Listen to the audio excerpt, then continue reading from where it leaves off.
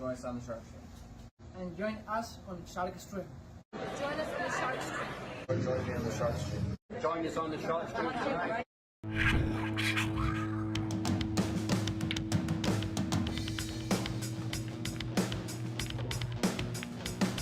Joey hit the lights, Bobby grabbed the mic, chicken, calling action from the other side. Shark 3, going live. We're about to enter water, only sharks survive. In 3, 2, 1.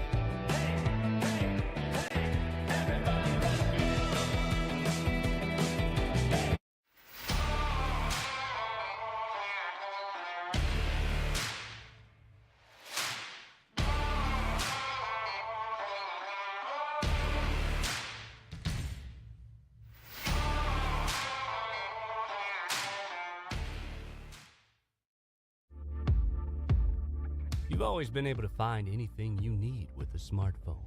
Now you can use it to find a game of pool with the Solado app. Anywhere, anytime. You can even host a game, tournament, or lesson, and make money. See where you stack up against all the other players worldwide in the Solado ranking system. Hey everybody, thanks for tuning in. If you're joining us, you're watching the Shark Stream down at Yale Billiards in Wallingford, Connecticut. It's Brian Brennan in the booth, joined by Paul Mucci, no relation to the Cue Maker.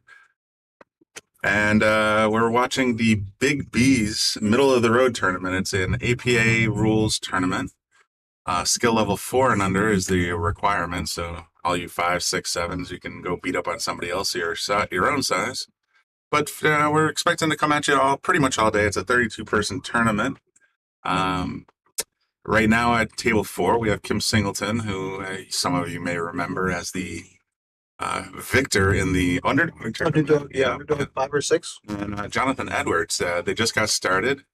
I believe Jonathan won the lag, and we are at 0-0 in a race to 4. On the winner's side today, we have 9-ball races to 4. On the 1-loss side, ooch, yikes. See? How he pointed him. On the 1-loss side, we're going to be playing 8-ball race to 2, and it's a full double elimination. So the 1-loss side victor will play the win side victor twice if necessary. Right. We'll be pretty much staying as a constant stream all day, so you don't have to disconnect and reconnect. You can leave us on, say hi, like, share, subscribe as always. And let me know how we sound. I think Joe Urax was in here sometime in the last couple of days, hopefully fixing the audio issue we had last Wednesday. So if you can, please do comment. Make sure I sound appropriate, even if my thoughts are not. And yeah, again, thanks for tuning in. All right, Kimbo just had ball in hand there. So let's see, he's going to run some balls here. Nice. It's honestly, this table's pretty wide open for him to run. Not a lot of difficulties. Questions is going to go for the 4-9, or is he going to try and actually get that 4 by it? You could try the 4-9. 9-ball is wide. Well, it's one of those games, like if you're covering like the Joss Tour or something else, along those lines, you expect people to always go for the run out, but sometimes you get pleasantly surprised in these underdog tournaments, or the 4, this Big B's 4 and under. Hey, you start to see the 9 ride around a little bit more. Do you know if the 9's wild today? 9 is wild today. Do not have to call it. So if you just slap it around, it goes in. It goes in. It counts. The only shot you would have to call is an 8-ball if you're on the 8. On the 8 side, yeah, that makes sense. I don't think he was going for the bank there. And it's one of those things too that at least I'm new to the booth. You guys have all probably aware of that, but in other times where I've started to say things like, "Oh, I'm pretty sure that I would do this, that, and X, Y, and Z."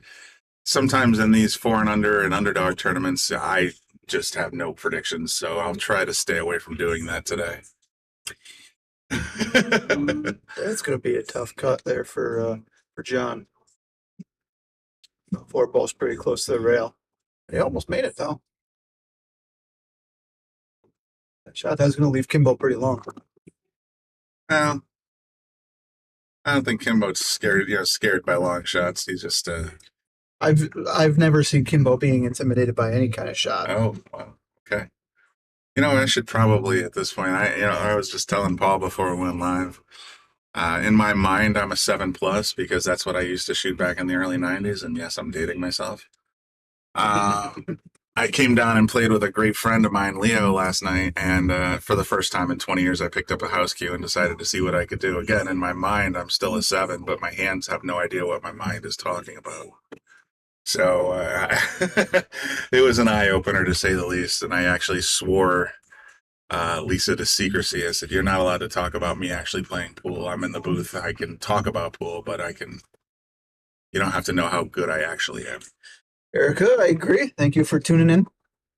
Erica's rooting for Team Kimbo. Again, our champion of the underdog from about 6 weeks ago, I want to say. In that range. It's been longer. I think it's longer than that. 8, maybe. It was definitely a couple months ago. And that's also coming up too. I think whichever one it is, Hector, if you're watching, correct me. I think underdog 6. I have many pages of notes from Lisa Azun Yeah, there it is. Underdog 6. regarding upcoming events we're supposed to talk about. So I'm going to stick those to the monitor so I don't forget. Yes, the July 29th and 30th 2-day event. It's 64 players available, so sign up. 9-ball winner side, 8-ball one loss side. It's the underdog 6. Tournament director will be Hector Sanchez and Michelle Schroeder. So spots are available. Sign up, and you can message either Hector or Michelle or the Shark Stream or Yale Billiards on Facebook, and we'll get your spot set up. Andy Gal, thank you for tuning in. Hope you're doing well.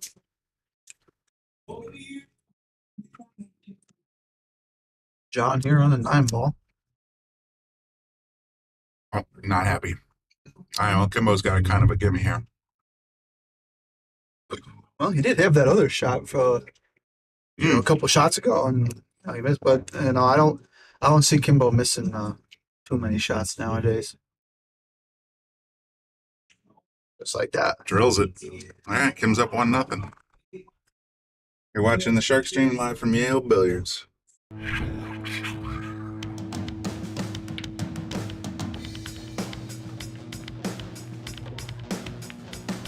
Joey hit the lights, Bobby grabbed the mic, chicken calling at you from the other side. Shock 3, going live. You're about to enter water, only sharks survive. In 3, 2, 1.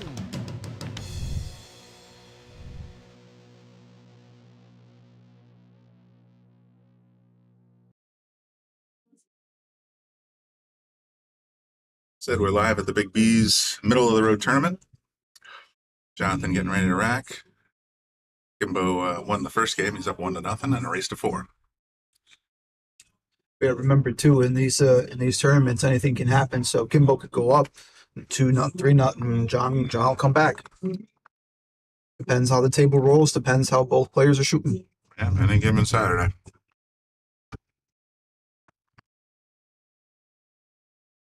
Oh, he damn near missed the 1 ball, but he made both the 8, the 2, and the 4. 3-ball break. Let's not replay that one. That was a crazy break. Cool. Oop, wrong button. Well, the boom too. He damn near didn't hit the 1 ball.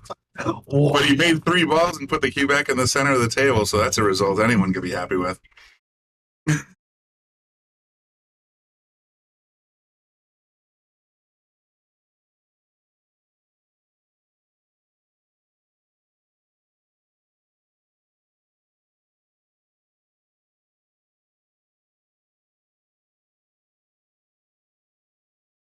My game. All right. Tag in. Kimbo going for the gusto, comes up short. Audio seems to be gone. Oh shoot, are we having that issue again? Uh, All right. oh, back now? Okay.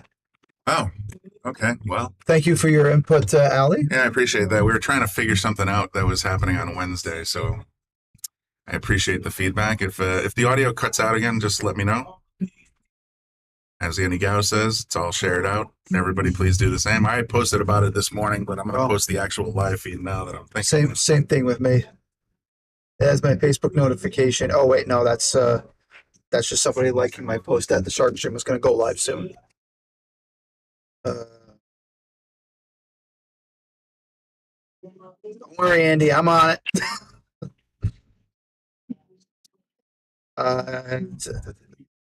Shark Stream. Shared about flying the 9 a little bit there, but came up short. Thank you, Erica. Appreciate the feedback. Like I said, if at any time, if you guys are listening and audio starts dropping like it did on Wednesday, just give me a ping and then I'll go yell at Joey Rax. He could use a good yelling. Needed a butt kicking. Okay, so Kimbo on the one ball here. Looks like he's got some room to cut it in the corner. Hit it a little fat. That's something I was noticing I was doing last night too. You're so focused on the next ball, you forget the one that's actually in front of you.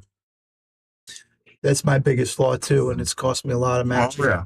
I can know the shot that you want to set yourself up on, sure, but if you're not concentrating on the shot you're on, there's no. You're gonna probably miss your shot.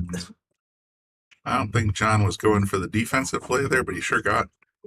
I don't think Kimbo's got a lot of options here. Maybe he'll snooker or kick behind the 1 and get the cue behind the 2-8. Yeah, see, this is why I don't make predictions in these kinds of tournaments. The net result's the same though. He's behind the 5 ball. It looks like might have a look at the 1. Might even be able to cut it in. If there's a hole, it is just barely there. I think he can see it though. He sees it. Well, I got a chunk of it and left it frozen to the 7 ball. That's John's liking that one.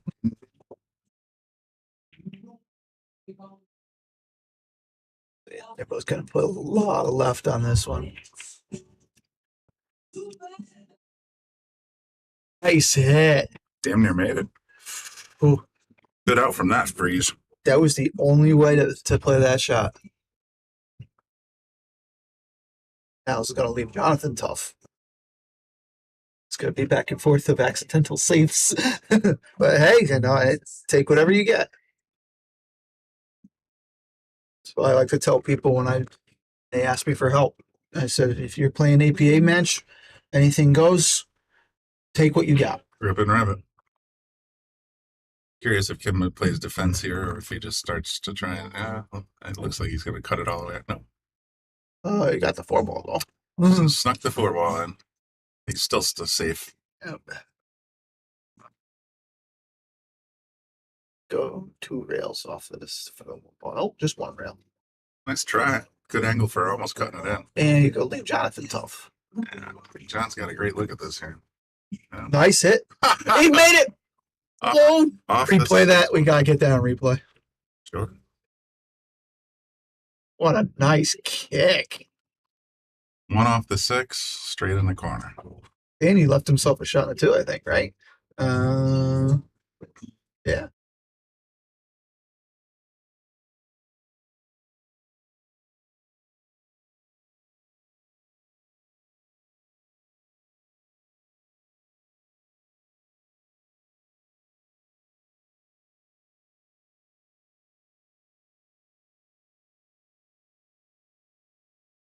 Johnson's probably feeling a little good right now. Yeah. I was about to say he's probably feeling good right now, making a few balls in a row, but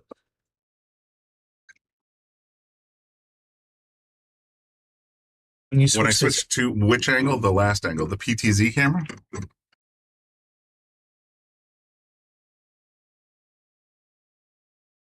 I assume that angle camera was the PTZ and that's when the audio disappears? Okay. Well, Joey Rex. I know that was the camera we were working on Wednesday night. So We'll just stick perhaps to this. yeah, we'll steer clear of the PTZ for the moment, and I will send a text to Joey Rex and see if we can get that straightened out. Thank you, Al. Yeah, I appreciate the feedback, and we, I mean, without going into the technical details, that's gonna do it for that one. Without going into the technical details, we literally had to delete the camera from the system, reinstall it. So perhaps on that camera's scene, we didn't reconnect all the wires correctly. So we'll get that figured out.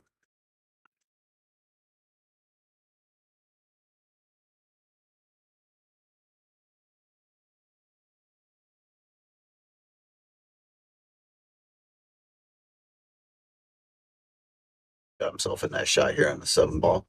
Gotta bring the cue ball back across table for the 8 though.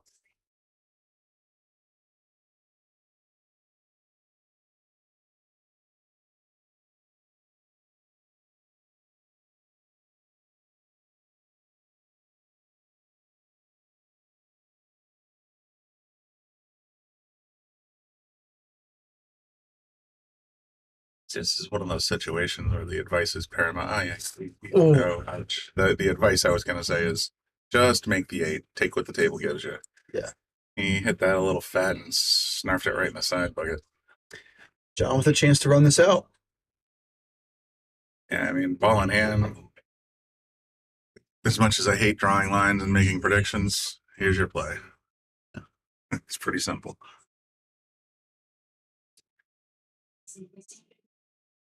Missed ball in hand. Came on the other side of the 9, which is fine too. It's fine if you make the shot. True. That's true. Yeah, telling I totally agree. That did hurt. We'll see if Kimbo can actually get position here. Delano, we were just talking about underdog earlier. Were you here for that? All right, he's gonna play the 9 in the same pocket. Yep. I think he makes this. I've seen him make this shot a lot, especially when he plays against me. Just gotta wait for a little traffic to clear first. See if I can figure out the audio settings for that camera.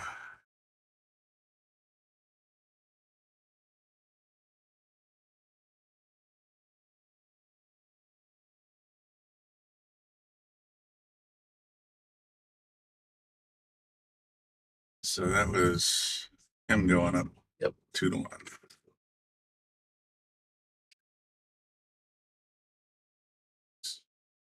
I mean, OBS, the software we use to broadcast these streams, is pretty nice, but man, it is not intuitive, at least not to me. I'm an IT guy of 40 years. Oh, let's try this guy. Oh, there's a settings mixer. Oh, it looks like it's connected to all the tracks. I told a couple people there, Delano, you're just too good at the game.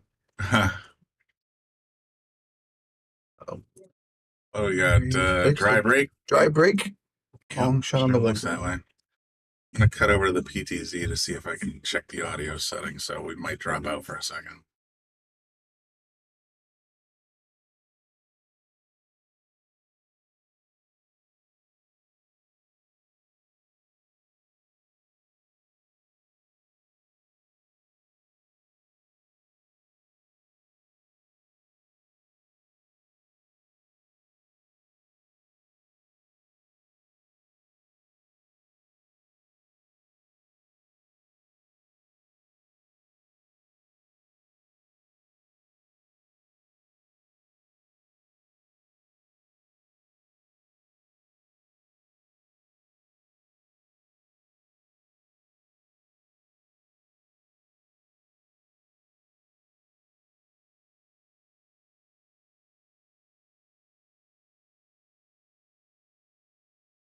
Yeah, so I think I have an idea what's going on. I'll work on it between racks as best I can. There's a set of microphones here in the booth that are not included in the PTZ screen. So if I can figure that out between racks, we'll hopefully be able to use the PTZ for commentary again. Because I love just sort of browsing around the room between matches on table 4. I hate to have you lose the melodious sound of my voice. Sounds you have a great voice. John's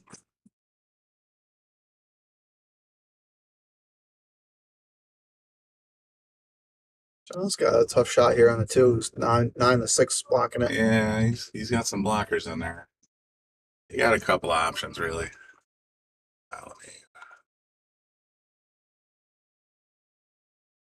If you feel confident, you can use a little bit of right English and hopefully cut across the face of this 2-ball. So that way the 2-ball might have a chance. You got a shot at making it that way, so we'll see what Kim decides, or not Kim, Jonathan decides. Coming on the other side of the 6. The other way, yeah. Cue ball. I think he's going to be Oh, stays up.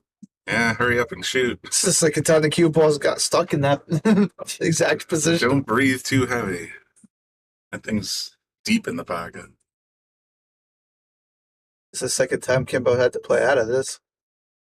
Oh no, John played out of the first one. Oh. Nice try. Oh, no, I haven't seen anyone do a point shot like that in quite some time. That's impressive. Hi, Sean. How's it going? Oh, you're playing at the Rex today. Are you playing to Sean, or are you actually or are you a railbird? You probably don't even have your audio on, so I'll type it out for you. Closed captions, Sean. They exist.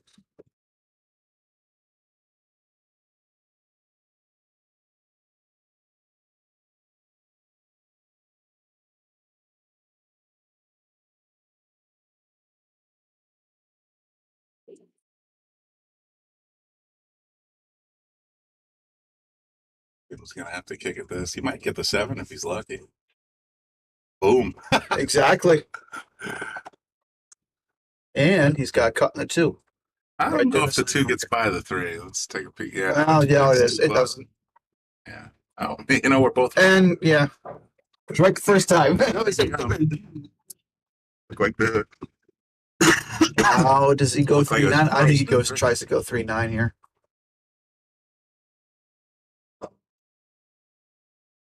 Oh, Well, he might have been. Made the 3. Him putting on a clinic of. All right. well, I'm still at the table. yeah, Damn near made the 4-5 combo to not boot. anymore. But is John Snooker behind the 5? He is. Gonna need to do a rail first shot here at some point. Kimbo only had to hit that a little harder, and John would have had a shot. It's close. Tim gets ball in hand.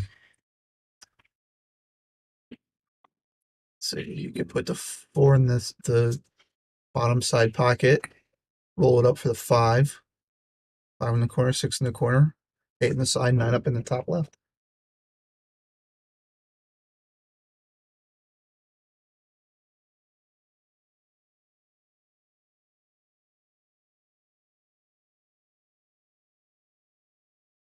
Would have looked for a little better angle on that 6 ball, but still manageable. The natural angle is going to draw us a little bit. Nicely done. Mhm. Don't have to go to anything too fancy here. Just stop it.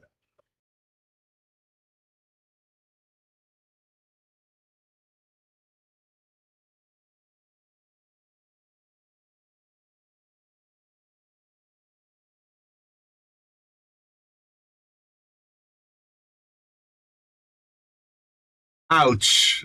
He rushed it. Yeah, he definitely rushed. Well, I don't know if it's hard to say what he's just thinking there. But he just gave a gimme to Jonathan, so Instead of it being 3-1 Kimbo, it's going to be 2-2. there we go. All right, as promised, I'm going to switch over to the PTZ and start clicking things at random just to make Joe angry.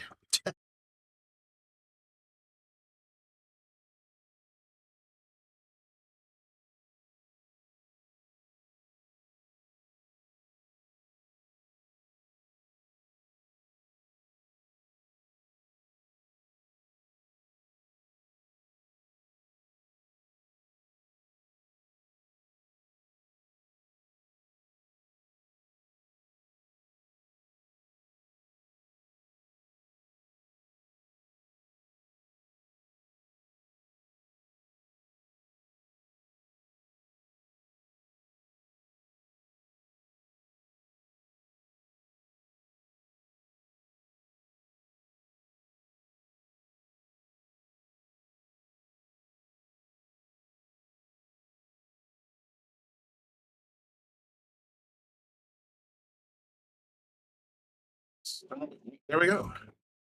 Okay, I think I might have randomly clicked the right thing. We're on the PTZ camera. If you can hear me, say something in the comments section. Allie, Delano, Sean, whoever, Erica, Andy.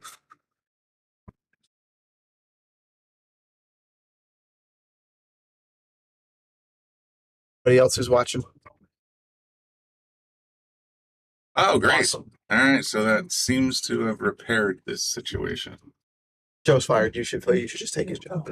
Yeah, well, good. Thanks, Andy. All right, great. That's terrific. So now we can actually use all 4 cameras. Sweet. And having said that, we'll go back to the wide angle. Thanks, Delano.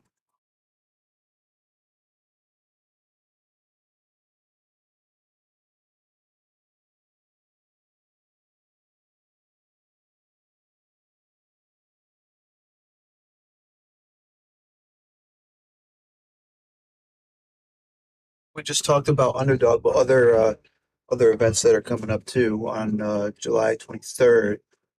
We got a tournament, Cancer tournament being run by Crystal Atkinson. It's a 32-player field. It's 8-ball modified double elimination. It's a $40 entry. So if there's spots still open for that, Crystal, if you're watching, you can confirm whether or not there is. Then register for that. We want to see that field get filled. Oh, for sure. Yeah, it's a benefit. It's a fundraiser essentially for Crystal's mother, Kathleen, who's she's got 3 grandchildren. Crystal has 4 siblings. Basically, she's been battling colon cancer for the last 3 years. So half the entry fee will go to the recipient for her medical bills. The other half will go to the payouts. There will also be a raffle that day. Andy, that's awesome. There'll be a raffle that day. There will be a Jacoby Q being raffled off. It's a $1,000 value Q, $10 per ticket. You can message Bobby Hilton, Lisa Zunj, or Crystal if you want to do a Venmo and get in that way. There's also 2 VIP tickets to watch ZZ Top. That's a raffle that's being entered for $5 a ticket. There's some other prizes like earbuds, some movie tickets, a few other things donated by local businesses. So please do contact Crystal, and she'll give you all the information you need for the raffle tickets. And by all means, enter to join the tournament. Support the cause. It's a very good cause. And that's basically all I got to say about that. So, where are we? We're still at 2-2. Now that I can use the PTZ camera, I can actually look at the scoreboard. Don has a nice cut on the 2. Oh, they're not using the scoreboard, naturally. No, it is still 2-2. I've been You've been keeping track? All right, yeah, I can actually go to Digital Pool and find out myself that way. And we'll do the best we can. We're only going to stream matches on Table 4, but we're going to try to just quickly give shout outs to people who are in the tournament and give updates as to what's going on. Yeah, there's a link in the comment section. The first link is how you can support the Shark Stream, and please, by all means, do if you have the means. We're looking at some interesting upgrades in the coming weeks or months. So if you'd like to support the Shark Stream, click on any of those links. Send us a Venmo, send us a PayPal, or there's a Pay Me app. There's a bunch of ways to do it. Bobby's asked me to plug the fact that if you do donate $15 or more, make sure you include your name and address, because he'll be more than happy. Oh, the booth camera's down. Damn it. All right. Well, I would show you a picture of the Shark Stream patch. How is Kimbo a 4, Paul? Pat, you're absolutely right. I would show you the picture of the patch, but Bobby would like to send you a patch for Yale Billiards, the Shark Stream with the official logo right in the middle of the patch. You can put that on your gear, show it off proudly. Again, if you donate $15 or more, he'll happily mail you one of those. And we're, we're watching Kim and Jonathan in the early rounds. You can go to digitalpool.com, search for Big B's Middle of the Road 4, and it should show up. The link's in the comments section. It'll show you the live scores and brackets from today's tournament. Whoop. Is that an early 9 or was that? Oh, I was not going to hit the replay. I'm not sure what happened. Looks like he was grabbing the 9-ball spotted. No, he just hit the 9-ball. So He just whacked a 9 in. the 9-ball is going to have to be spotted and has a ball in hand for John.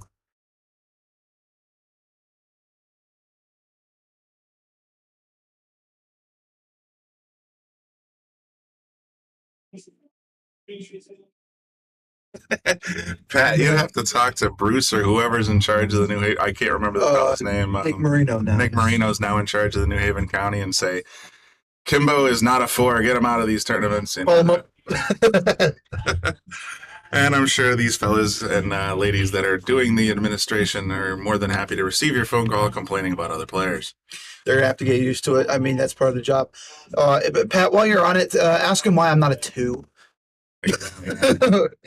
Yeah, Pat, you may be right. I've known Kim for a long, long time. And, you know, as I was saying in the earlier part of the broadcast, mentally I'm a 7, but actually I'm probably a 3. I guarantee you if they look up my pool records from the early 90s for APA, they'll still put me in as a 7. That's why I don't join APA leagues anymore. I do know that Kimbo just had surgery recently, so that's probably got to be affecting him. It could definitely be an impact. But, all right, so that was Kim going up 3-2, I believe.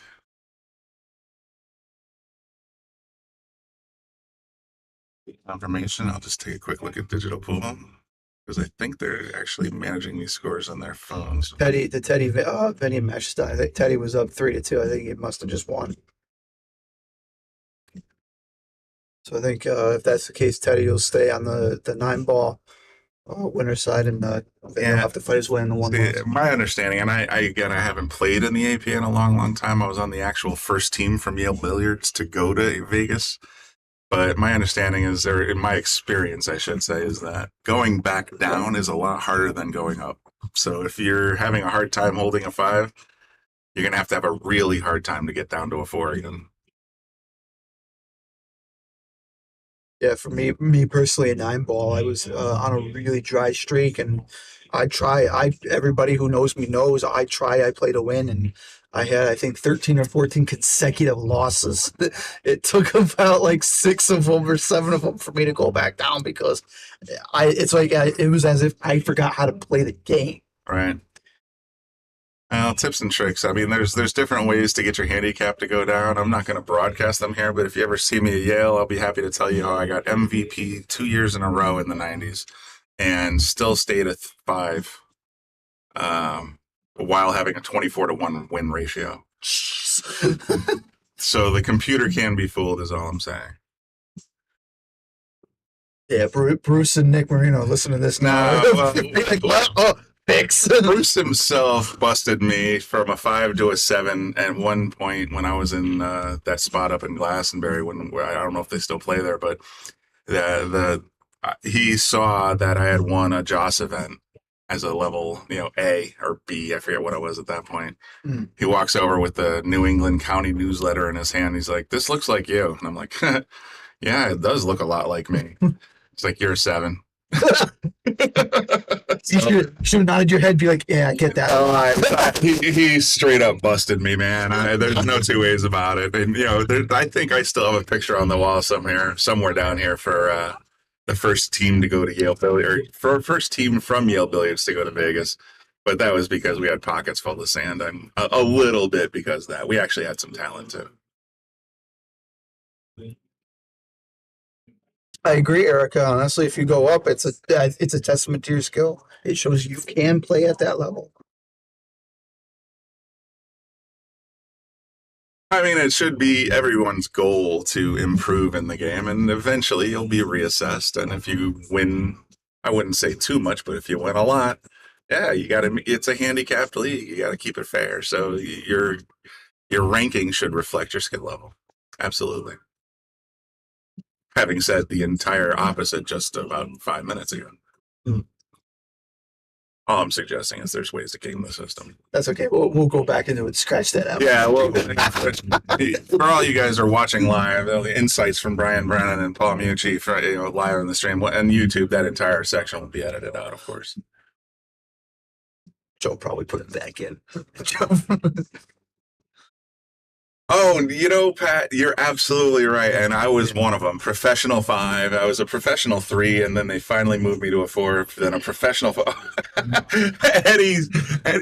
Oh, 9-ball. 9-ball. I'm sorry, I just got something. That's it. Eddie S. Steph commenting, you're the one that won it for us. You're not wrong, Eddie. I remember being there at that tournament as a 5 or 4, I think I might have been when we went to Vegas.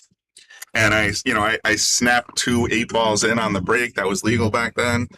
And I also broke and ran like twice. So yeah, we ended up going to Vegas. It was pretty funny. Kimbo got an early 9 in and takes that match 4-2. He has the exact opposite experience over there. He says, I went to a 7 after my first week in APA. MVP for 2 seasons as a 7. Session, sorry. I'm a 2. Yeah, no, Andy, I was telling Paul, and you might have been here for the earlier part of the broadcast. I picked up a cue for the first time in damn near 30 years and played against a good friend of mine last night. And mentally, I'm still a 7, but my hands have no idea what that's like anymore. So I was playing more like a 2. You and I are in the same boat, sir.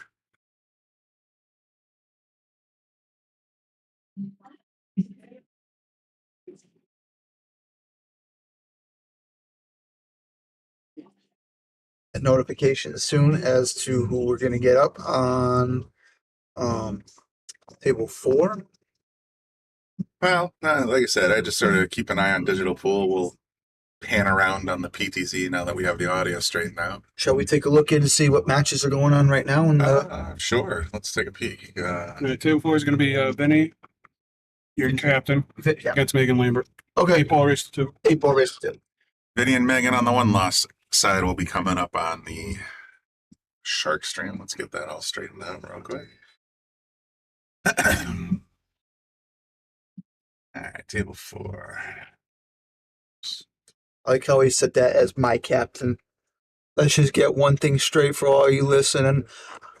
I'm the one that really runs that team. No, I'm just kidding. I don't. Honestly, Vinny first started playing APA under me, and then I was in the mix of trying to get a new job, and I was still trying to work that out. I didn't know if I was even going to play. So Vinny created his own team. And then when stuff fell through, I had time. I realized I had time on Tuesday. So he goes, yeah, you can play with me. So he essentially took the team over, which is fine. Because honestly, I don't even want to captain anymore. Unless if I absolutely have to. Here we are in Digital Pool. Like I said, I think we're going to have Vinny against Megan. Yeah, Vinny Medolo and Megan Lambert. They're on the 1 loss side. There they are, Megan Lambert. All right, so we'll copy and paste that guy in there.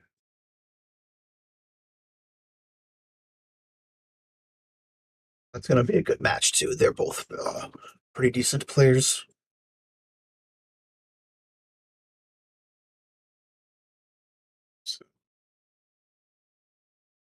Get this guy. This is going to be a race to 2 as well. Because I believe he said they were on the 1 loss side. They were on the 1 loss side, yep. What did I just hit? Damn it. Oh, jeez. Names wrong. Oh, I hit the table. Somehow I hit the table. All right, table 4 blue. It's going to be...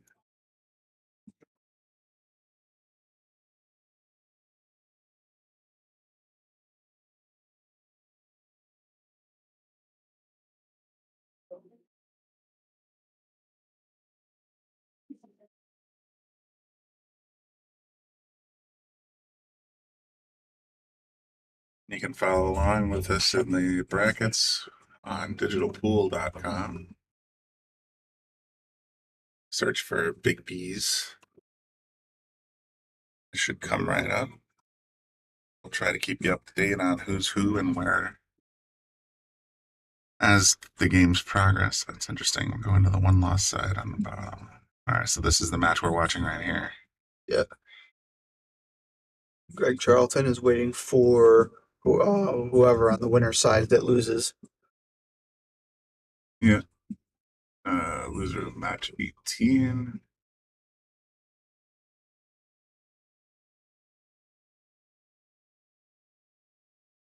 going to be the Katie or Donna. So whoever loses that match will have to play Pops in the Right. one loss side, and then the winner of that match will have to play Teddy. Looks like Vinny won the leg.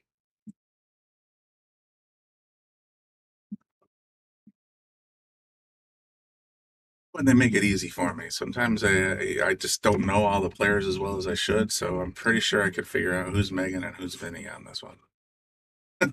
I would hope. And 2023 could be it. I think I could. Yeah. How do we? What pronouns? All that stuff. I think I know who's who. So yeah, here we go. One loss side. Megan and Vinny, both twos. Race to 2 and 8 ball. Well, Vinny's a 3, skill level 3. It's funny because I shoot with Well, him. according to digital pool. Well, that's just a race to 2, right? Or is that supposed Is that what it's supposed to be? I think so I because thought it's these all. were skill levels. I don't know. Because I know for a fact that he's a 3. He's my captain. Oh, okay. And it's funny because Megan actually shoots. She's in my Thursday night division. She's not on my team, but yeah. Okay. So if Brian's entering the names a little differently than I'm used to, these are not skill levels. They're actually. They're just the races. Apparently, he's putting the races as parenthesis. Digital pool. So let's go ahead and fix that.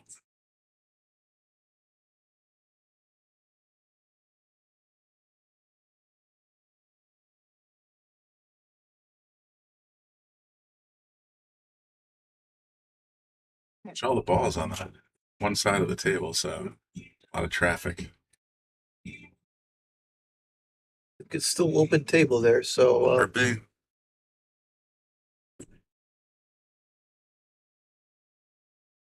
with a chance here. I should be able to. Yeah, I'm guessing he's going to take the 2 for low. Yeah. I would probably take solids here too, only because I see more pocketable balls. Stripes isn't the worst, but that 9 ball's kind of just sitting in the, even though it's in the middle of the table, it only has one pocket. It's still open. And he hitting that ball a little too hard. Hit it with some steam and definitely a lot of spin, so that's going to throw your aim off a bit.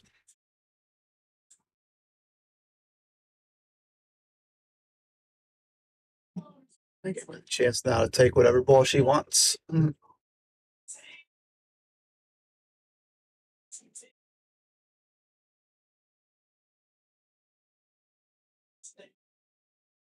There's no shot clock in these tournaments, so for players, they need to take their time. There's no rush. Get down on your shot. Take your time. Looks like we got 1 vote for Team Vinny. Yeah, because Delano's also on that team, so Delano. How to do it. So, Got to cheer your teammates on. I'm in the booth. I can't openly root for anybody. But you can say whatever you want. Many people have. You get Bobby in the booth and he sees Lucas. Boy, as that's a love parade. All right, that's fair.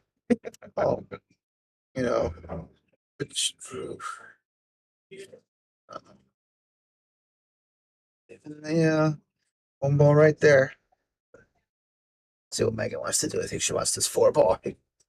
And these are the Aramith Black balls. So all the stripe balls are with the stripes, but they're black instead of the typical white that you might see at your everyday pool hall.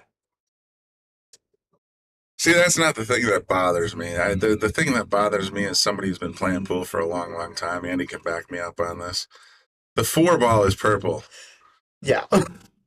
Why they would move the purple to the 5 ball and then make the 4 ball pink is beyond me. Just leave the 4 ball purple, make the 5 ball pink if the orange doesn't work. There's so many questions I have about that decision.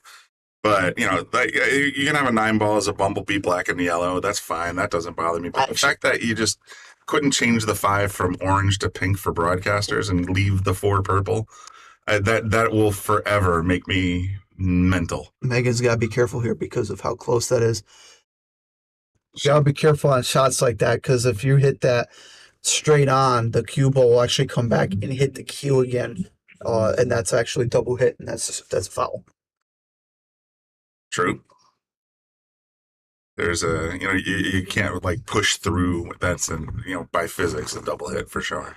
But I'm not sure that anybody's going to throw any yellow flags in the air for this particular tournament format. But at the end of the day, we'll see what happens. Let's see.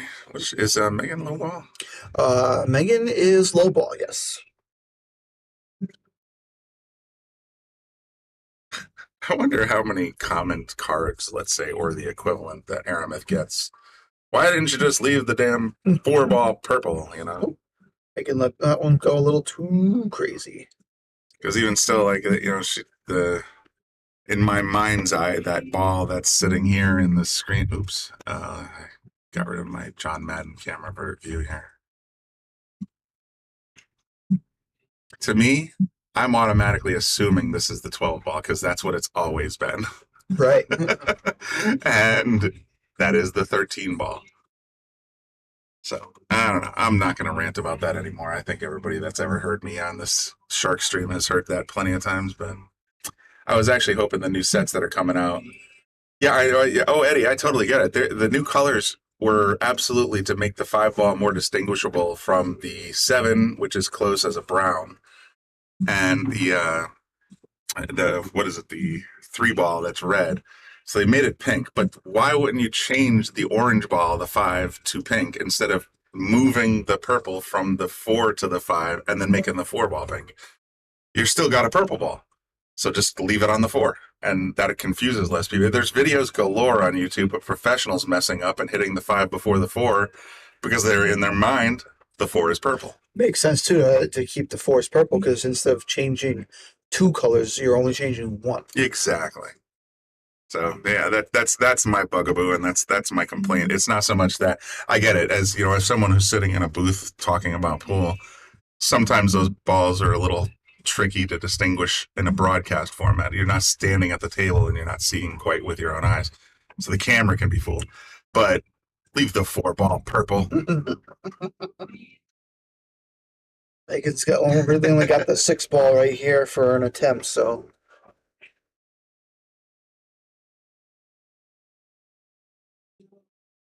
Not a bad try.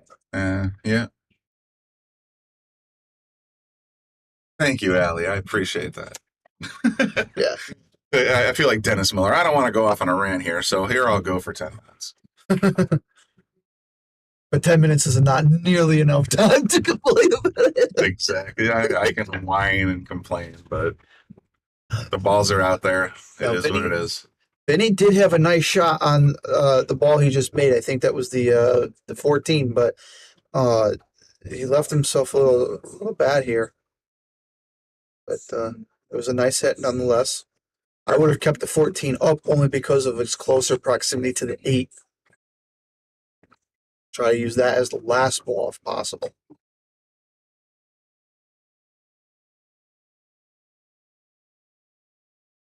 Just another quick check. I know, like I said, there was some audio issues with our last broadcast on Wednesday. So if my voice is coming and going, let me know. And again, give me any reason to yell at Joe because it's fun.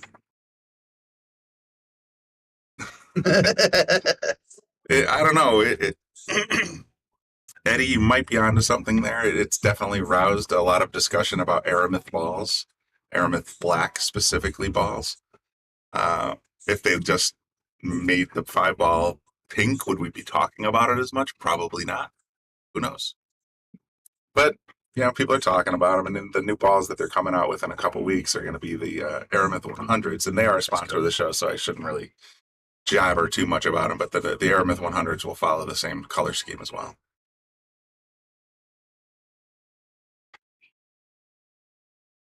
Nice shot. 2 very impressive shots by Vinny right now. That's impressive. That was direct in the pocket. Very nice.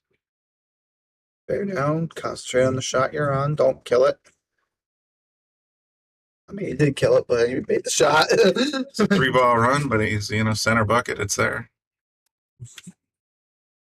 See, right now I'm thinking 11 in the corner first. Look at these guys. Hey, how's it going? What's up, Hector? Long time no see. Where have you been? Working, teaching. But now I'm on summer break. Great. Just joining us in the booth right now is Hector.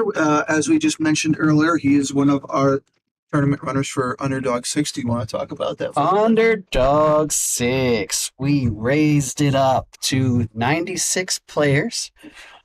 2-day tournament. 96. I gotta Did she talk to write that? Lisa about my notes. She said 64. Yeah. No, it's always 64, but brought it up to 96 and made it a 2-day.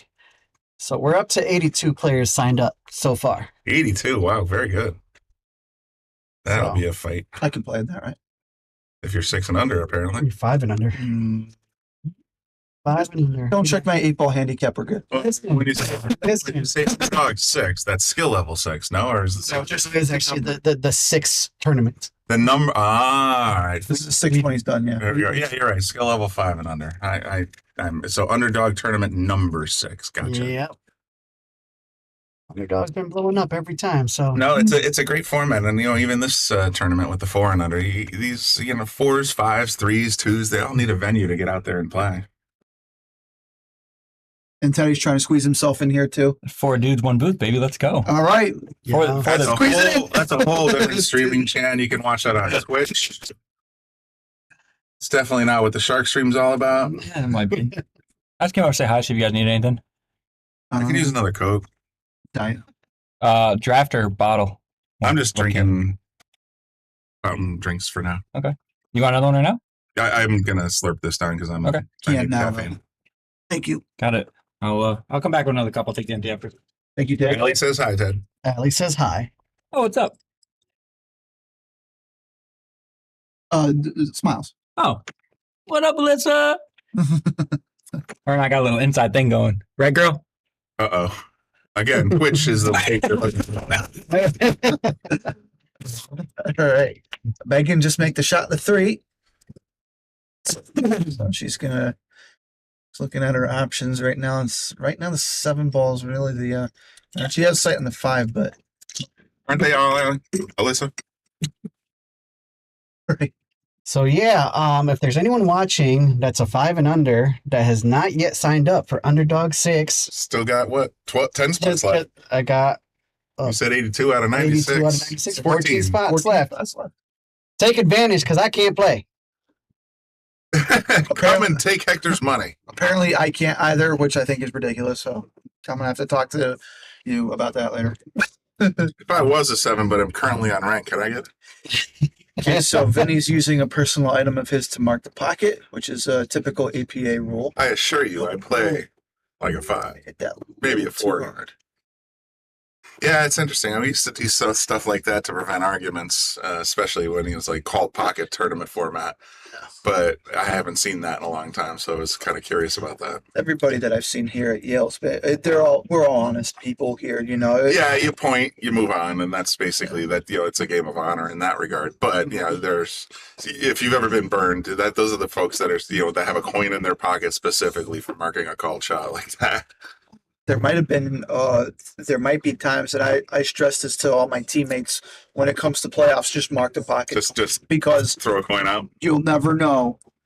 Thank you, Teddy. You'll never know. Somebody will be like, oh yeah, you could just call it. And then all of a sudden, oh no, you didn't mark it. And then if you try to complain about it, because the rule explicitly says you have to mark the pocket, even if you called it and made it, it's foul. Wow. Oh, Megan just scratched there. So Vinny's about to go up 1-0 here. Put him on the hill. A nice little long drive ahead of me. So you gentlemen have a great time. Where you headed? Hartford Hospital. Oh, Yep. No, gotta go visit my brother. things are okay. Leukemia. Yeah, not doing too well right now. Sorry to hear that.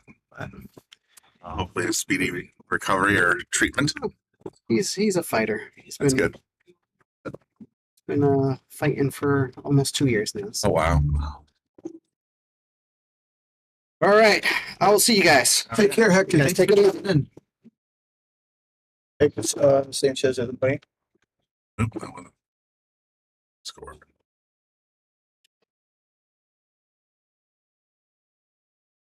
All right, Vincent on the hill.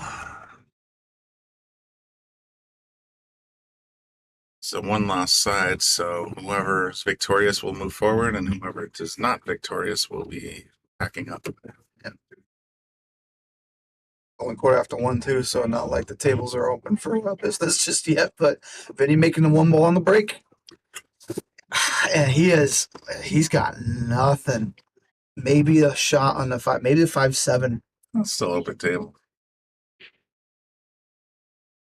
You have to make a called shot before you actually establish highs or lows, so you could easily take a straight ball here. Now. APA, no APA rule. If you whatever you make on the break is If you pocket one on the break, if you pocket one. Yeah.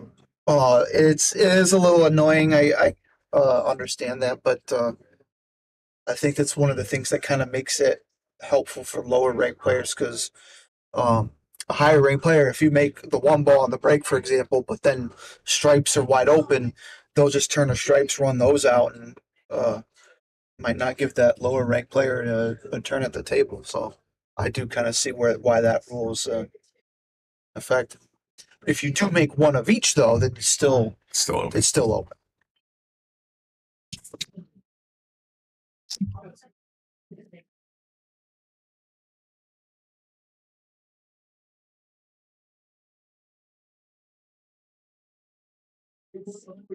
Just a quick reminder, everybody who hasn't done it yet, please get our Shark Stream out there. Please share, like, subscribe, whatever helps us donate. Andy could put his catchphrase in the chat for me. I think, what is it? Like, share, donate. That's certainly something I've seen him say from time to time. It's not going to be a legal hit. Nope, that is a ball in hand. So Megan will have a chance to run some balls here.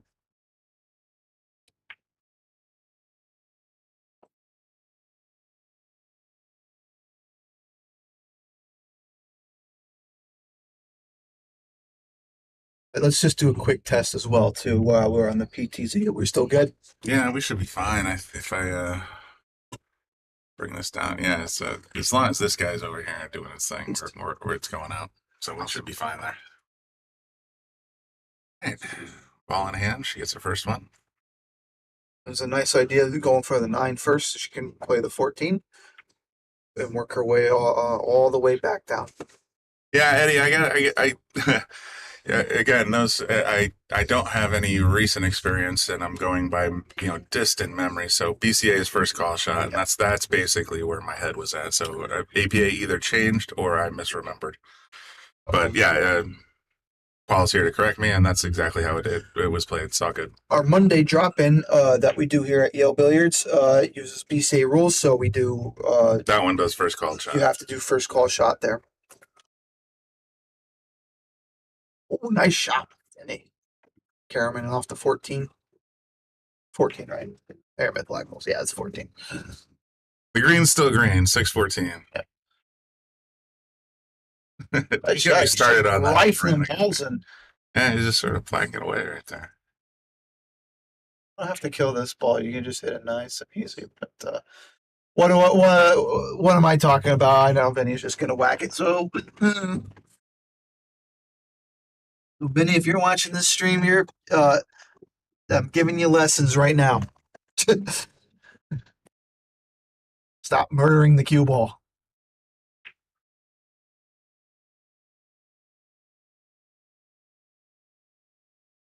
Again, with some like, share, donate if you can. Yep. I agree. You get lots of good content here on the Shark Stream. You get pro events. You got our list match. We have players like Lucas, Ryan Cullen, Rob Pierce, Dave Garish, Bobby Hilton, Sean Dixon.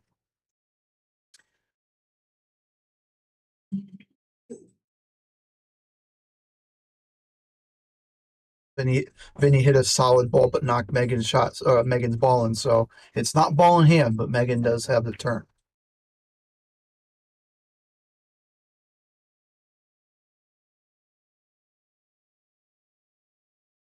A lot of solids accessible from this position here. Unless you can get around that 10. Yeah, say it, Vinny. Do it. Do it. Let's see how he's going to try and play it. Does he see a sliver? No. I just think he's going to come one rail. Rail for the 6, because that's not the angle for the 2. All right, that's legal contact. That's all that matters.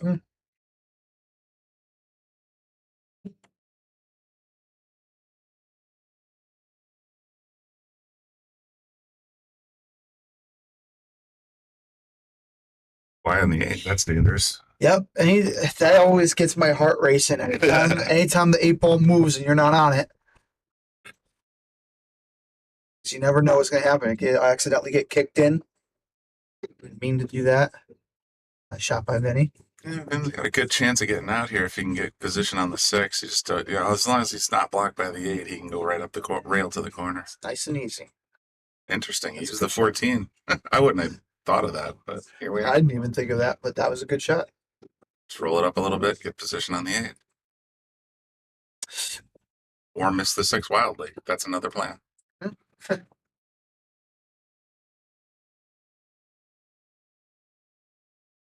He's got an opportunity to get a game back. There's no traffic here. Just got to start putting balls in pockets. Sometimes that's all you got to do. I remember Bobby telling me one time, I think he was helping me out with 8 ball. If you're down, like if your opponent's say on the ball before the 8 and you still got a whole rack, sometimes you got to just take that easy shot first to get yourself that little bit of confidence to then start running the table. Yeah, I mean, it's just like in golf. If you're not hitting them well, then you just, my personal philosophy is you take the 7 iron out of your bag. It's the easiest club to hit and play with only that, regardless of your distance. Same concept applies in pool. If you're not feeling in the zone or you're not feeling the stroke, give up on playing for position and just start pocketing balls. Once you start getting that stroke and that eyeball back, then the position comes naturally. But you just got to sort of bring it back to basics and get your absolute basic shot making down, and then you'll be able to get everything else you're looking for. All right, Vincent looking to win here. If he can make the 6 and get position on the geez, it's gonna come back. It's wide. It's gonna be wide. It's sitting there on the rail though. Well, there's a lot of ways to play defensively. If Megan misses, she's not going to leave a shot for Vinny. Very likely not to leave a shot for Vinny. See, at this point, I'm thinking you take that pink 4 ball, well, actually it's a 12 ball, I suppose, and play it in the corner because the cue's going to want to roll up on the 8 ball and leave you nothing behind. There you go. It's also a good strategy. Yep. As long as the 6 ball's blocked. Yep. He's going to have to come off the far rail if he wants to try to hit this ball. It's actually kind of a backwards advantage in 8 ball. If you have a lot of balls still on the table and your opponent only has one, you can mess with them. And I'm not saying that's another good way to get your handicap managed, but I did just say that. Nice. Well, it has nothing to do with handicaps, just strategy. Well, the fact that you can sit here and mess around for 20 innings. Well, and then all of a sudden, it looks like the game took a half an hour and it didn't. Yeah, that's just a way to do it. If you got no shot available, though, you just got to do what you can to get yourself that goal. Yeah, I mean, for sure, it's strategically, you want to make sure that your opponent has no shot and you have a way to advance. That's chess. It's very basic math. And ball moved a little bit. I think she did tap it, but that's not a foul in APA. It is not a foul in APA. I know in the pro events, once you strike the cue ball, if you accidentally touch another object ball, that's a foul. Yeah. APA, you just simply talk to your opponent and say like, "Oh yeah, I moved it," and reposition it. Try to put it back to where it was. All right, Vinny marking up the pocket. If he makes this 8 ball, he wins this set. If not, Megan will have a chance to bring this back and tie it up 1-1.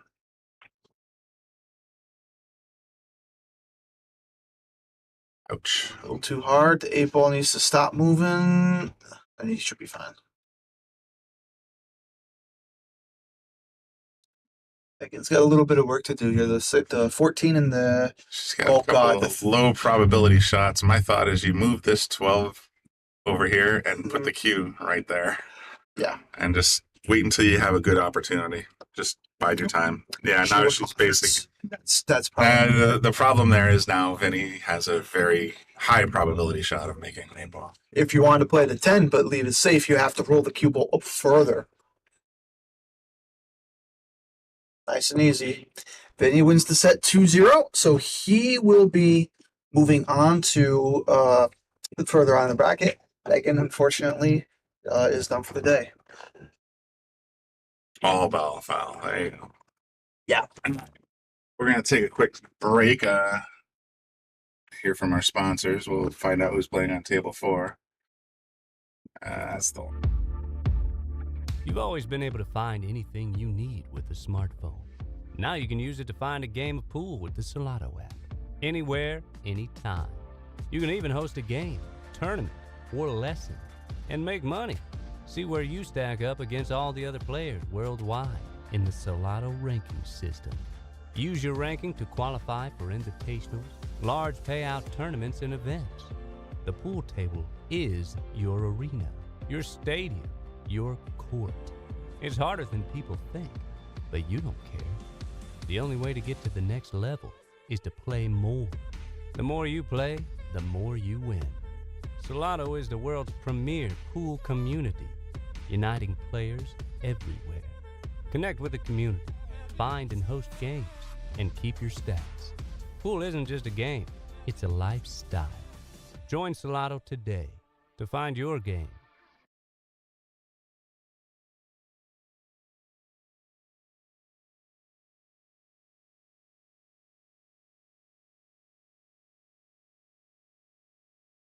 All right, well, we're back live. We're waiting for players. While we're waiting for players to get back on table 4, we're going to take a scan around a little bit. I think there's a match going on table 7.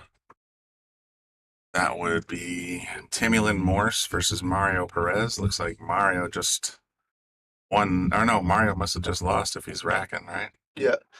And looks like, are they doing 9-ball? It's a winner side, so there's going to be a 9-ball match. Right now, the score is 2-2, Tammy to Mario. So we'll just tune into this one for a little bit until we see something happening on table 4. And well, that's basically the game plan for now. Let's actually, while we're racking, let's take a quick look around the room. Yeah, we got a pretty packed house here today. Teddy just sitting there. Yeah, Teddy chilling like a villain with Lisa. And, yeah. Yeah, pretty full. Like I said, pretty full house today. Andre practicing on table 8. Yeah, so that's where you want to get your repetitions, as they say. Oh, wow! She didn't have a hand on the brake. I gotta look at that again. Yeah. It's like her hand flew off the rack or off the cue. Yeah, she pulled the hand away. Back. Yeah, that is unique. I've not seen that.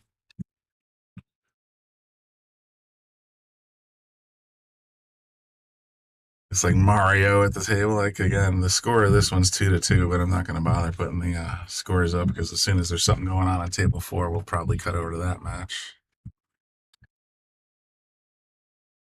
Also going around, we got Katie playing Donna. Donna is up 2-1. Betty Orban and Angie Simpson. Betty being up 2-1 there. We got Kimbo playing Elizabeth Gemka, and Kimbo is up 2-1 there. We got a tie game on table 12 with Eric. I'm just going to call you Eric K because that last name is pretty difficult to pronounce. And then Oswaldo Perez. For any of you who are watching, want to know if any of your friends are playing, you want to know how they're doing.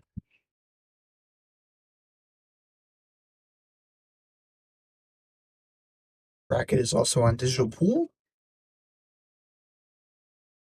Yeah, and I'll go ahead and slap that in the comments section so people can just click on it. Take a look at the bracket.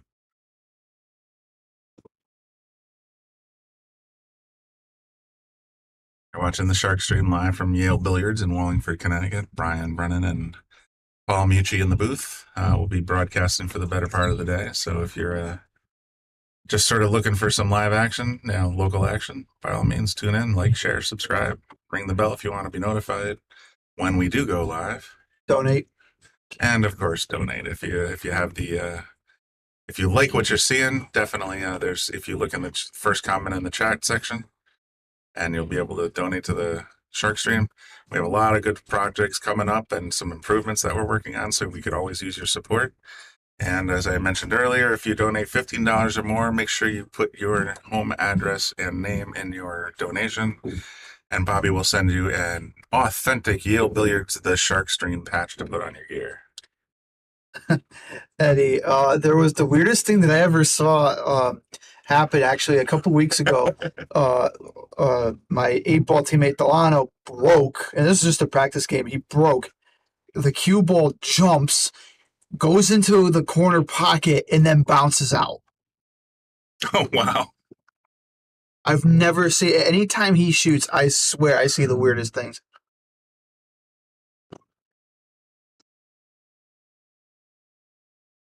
And I wish we got the clipping of that, but according to Teddy, we didn't have a great camera view of it.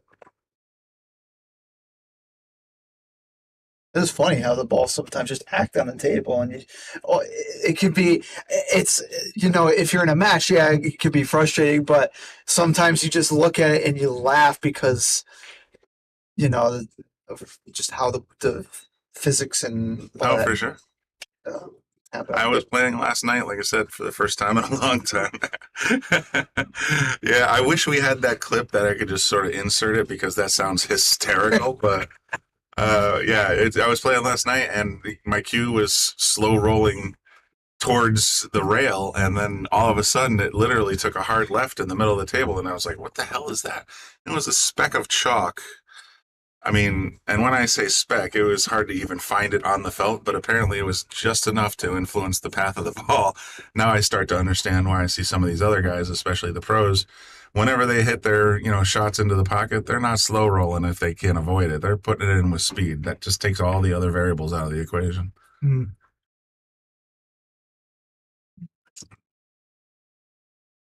If you're looking for something to do, by all means, come on down. I think there might be 1 or 2 tables open, and there's certainly open tables for people to come down and play, or just watch and cheer on some of your local fans or your favorites.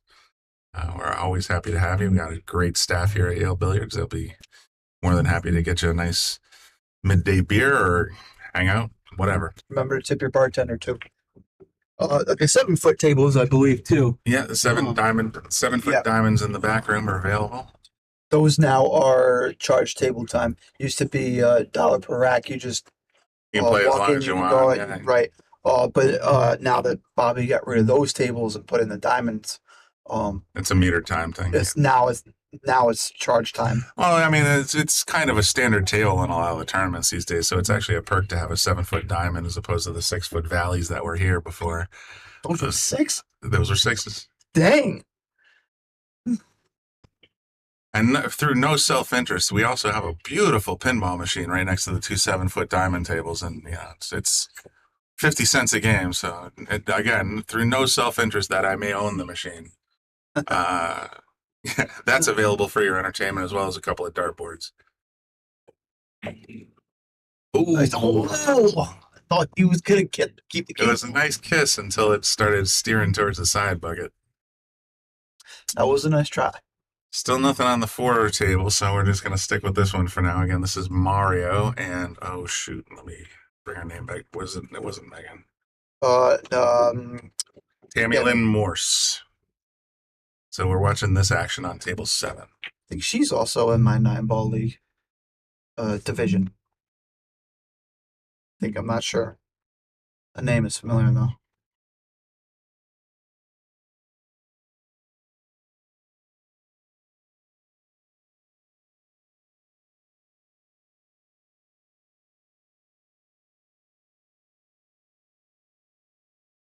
I just kind of want to watch Tammy break again because that was fascinating. She just, the follow through with the cue up in the air, I just never seen anything like that. It was something to behold, I suppose. Yeah. And now, Alyssa, if you see me in the bar and you have access to that video, I would love to see it. Sometimes doing the weirdest things on pool tables will help you get better. I was at a buddy's house, and we decided it was a good idea to not only rack a set of 8-ball, but we took out a second set of balls and then mirrored the rack. So we had 30 balls on the table. Oh, good Lord. So we played essentially a double 8-ball rack. And what you had to do was run all 14 of your balls and then pocket the 2 8-balls. Wow.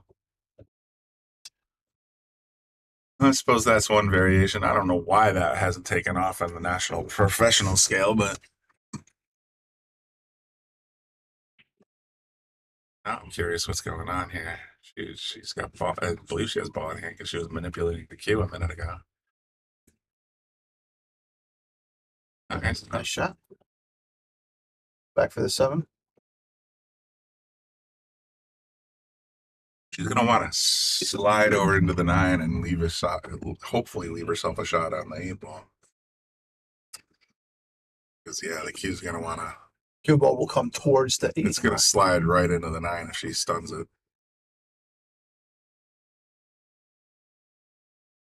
Basically, the tangent is gonna force the cue this way. So if she uses the 9 as a backstop, then she would have been. She drew it out of the 9's path, unfortunately. So she's not gonna have a clean shot on that 8 ball. If she can see the bank, she could try it. So you gotta be careful now because you're down to the last 2 balls, and anybody in this tournament, they can run those out. We're going to have a slight pause for Max to get the table for it. So is this Brian, our tournament director?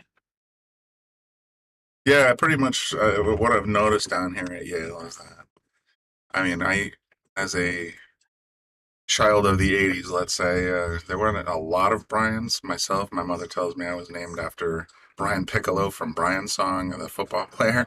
Yeah. But these days I come down here and about every 5 to 10 minutes, someone yells at someone else named Brian. There's at least 4 Brians in the room at any given time. I find it maddening.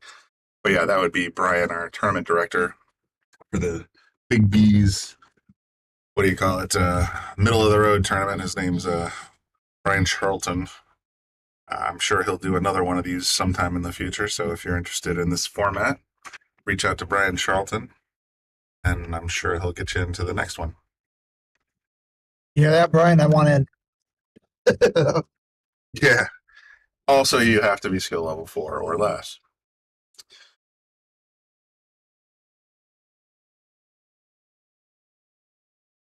So as Brian indicated, we are waiting for a match to show up on table 4. We're just going to stick with this one here. Tammy and Mario. Score is 2-2.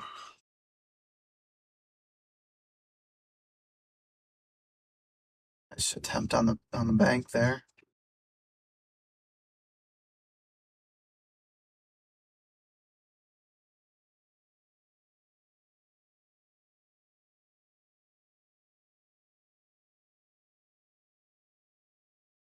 Just missed. It's going to leave Tammy a pretty difficult shot here, though.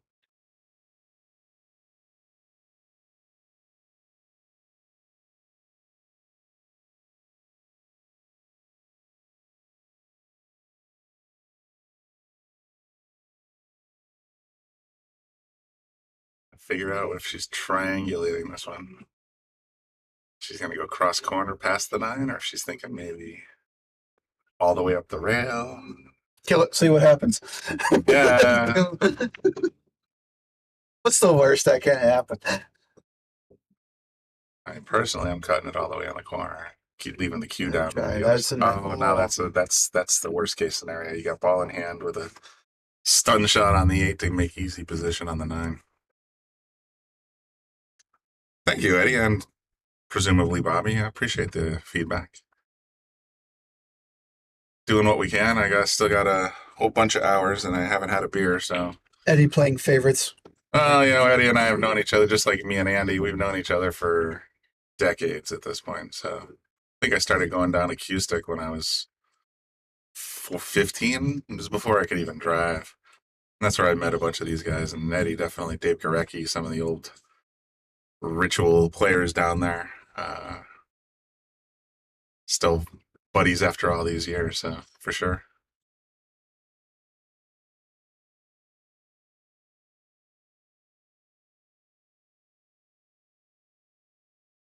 There we go. Mario goes up. Yeah, definitely. Mario goes up 3-2. Let's give you something interesting to look at.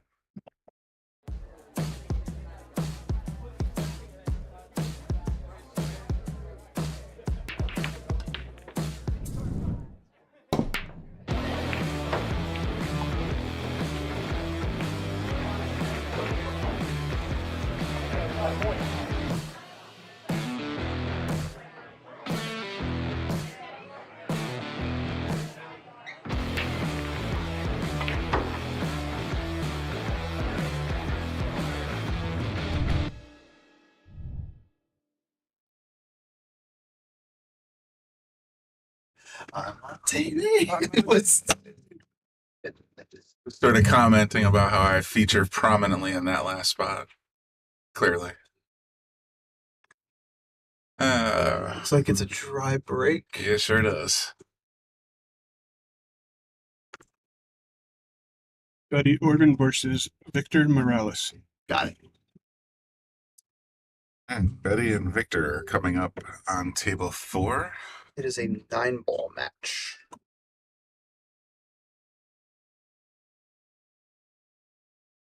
Get that set up for you.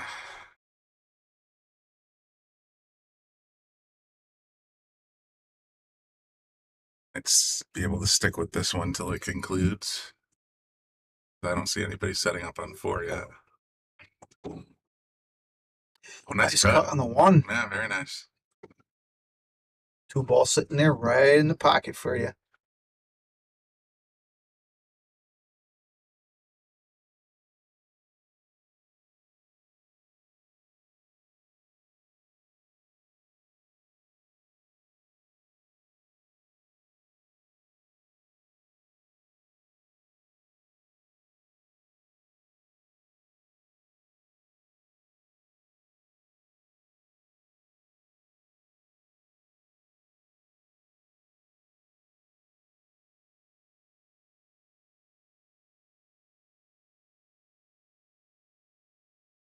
The way I can update the labels while I'm watching a different camera angle, but doesn't look to be the case.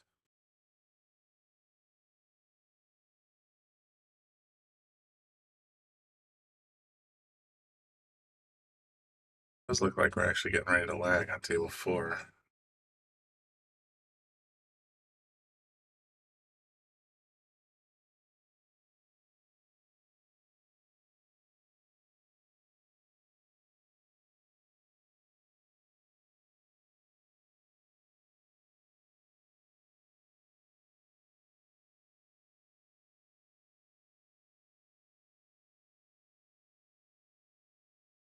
It's really close.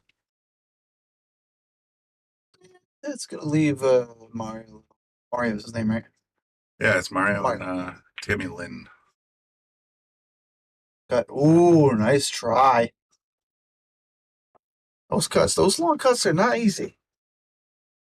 So object ball's got a long way to go. All right, looks like we're getting ready to lag on table 4.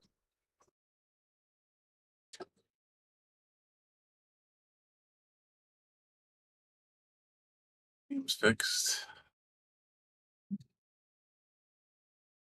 Well, that was a really good lag by oh god, I forgot his name already. Oh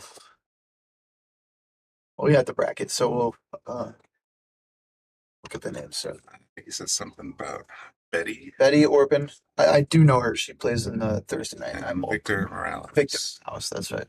Victor's lag came back to the wall. It's a nice nice stroke. 9-ball race to 4.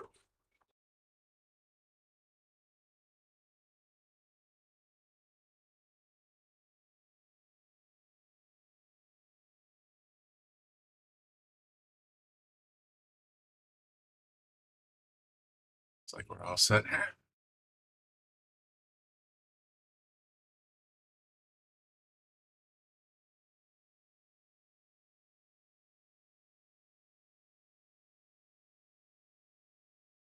Right.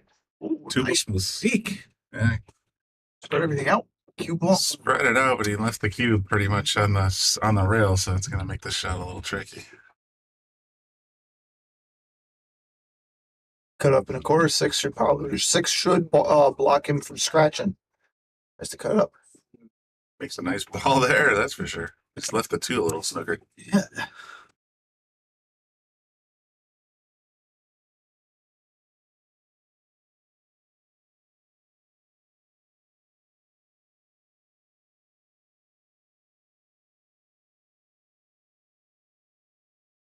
Contemplating his options here.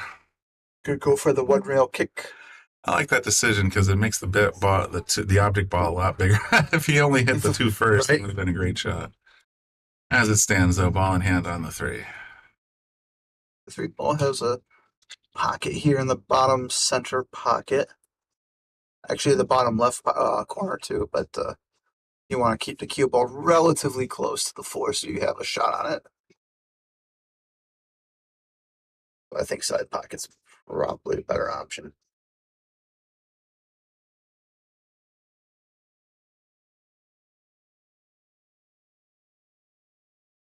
Good shot. He's probably going to cut this 4-ball in the corner pocket.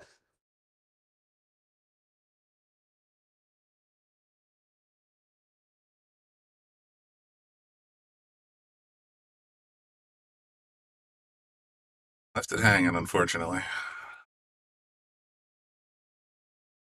Victor's got a shot in his 4-ball, sitting nice and pretty for him. He's just got to bring the cue ball back down table for the 5-ball, which Or make the 4 first. I'm thinking cutting the side because that brings the cue ball closer to the 5. without a doubt. The natural angle's already there. Mm-hmm. Be careful though. If you hit it a little too hard, the tangent line will pull a cue ball in the pocket, the corner pocket. Yeah, speed is very important. Yeah, good speed. Strong angle.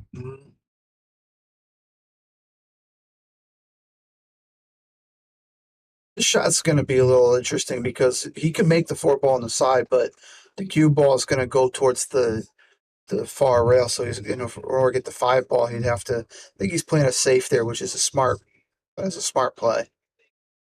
And I think it is a successful safe.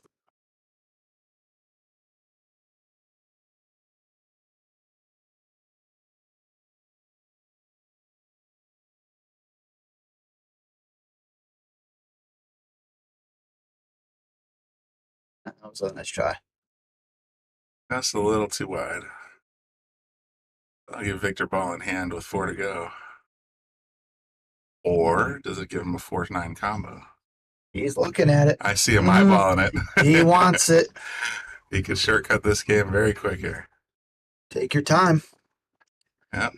Take your time, line it up. I don't like putting the cue that far out because you got to stretch. It's a pretty tall fellow. Maybe he's got this. And turnabout's fair play. Now, if I'm Betty, I'm thinking you go straight. Oops, I got to get the right screen up here before I can start doodling.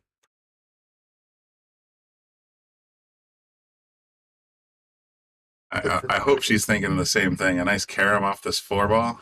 Right. And the cue will just want to go that way. Think right over towards the 9. Call it. I don't think you even have to call the 9, but that's exactly where my head's at. 9 is wild. You have to put a little draw on that, or is that just center? I would put a little draw on it because you're not looking to make the 4. You're just looking to smack off it. Yeah, there you go. I think a little draw would have brought that towards the 9. So it's going in. She got the 4-ball in the side pocket. She got the random 4. She's got a tough shot on the 5 here.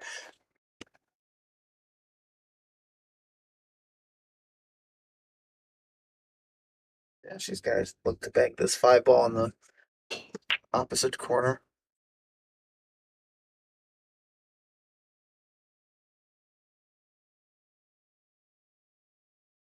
Just going to have a nice shot here on this 5-ball.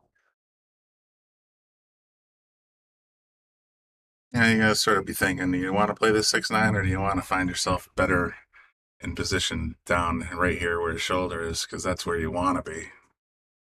You can get there pretty easy. You just got to have the right speed. He's got to play it up in the corner maybe, or just try it on the side. That side's a little narrow.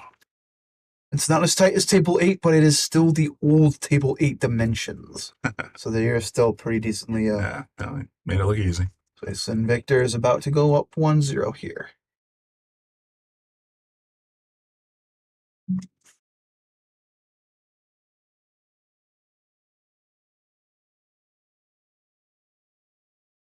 Has to reach it for a little bit, but nice and easy tap in. Nice, easy execution. Victor up 1-0 in a race to 4.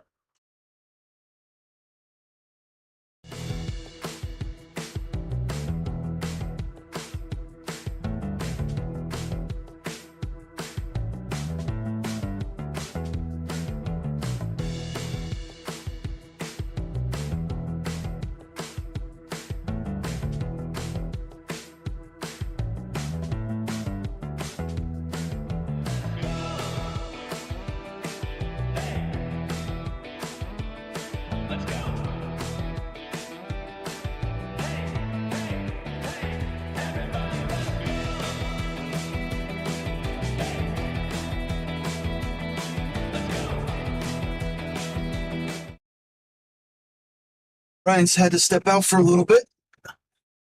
Victor on the break. Comes up with a dry break here.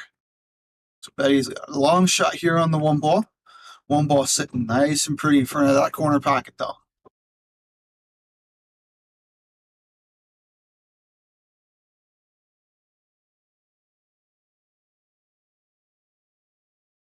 Nicely done. Good hit on the 4 ball. So now she's got a shot on the 2 ball here.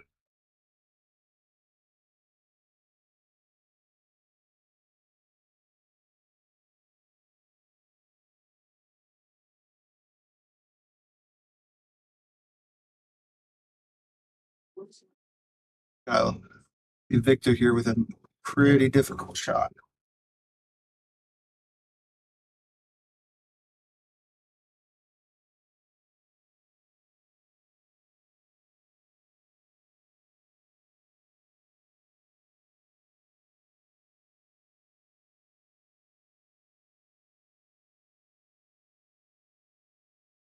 Those of you who are just tuning in, this is the Big B's Middle of the Road tournament, skill levels 4 and under. I'm Paul Mucci, my other commentator Brian. He just had to step out for a minute. He will be back shortly. It's a winner's side race to 4 9-ball, one lost side race to 2 and 8-ball.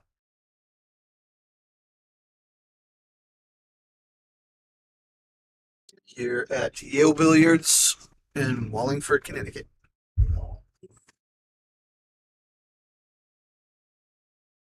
Betty with a nice, decent attempt on the 2. Nicely done.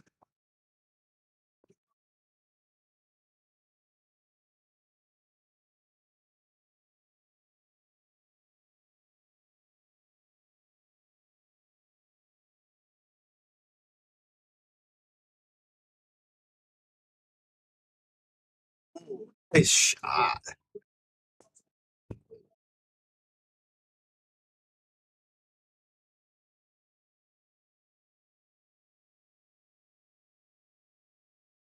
Yourself a little bad on the 4, though.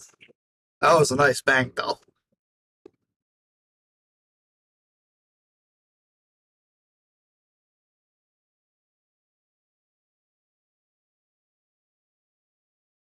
Let the mail room for Betty.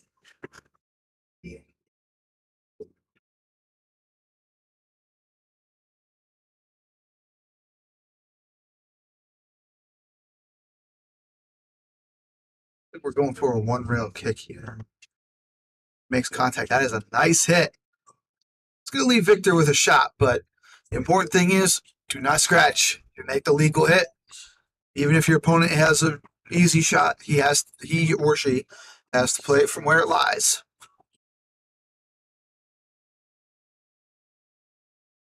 Sometimes it might be, unfortunate and, the table's wide open. It might actually be to your benefit because they might have the shot and miss or have nothing on the next ball. But Victor makes the 4 ball pretty easily, and he's got a nice shot here in the 5. Good shot there by Victor. All you gotta do is roll this 6 ball up, play in the side. Get yourself a shot on a 7 in the opposite side. Probably could have rolled that up a little more, but he still got the shot. The only problem with this angle is the natural angle is going to go to the corner, so he's going to have to put a little bit of a spin on it. Just like that. That was a beautiful shot.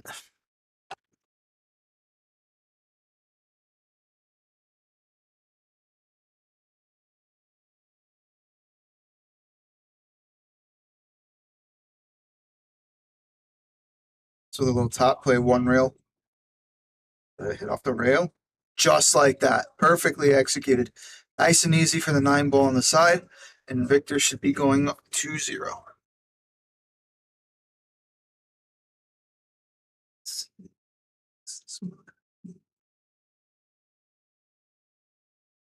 Whoops, sorry. Should be 2-0 right now, right? There we go.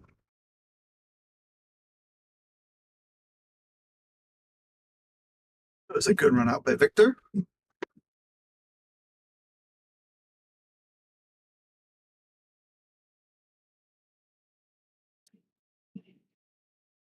Don't forget to like, subscribe, share, donate to the Shark Stream. Gray ball on the break.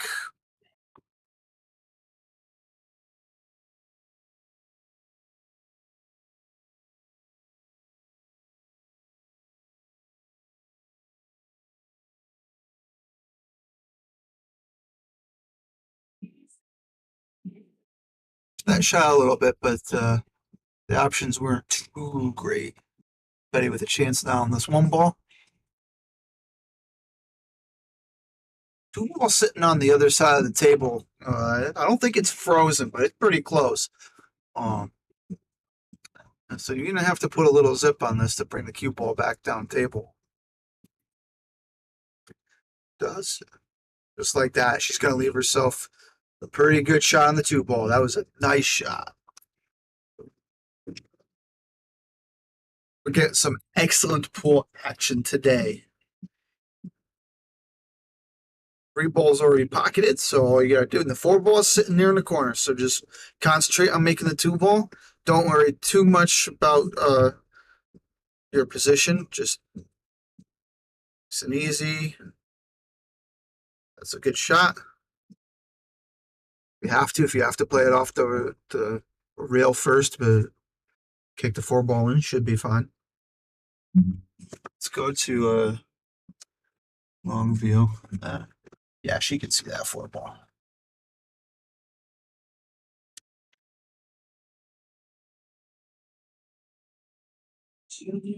Good shot by Betty.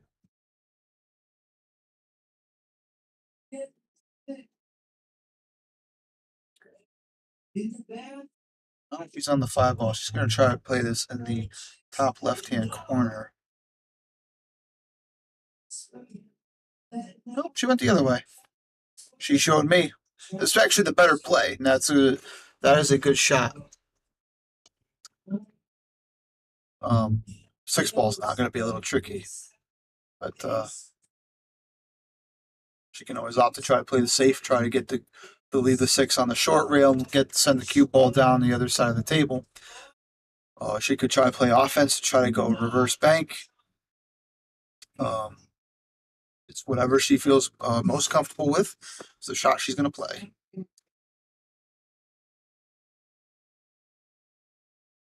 She may have tried to go for the cut there, but that was a very tight cut. I'm not sure if it went. If it did, you have to thin it so well. And by doing that, the cue ball is going to pick up speed and it's going to go flying all over the table.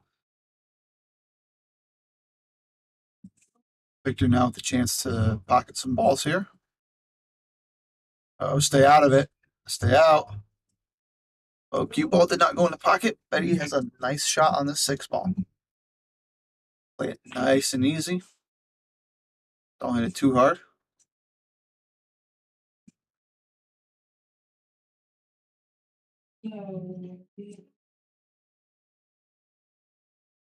Victor on the rail. Victor's forced to play topspin on this ball, but almost made it. That was a nice try. That was a nice try there, Victor. Betty would now have the straight on shot in the 6.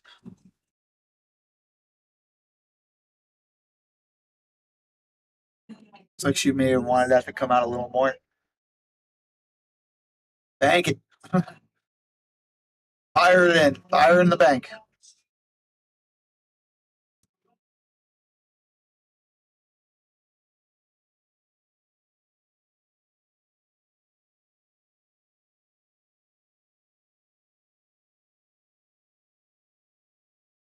So, yeah, she listen to me here. I know she can't hear me, but she did. It was a nice try. Welcome back. Hey.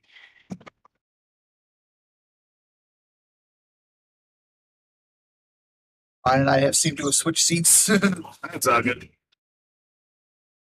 Get a little breeze over here. Nice.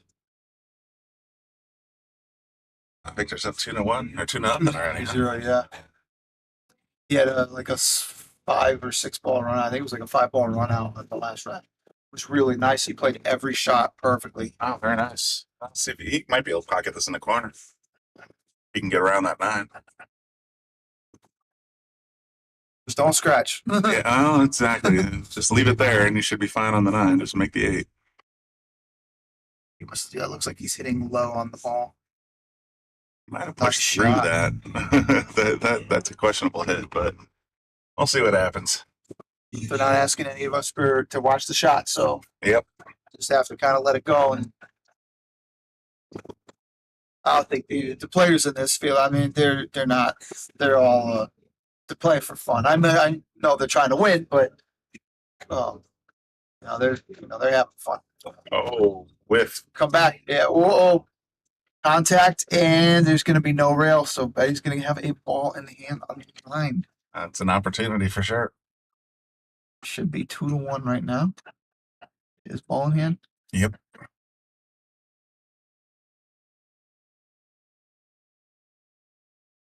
Just like that. It is now 2-1. And now a quick word from our sponsor.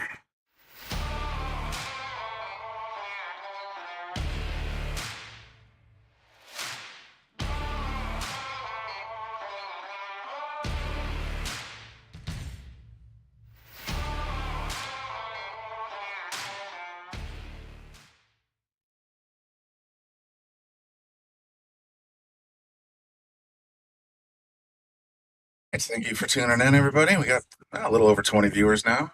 So thanks for tuning in. You're watching the Shark Stream live at Yelp Billiards. This is the Big B's 4 and under tournament. Middle of the road. Watching a match on the winner's side. It's Victor and Betty. You can go on digitalpool.com to see the brackets live. And also check out our sponsors, Vikings, Simonis, Lippman Lights, and Aramith, of course, as well as many of our local sponsors that you can see in the upper left corner of the stream.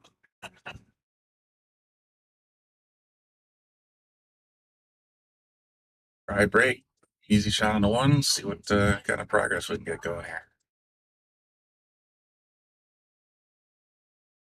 Good shot in the 1. He's going to leave himself a interesting shot here in a 2. Probably try to bank it in the cross side.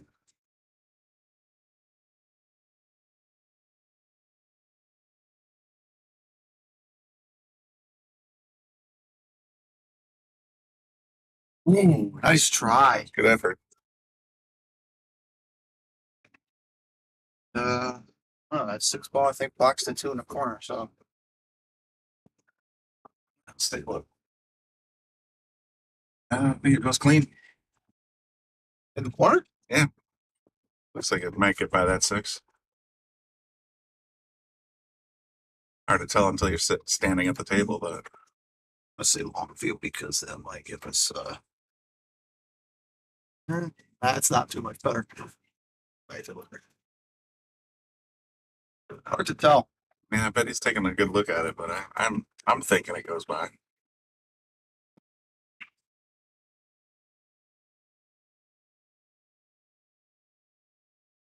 It does. Sure did. That's why I'm not a 7, guys. Which means I should play in this tournament. Sorry.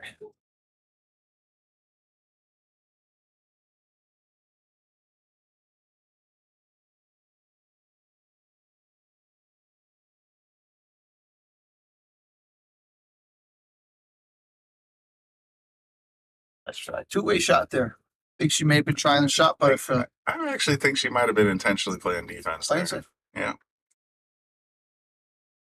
Not a lot of ways to go to get position on the 4. You just leave your opponent a turkey shot and hope for the best. He's probably going to try and sneak this around the 8 ball. Yep. That was a beautiful save. You don't have that shot. Play your safes. There's nothing wrong with that.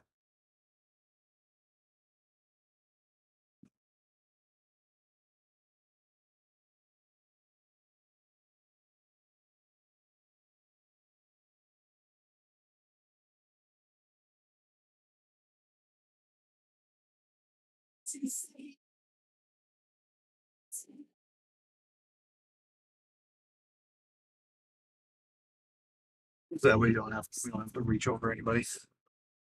Suits me. That was a nice attack. I bet. Yeah, no, I was left pretty difficult.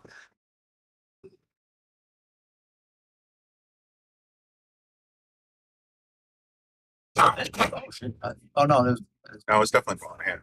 okay. Yeah, I missed like the first portion of that.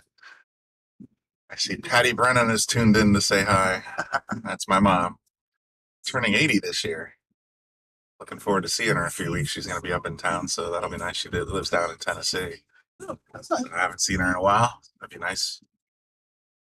When I was outside getting some, let's call it fresh air, I finally decided to do the right thing and share the stream. So Gibson, that's why she's tuned in. You hear that, Bobby? I did it first. Ha!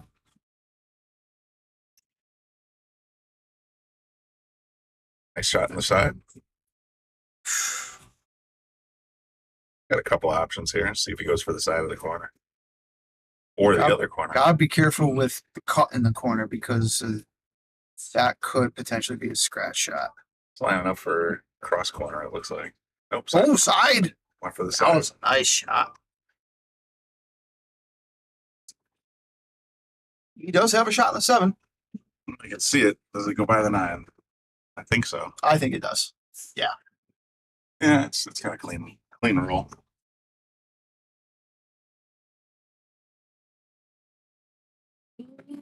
It hanging. Yeah, sold it out. Betty, if she's done her drill, should be able to get the position on the 8, come off the long rail and get an easy shot on the 9. We'll see what she does, though. Tricky part here is just getting your mind off of following it in the pocket. Just sort of tap it off the long rail and come back towards the 8. There you go. A little aggressive.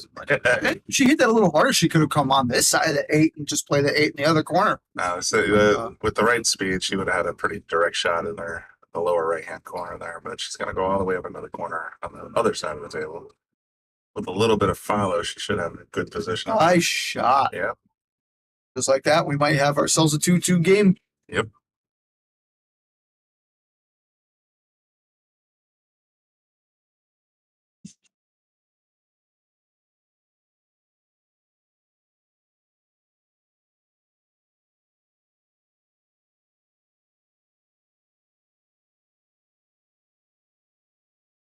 That's it. Nice and easy. Well done, Betty.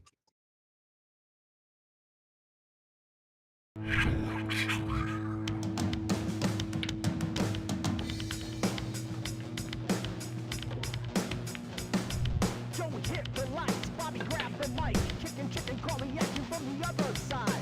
Shock 3, going live. You're about to enter water, only shock survive. In 3, 2, 1.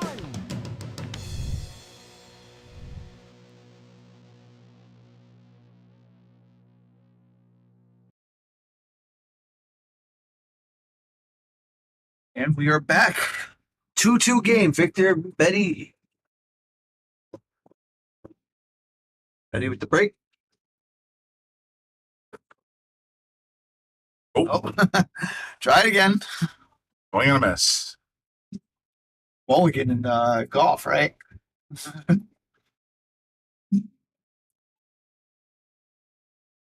Yeah, chalk the cue up.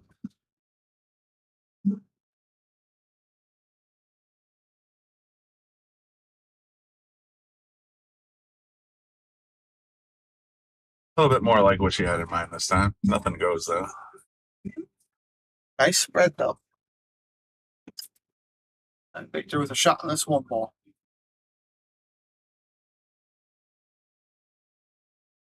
Two does go by the 8. Nice shot.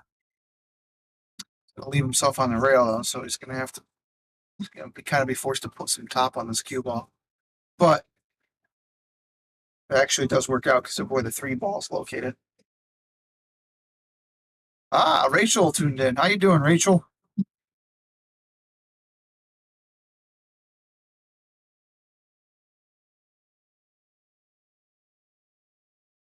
Oh, you're watching here at work. concentrate on your work now. I'm just messing with you. I'm glad that you're tuning in, watching the Shark Stream. Hope everything is going well.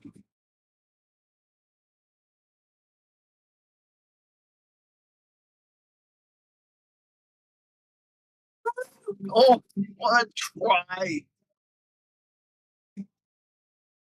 You will go past the 9? I think if a little coaxing, you can go. If not, you can go rail first with a little bit of left English. Still carry that 2-3 combo. Yeah, that's Nice essentially what I was thinking Yeah. correctly. Well, as long as she stays out of that 5 ball, she's in good shape here. Yep, she's good. Yeah, it's Victor that's shooting right now, right? Yeah.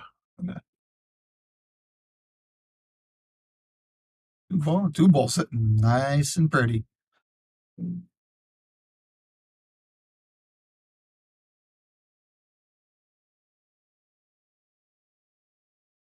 Oh, A little too thin. well, made the 4 ball though. That's one less that Betty's got to worry about. Let's see. 2 to the 5 now. A couple of ways to do it. It's probably not the way a lot of people would do it, but I personally like the draw. You put low left on it and you just bring it straight. And then I would leave myself maybe the 5 in the lower corner, but there's many different ways to play shots when the ball is just sitting in the pocket like that. You kind of got away from her, but she's probably got a corner or side pocket option here. Go for the corner. Try to keep the cue ball on this side of the table. Looks like she's lining up for the side. Oh, she went corner. It's funny when you sometimes try to see how they're lining up the shot. Yeah. They're lining up one way, it goes the other. Can be deceiver. Tricky cut on the 6 though. I don't even know if I would cut that. Play safe, just tap it. Just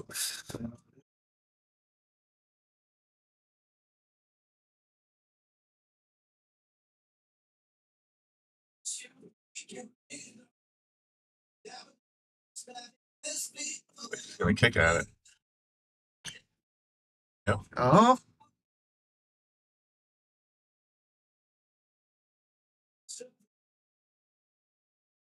good speed. Contact, just not the right angle.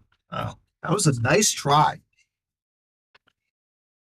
Think there was a chance here.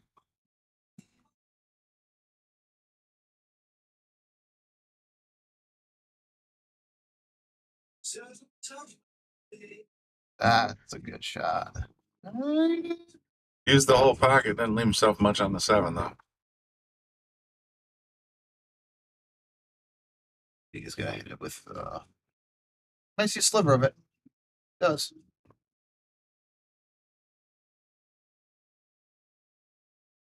Left a lot of felt for Benny.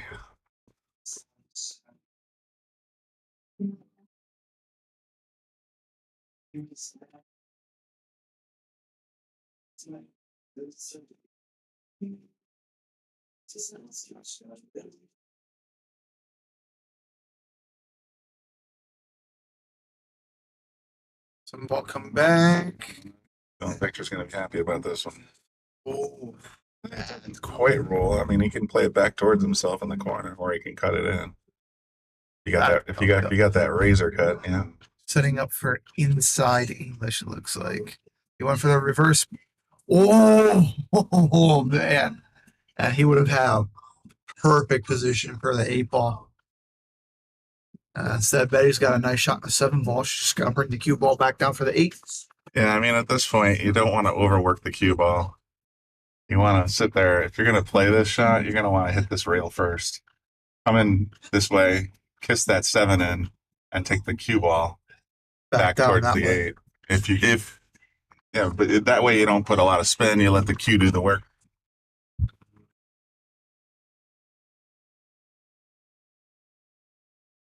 She That's does exactly that. Yep. Oh, Should be bounce, all bounce, bounce. Should be all right. Big bounce. No whammies. That's a pretty good setup for the 8-ball. All you gotta do is just follow this up, play it off the short rail. Bring yourself back down center table for the 9-ball. Use bridge if you have to. Yep.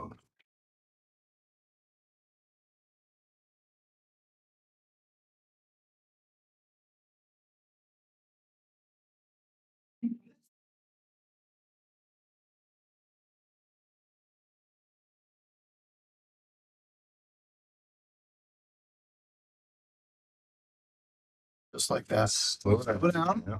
And you should be fine. You should be okay. She's right-handed. She'll be able to get easy access to this. Me as a left-hander, I'd be kind of groaning. So I'd have to stretch all the way over the corner pocket, but she should be all right. Just line it up, make a shot.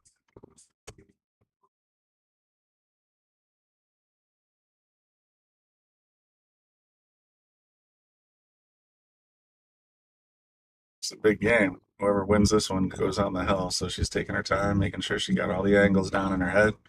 Smart play, just stay out of that opposite corner and you're going to be fine.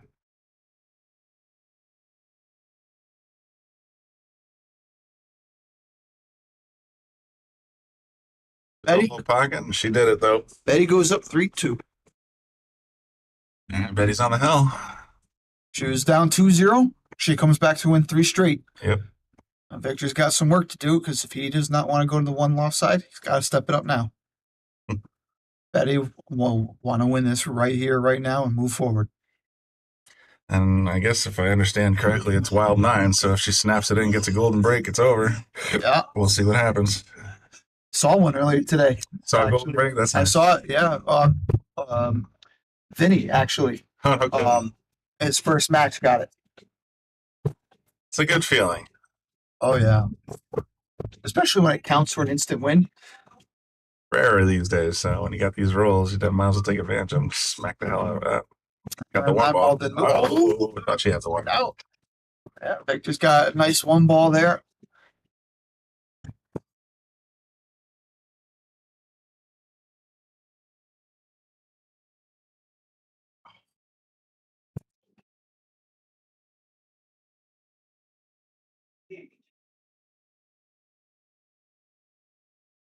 Yeah, you should be fine. For a second, he hit that ball a little too hard, but no, the speed was perfect. The only thing you gotta keep in mind when you're setting up position like this is how tall are you? So you're either stretching, getting an extension using a bridge. So the position may look good theoretically. I'm a left-handed player, like I said a second ago, so I could probably stretch over the long rail from the bottom and make a decent shot at this without using a bridge. But if you're right-handed, yeah, your options are somewhat limited. And the tricky part is the 3's on the opposite end of the table. So how do you use a bridge with enough force to get it all the way down to the corner or back to the 3-ball? I mean, again, it's easier if the cue is in your hand. I'm trying to do this left-handed, so if my lines suck, that's my fault. Balls. So that's essentially the idea: is to go off the short rail, the top rail, and then come back for the 3. But doing that with a bridge, you need a pretty steady hand. If you hold the cue, is that you put the bridge away in like the feel of it. Yeah, the longer you got to reach, the less power you're going to have on the shot. Well, for sure, the less likely you're to hit the ball in the center for sure. And I think he almost miscues that. But now he's left himself a little tricky on the 3. If you're something I've been noticing when I've been using bridge lately, if I have to use it, I typically hold my cue like a dart, and I stick my nice contact. I stick my elbow out to the left, and it allows me to get the follow through motion. So yeah, it's certainly. I mean, that's good technique, and you never want to put the cue. I see a couple of players, Kim and Katie. I'm looking straight at you, where they will hold the bridge in their right hand while stroking it with the left hand, or vice versa. You want to lay the bridge on the table, hold it down with your free hand, and then that stabilizes the bridge, and that way you take a variable out of the equation. So, and as much as I've admonished Kimbo for doing exactly that, where he's holding both cues, he shoots right back at me. He's like, "That's the way I've always done it." Well, okay. If it works for you. Bend it a little bit, but she's going to be in pretty good defensive position here. I don't think Vic has got a shot. Not a clean one, anyways. You have to come off the off a rail, whichever one you. I think he can make contact easy enough. The trick is, I mean, there's really not a lot of avenues to call a shot if you're going to try that. Unless you're feeling good with a jump cue. Full Q jump are allowed in this tournament. Nice hit. I don't think we're going to see any of that tonight, though, because fours and under, they're going to trust the banks. They're going to trust kicks, which is how you want to typically play if you can. Because if you try jumping the ball, now you got to take into consideration how much you're jacking the cue up. Yeah, it's extra stuff. It's a lot of practice, and you need the right equipment to do it well. I mean, 30 years ago when I was playing with my McDermott, I could jump a ball pretty good with a full-size cue, but these guys with these half cues that they're essentially jumping with, man, they can pop that ball off the table with only an inch or two to give. It's amazing.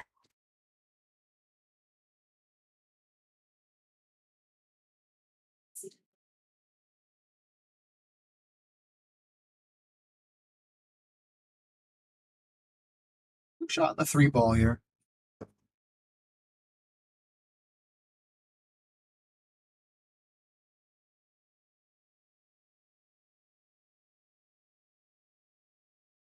Nice, easy roll. It was actually not a bad attempt. Victor might try to bank this in the cross corner. Gotta be careful because you're gonna probably hit that 8-ball.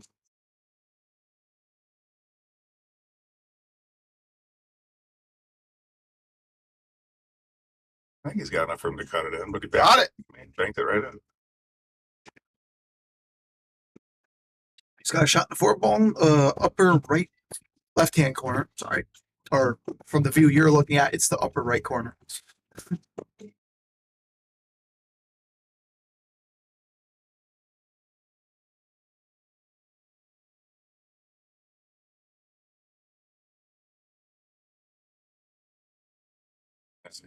Stuck. Take the 6-ball out. I think you can. I think that was just enough. Say, yeah, he's got plenty of room.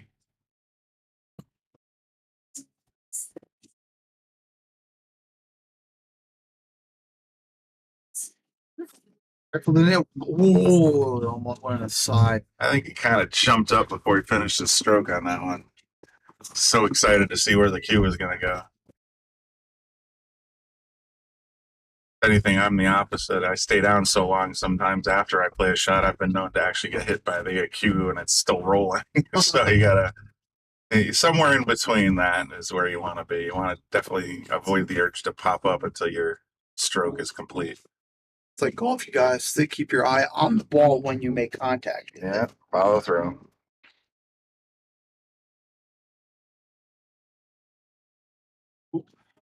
Too wide. A little too wide. Victor gonna go for the shortcut here, you think, or is he gonna try for the run? I would personally, I would try for the run only because that combo's not necessarily a give me. Victor might say, "Hey, no, I could do it." He wants it. If he makes this 9-ball, he knows he can tie it up and he'll win the break. Gotta be careful because if you leave that 9-ball just sitting in the pocket. Eddie, I think I agree. He's playing pretty proficiently for a 4. The run he had on that second rack was really impressive. He played every shot perfectly. Like the cue ball position was dead accurate. So when you're in the top of the 4 game, it's good to get in some of these tournaments, make a little money, I suppose. But yeah, he's playing very well for a 4. I'll give him that. Maybe it's a good day. Maybe it's just he's improved. But yeah, he's had some very nice position plays. He's had some very nice banks.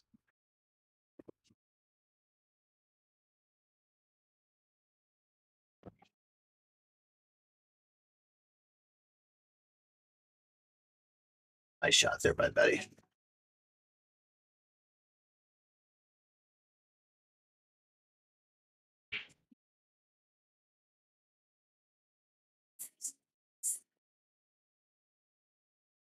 Sizing it up. Rolling through her head. Do I bank the 6 towards the 9 or do I cut it all the way up in the corner? This is such a low probability shot. Personally, I'm thinking you just sort of roll off the 6. You just kiss that 6 ball with a cue and roll the ball back behind the 9 if you can. Get yourself ball in hand. That's always a better advantage than trying to take a shot like this. Yeah, she kicked it. Yeah, she's not happy.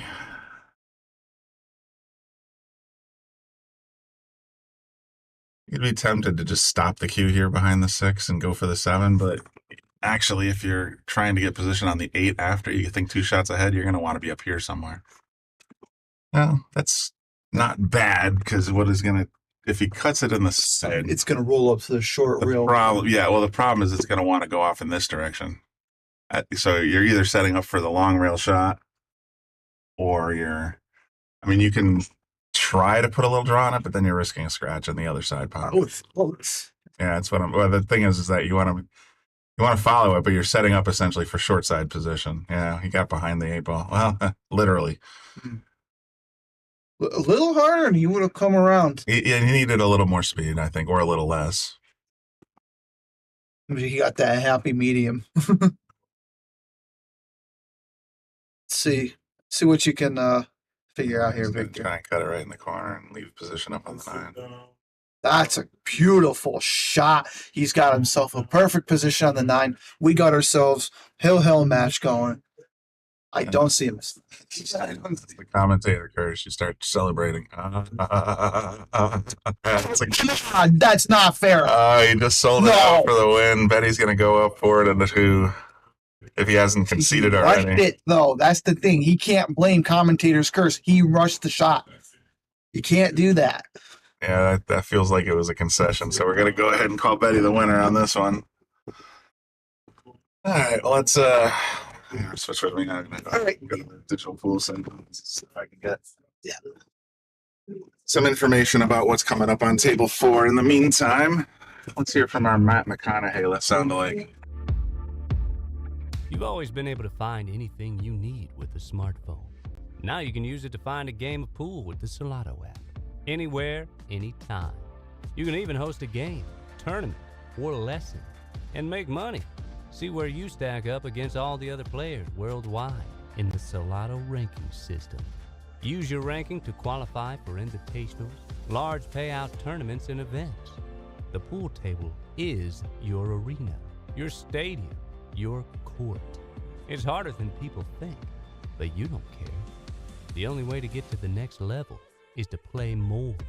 The more you play, the more you win. Solato is the world's premier pool community, uniting players everywhere. Connect with the community, find and host games, and keep your stats. Pool isn't just a game, it's a lifestyle. Join Solato today to find your game.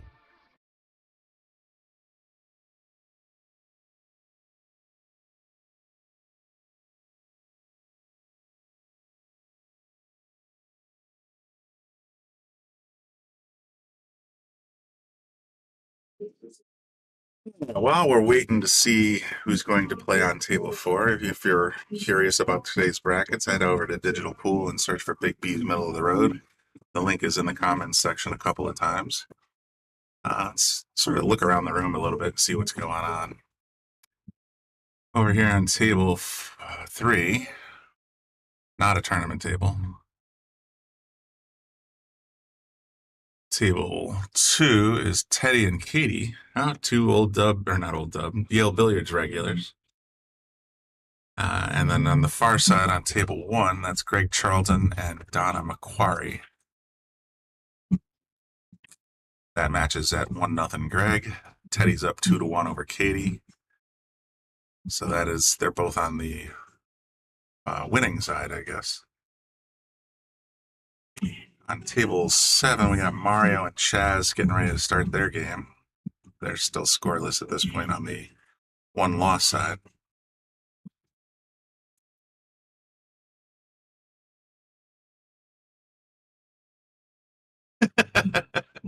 I don't think you need to be a lip reader to tell what Katie just said, so.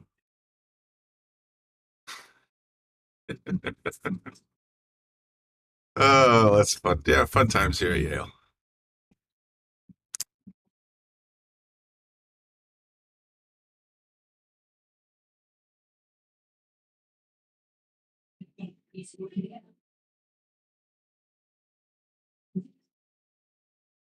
Katie looking to make this 9-ball cross corner. I'm guessing. Yeah, nice try. But that'll bring up Teddy for a shot up into the corner pocket.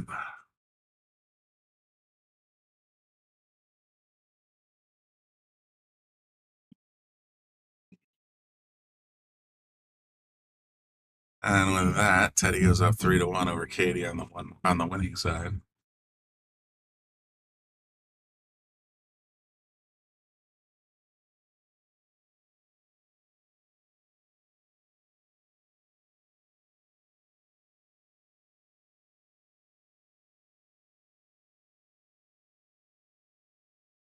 I guess we can spin around and see if see what's doing on the other side of the room. Nothing going on table 4 yet. There's our tournament staff. It's Brian standing there next to the scoreboard. Well, behind the scoreboard. Let's see, table 7. This is it's Mario and Chaz. I believe that's Mario at the table. Mario's and Chaz are tied 0. They just getting started. And then see, over on table 6, we got Ashley and Tammy Lynn still playing on the winning side. Oh, there we go. Yeah, I guess the PTZ is still a little misaligned. I thought we fixed that. Because it just doesn't get all the way to table 5.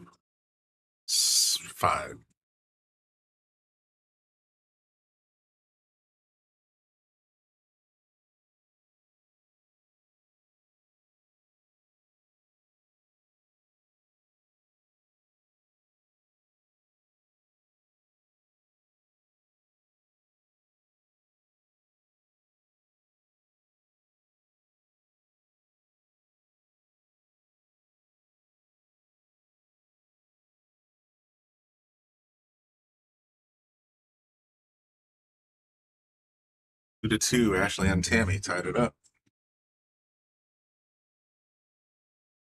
Still no action on table 4.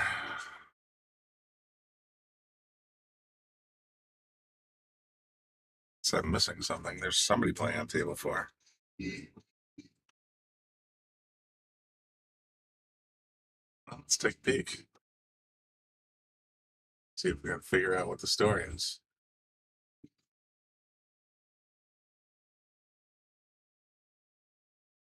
As of right now, there's nothing on Digital Pool for who's playing, so I'm not sure what we're staring at here. It might be just a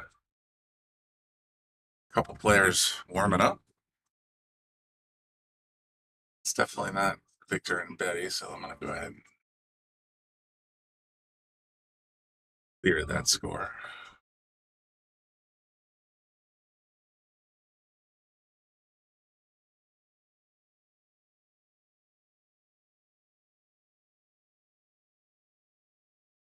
And as Digital Pool is updated, I'll go ahead and put that up.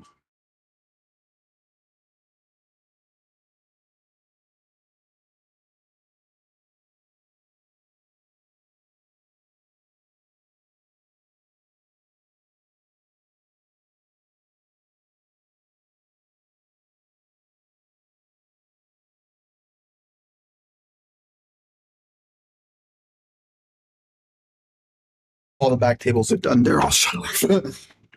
So No, that's fine. I'm just trying to figure out. There's nothing on Digital Pool for who's playing on table 4 right now. yeah, he didn't say anything yet.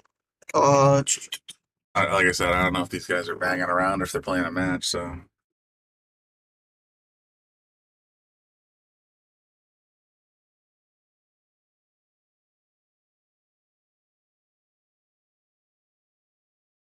It looks like a match.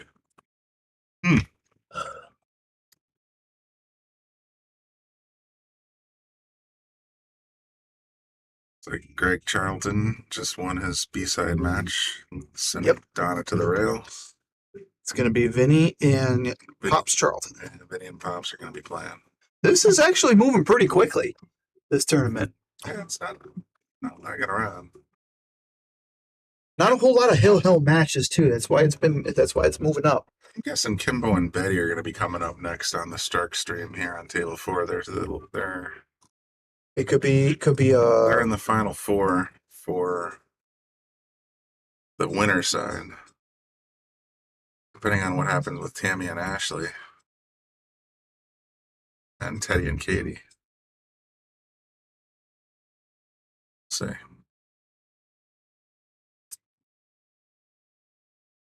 I'm not sure what's going on here with this table 4.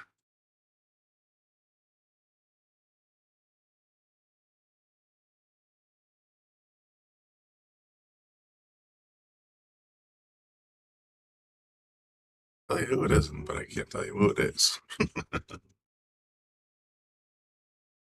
Alright, Ashley just defeated Chaz 4-1, so she'll be playing. Oh no, But she's never mind, playing Tammy that's now. already She's- done. It's they're just they haven't closed the score on digital pool, so I misread it. Ashley and Tammy are playing on table 6. Let's go ahead and scoot over there, see if we can watch something interesting.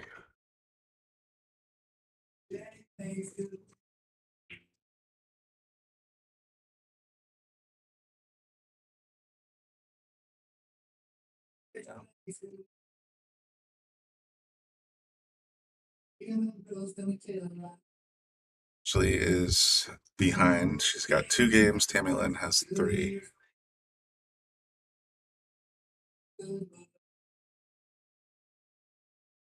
Second zoom out.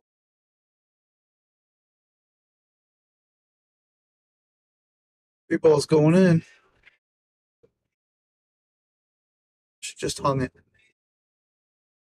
She was not too happy it didn't go in. Gotta fix this zoom out script. Joe, just fix the whole system. Just fix the-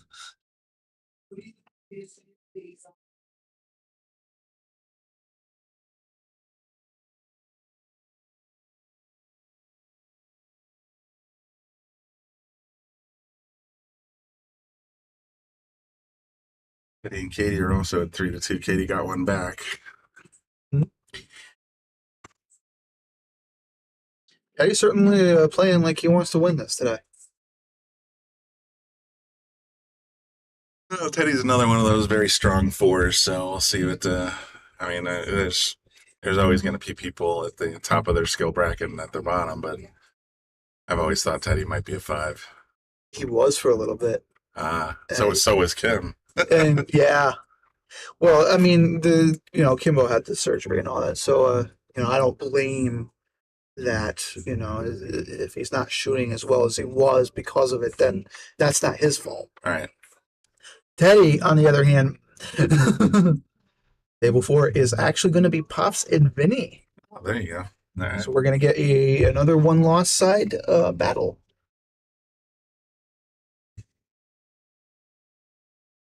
Get ourselves realigned.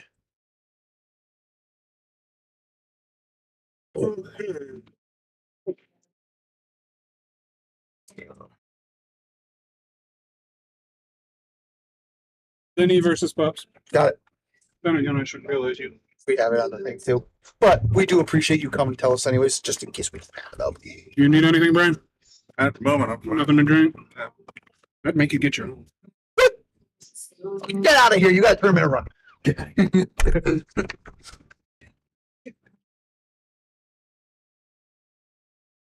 That's okay. I got a lot of respect for Brian. He does a great job hosting these events. He's a great tournament director. He's, I haven't played against him in APA yet, but I've been on a team with him, and he is a good teammate.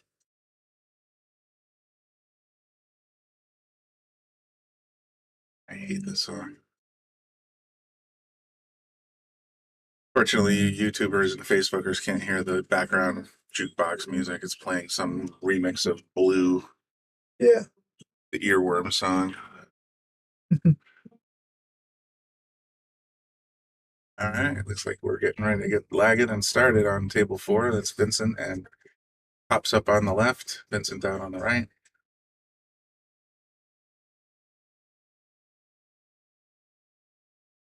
This is on the 1-loss side. I should go ahead and fix the raise real quick. That is a close lag. Vinny gets it.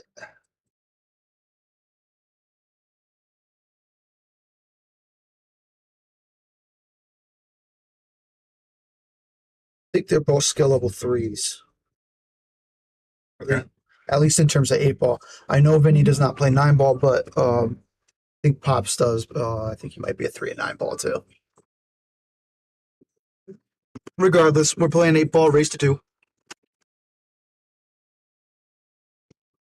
Vinny with the break.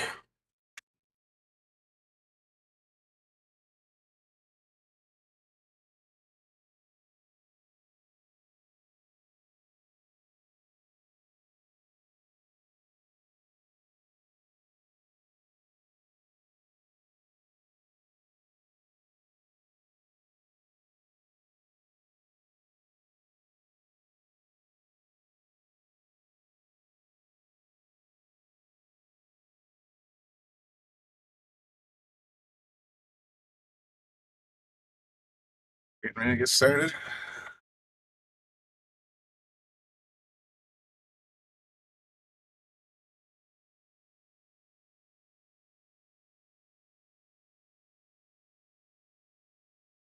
I see, every time I see someone breaking with an open bridge like that, it's kind of makes me sort of cringe a little because I always feel like the cue is going to pop right off that cue ball if you're not absolutely dead on.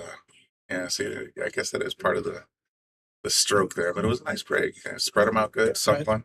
Yep. Did he make something on the break? Yep. Oh, I didn't see it. Oh, he's high ball. Okay.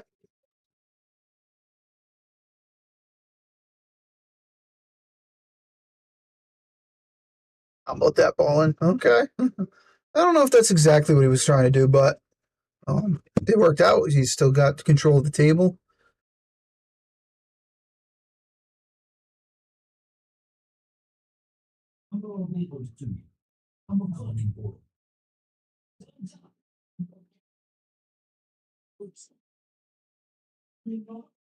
He's saying something like to Pops, I think. Pops may have made some kind of joke. It was not a bad shot, but there was one thing I noticed, and I noticed it on a couple of his shots in the previous match. When he's making his shot, after he makes contact, he's lifting the cue up. Yeah, he did that on the break too. There, that was better. They stayed down on it, but I've noticed a lot of people who do that, and that lessens your accuracy. And actually, what it winds up doing is it could potentially put top on the cue ball. That was a nice shot.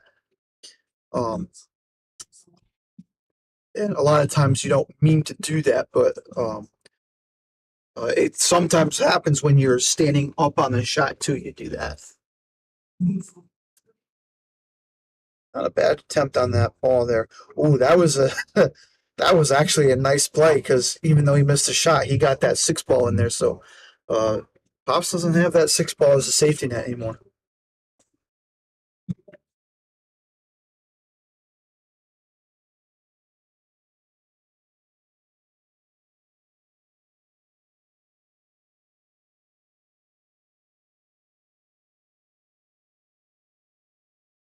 Some traffic and a lot of felt to get through to get to that 1 ball. Yeah. Play the 4-ball up in the left-hand corner. For us, bottom left corner here. You could actually get position on, but he's going for the cut of the 2, and he put the 2, I think, in a worse spot because now it's on the rail. Yeah, kind of indirectly. I mean, just getting right down the shot, which don't get me wrong, the 9-ball is the shot I would play here, but sometimes you We had got a lucky kick off of that 5 ball. I agree. The 5 or the 4? Depends on which. So I should do that. Now you're messing with me. I know it's the 5 ball when I'm watching it on TV here in the booth. Oh, What? No. Even he knows that. all right. Let's take a look at that again because that was funny. It's behind the. He just Misses kicks the it. cut and then kicks it straight in the opposite corner. Must have he meant to do that. I- He meant the cut. I can't imagine why you'd mean to do that, but you never know. And Hit too hard there, Vinny. Slow down on those shots. swung wild on the 8th there. Pop's got a chance to get back in and get him. Not the greatest options here, Yeah, but there's not a lot to do. See, at this point, when you got a low probability out here, a low probability shot, that 8's in a great place for you to just mess with the cue ball.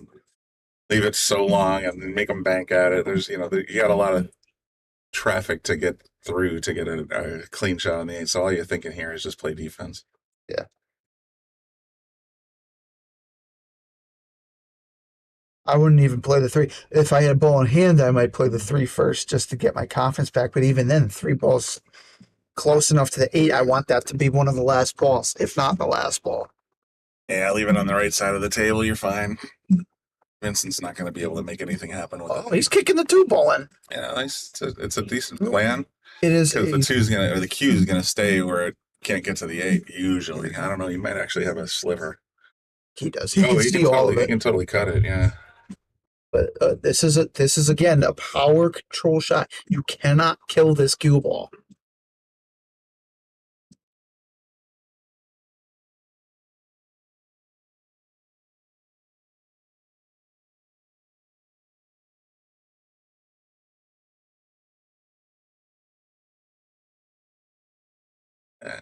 Decent attempt at the cut shot. Just a little too thick. Still goes in the corner though, so Pop's got to be careful here. Might even be in a slightly better position because now it's more center and out instead of being closer to the rail. Yeah.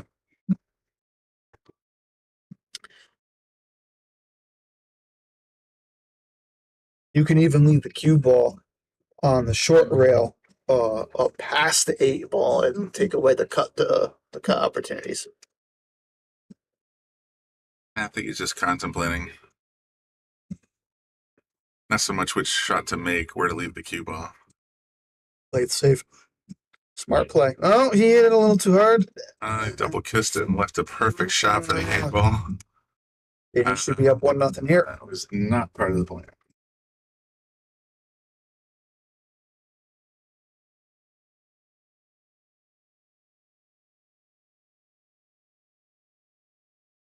It's like that. We got a 1-0 game. Vinny on the hill.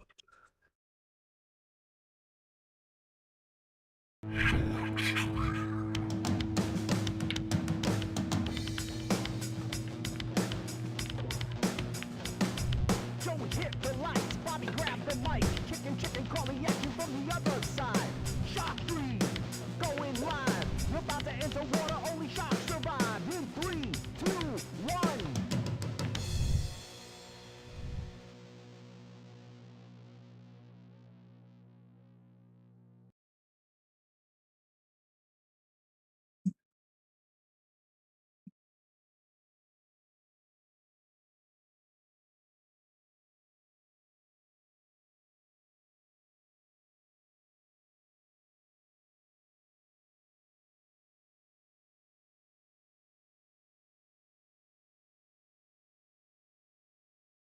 Heard that one all the way in here in the booth. Mm. Let's see. Dry break. Pops will come to the table with a few options anyway.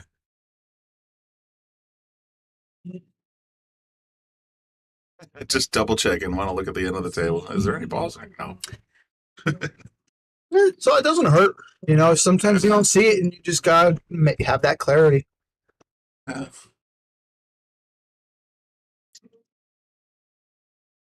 Perhaps doesn't actually look too bad here, but there's no great opening shot. The 14. 14 the size, not bad. Try and cut the 10 ball up, it looks like. It's a nice try. It's going in. That was a good shot. And then had the speed all day long. Now he's definitely locked into high balls, but gonna be treetopped if he goes for this. Yeah, that's what I'm thinking. It's gonna took a little stab at it. Got it set up nice for the corner pocket, but Yeah, Vincent's got the table back. he didn't have a whole lot on the position on the first after that first shot. Um,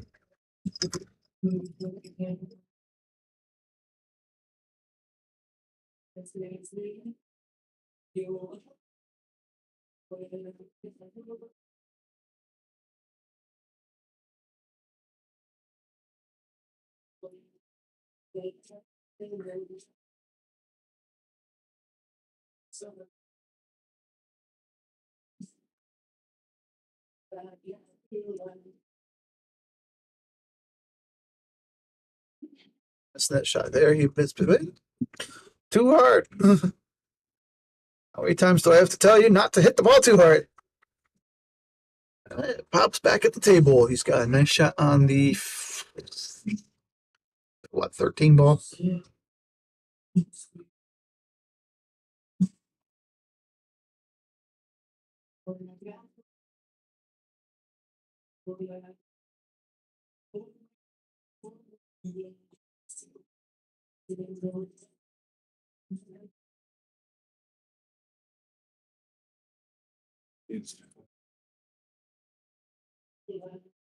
We've been rather prolific on the Shark Stream and the Facebook page, trying to find an image. What are you looking for? I was actually looking for the upcoming events page. I think you scroll past that. I saw one, but it was from April. Oh, And the further I go down, the more I'm a little like, oh, let's see, what's this one? Oh, that's near, that's today up in Rax. Okay. Maybe we'll give them a little plug in a minute. I could have swore there was a upcoming events at Yale Billiards flyer that went out. Maybe it was on the Yale Billiards page. might have been. Yeah, see that's February, yeah. February.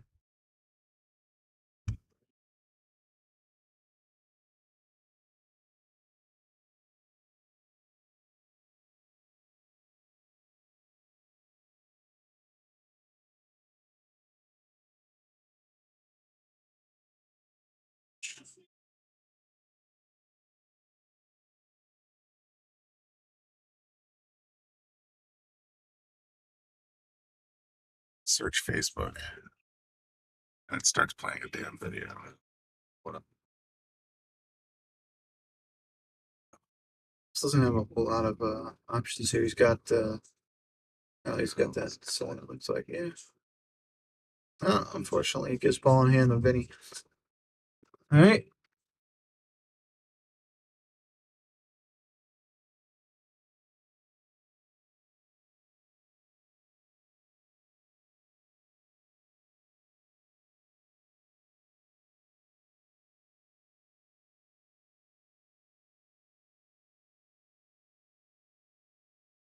Gotta roll this up, it looks like.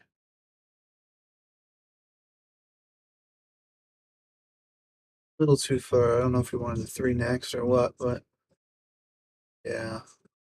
Gonna play the 1 now.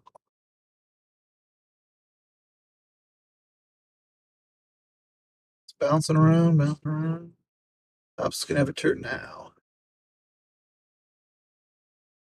Want to cut this ball in the corner. 15, I think. Yes.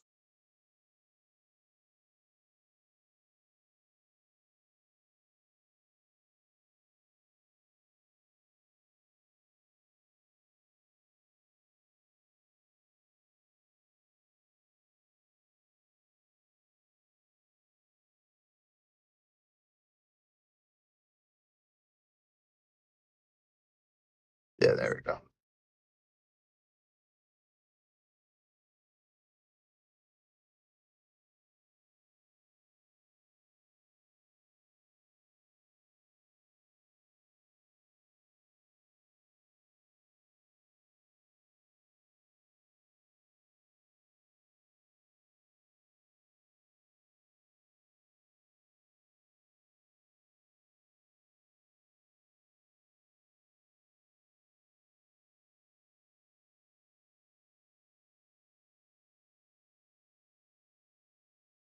A shot by Pops.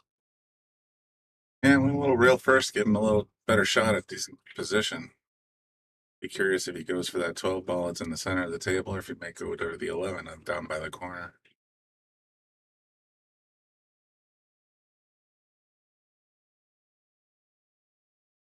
Seems like he's having a similar contemplation. He's going for the 11.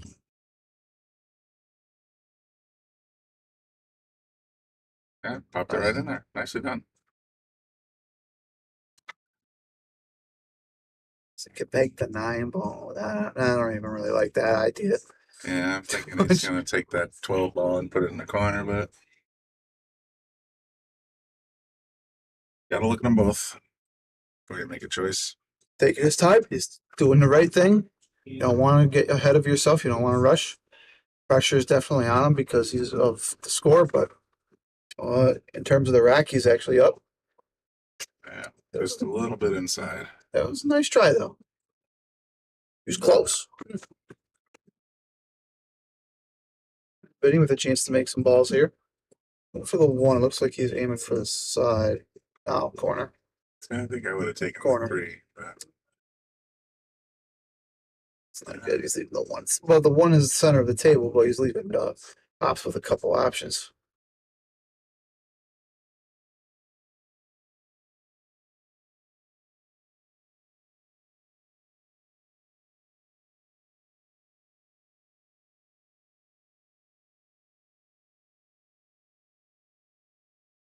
Well, he left himself on the rail and a long shot on the 12 ball. Yeah, 12 ball.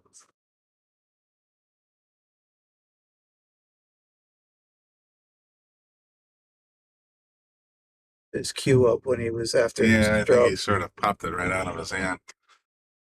Well, he didn't leave Vincent a lot to work with here. The 3 ball. Three's the only choice, really. It's just whether he goes side, cross-side. I think he just tapped it, just slapped at it. I'll see what. He's leaving pops with a tough shot, though. Cut is doable, but it's very it's tricky.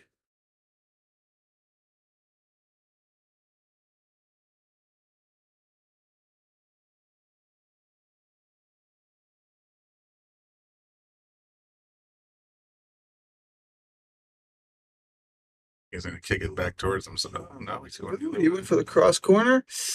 Not gonna get there, but it was a nice attempt. If it bounces off the rail, that was a little bit.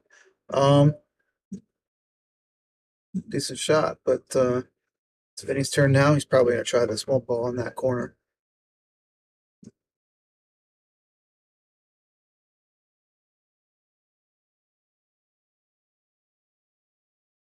He's going for the other ones. Good play. It's going to hit the 8, but fortunately he hit it on the more on the 8 instead of thinning it. a little speedy. I think I would have played that towards the center of the table more, but Yeah, a little too far. problem is now he's going to overrun the 8 ball and he's going to have to get the ball, the cubes. Well, unless he goes in the corner, it looks like it's what he's setting up for. Goes to the side. He went through. That was a nice shot. It's got to not hit the 8 ball, and that position is perfect. Side pocket 8. Unless if it's on the corner. Now, here's the thing, and I think I actually may have shown him this, but if you're, yeah, you can make that. Yeah. If you're dead on the corner of the pocket like that, you can actually power into the corner and it'll push the object ball into the pocket. Yeah, you can push it through, but that's. But he didn't have to there. He had the. It's a last resort. That'll put Vin into the next round. And he's still Fortunately, Pops is eliminated. While we're setting up for the next race, I'm going to discuss some of our upcoming events here at Yale Billiards. Let's do that. So let's pop over to the. There we go. All right, so that's at the top of the screen. That's us right now, the 24th Big B's middle of the road tournament. That's what you're watching. Handicaps 4 and under. Coming up July 23rd, and there may be events creeping in between now and July 23rd, but for now, this is the schedule. On the 23rd, we have the Kick Cancer in the Butt, let's say, tournament and fundraiser. That's a tournament fundraiser for Kathleen Saravone, Crystal's mom, fighting colon cancer, I believe. So it's a $40 entry fee. 20 goes to the prize pool, 20 goes to Kathleen. That one's doors will open at 9:30, starts at 10:30. There's also raffle prizes, blue ribbons for sale. There's a few other kinds of fundraising kind of events. We also have some raffle prizes. Like I said, the Jacoby Q's worth $1,000 is going to be going for $10 a ticket.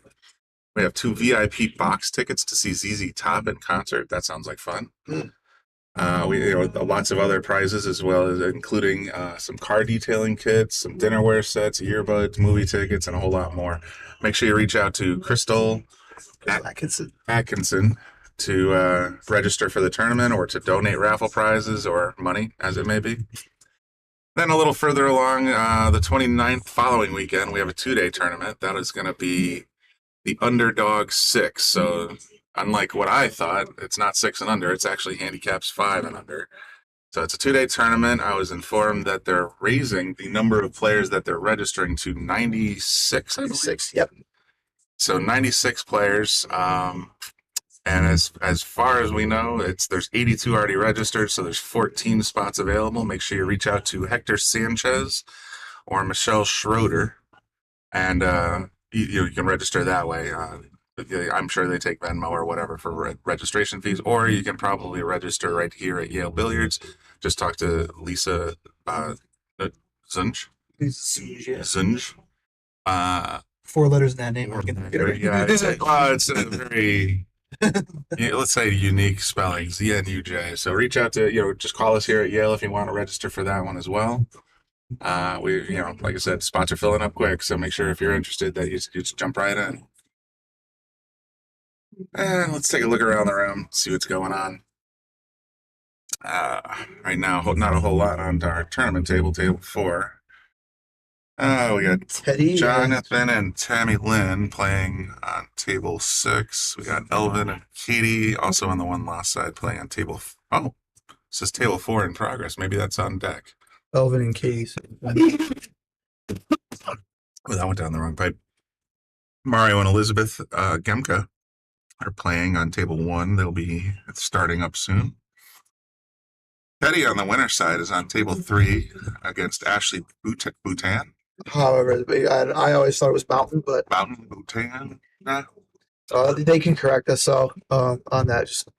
And then on table 2, we got Betty Orban and Kimbo playing. They're getting started as well. So none of these matches are actually in progress. Ashley's up 1-0 on Teddy. I stand corrected. Ashley got a match off of Teddy. Teddy is up on Kimbo. On table 3. All right, so that's Teddy and Ashley. And looks like he's noodling around on table 4, so we don't have a match for you there yet. But according to Digital Pool, that's going to be Elvin and Katie in a moment. On the upper right side of your screen on table 2, that's Betty and Kim playing. Betty's up 1-0 over Kim.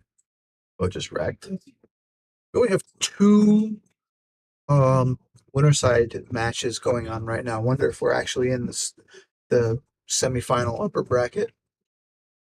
Now, let's take a look at the bracket on digitalpool.com. All right, so we got there's 4 players still left in the winner side. That's Betty Kimbo and Teddy Ashley, both playing on your screen right now. So the winner of those respective matches will face each other.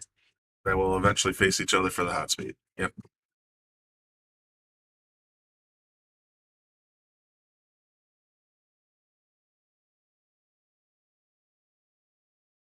All right, having said that, let's go back to table 4 where it looks like they're setting up for a lag. Let me fix the names. Race. Now the race stays the same.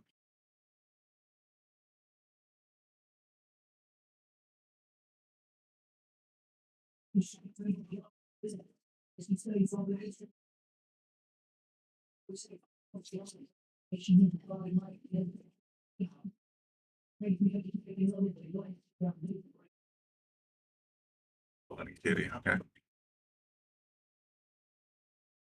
They will be playing 8-ball on a race to 2. And advances. Loser does not.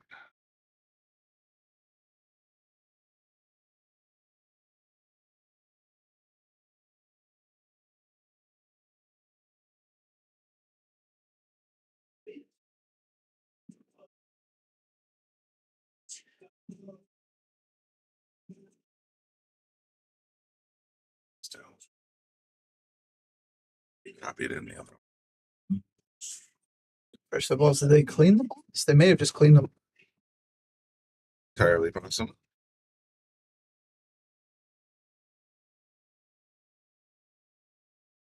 But it might have. No, those are still the Aramith Black. So I've seen players switch them out for the standard balls in the past.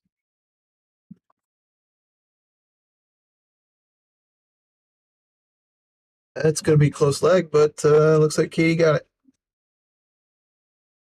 Can I change the table to red name now?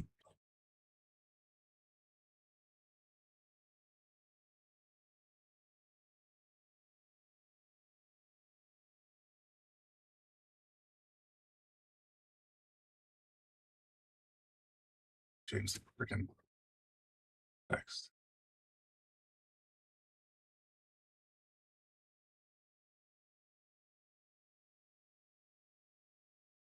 I do apologize for this, guys.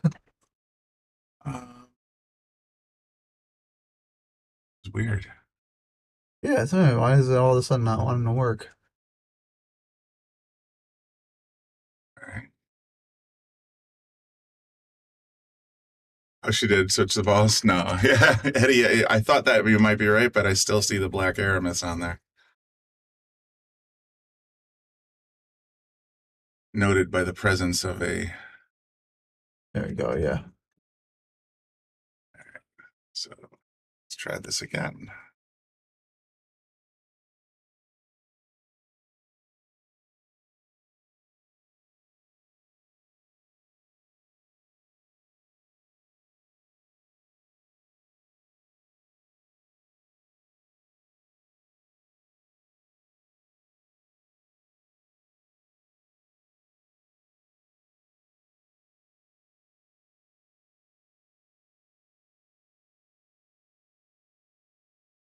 What the hell is going on here?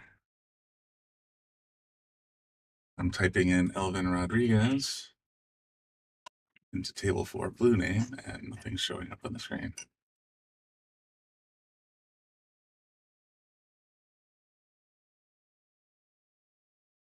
Look, so you're just gonna have to take my word for it for now, because I don't know why. Now I can't set the name again. That's weird.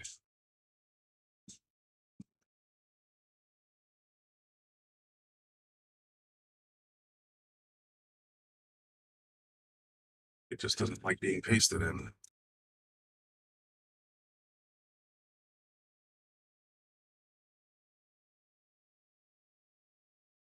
Let's try on the combo. All right, well, we got it fixed. All right, so this is a race to 2 8-ball. 1 lost side.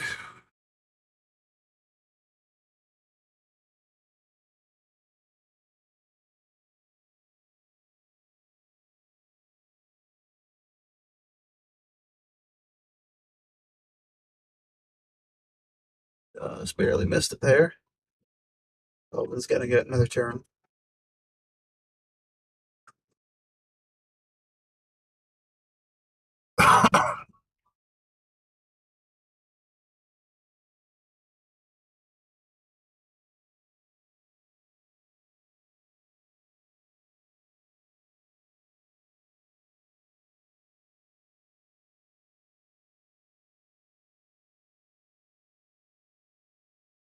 What?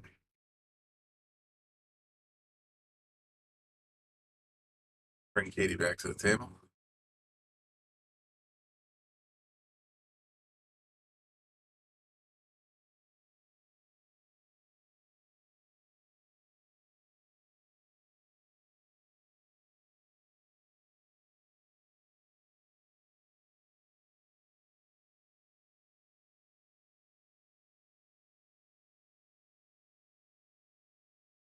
12 to make the.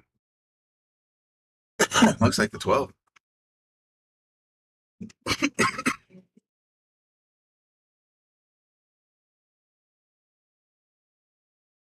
Yeah, she holds it up in her hand. That drives me bonkers. Yeah, because it's swinging. I saw it move too. Like it's Exactly. Ah, well, everybody's got their preferences.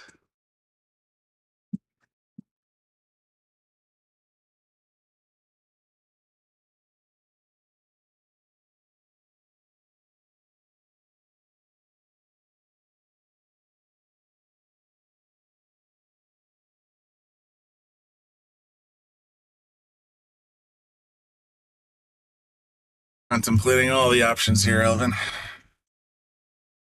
yeah. He's I was looking at the 6. spying that 6 on the side, it looks like. So.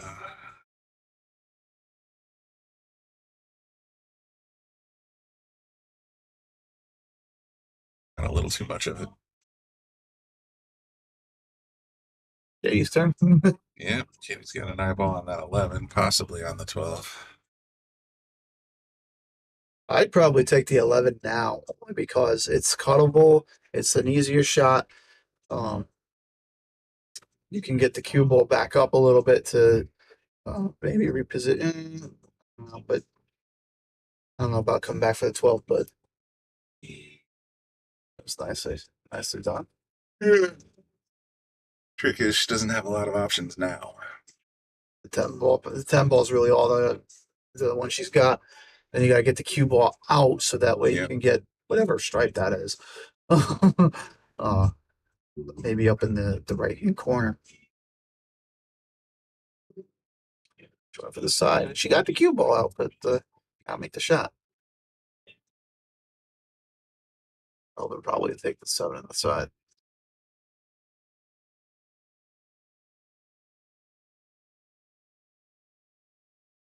Got the 5, 6, and the 7 all staring at you. So this one's a little bit more of a stretch. I think I'd be tempted to take the 5 instead, but maybe he's thinking the same. No, he's grabbing the bridge.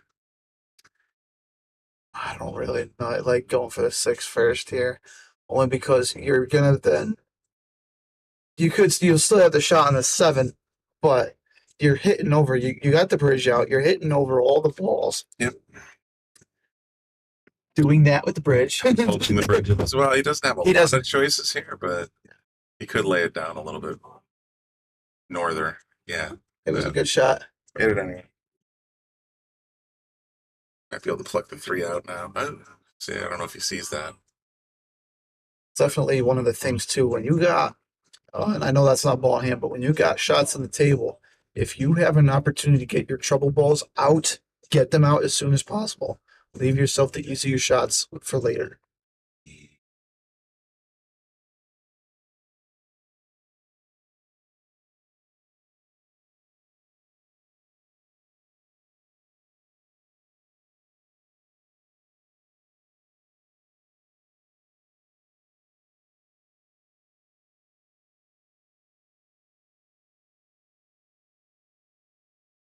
Brian had to have gotten the jukebox. Yeah. I swear that's going to turn into a wrap.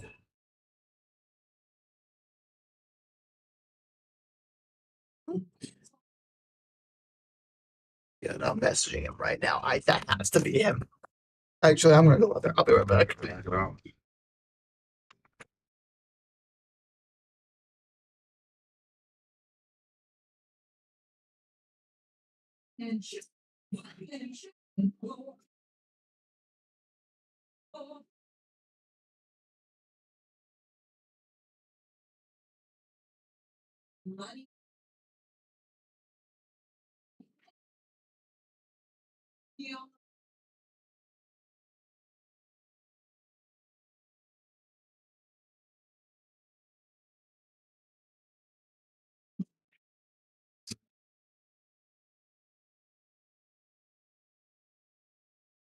Yes, we're just treated here at Yale Billiards to somebody playing the wheels on the bus go round and round on the jukebox. Country style.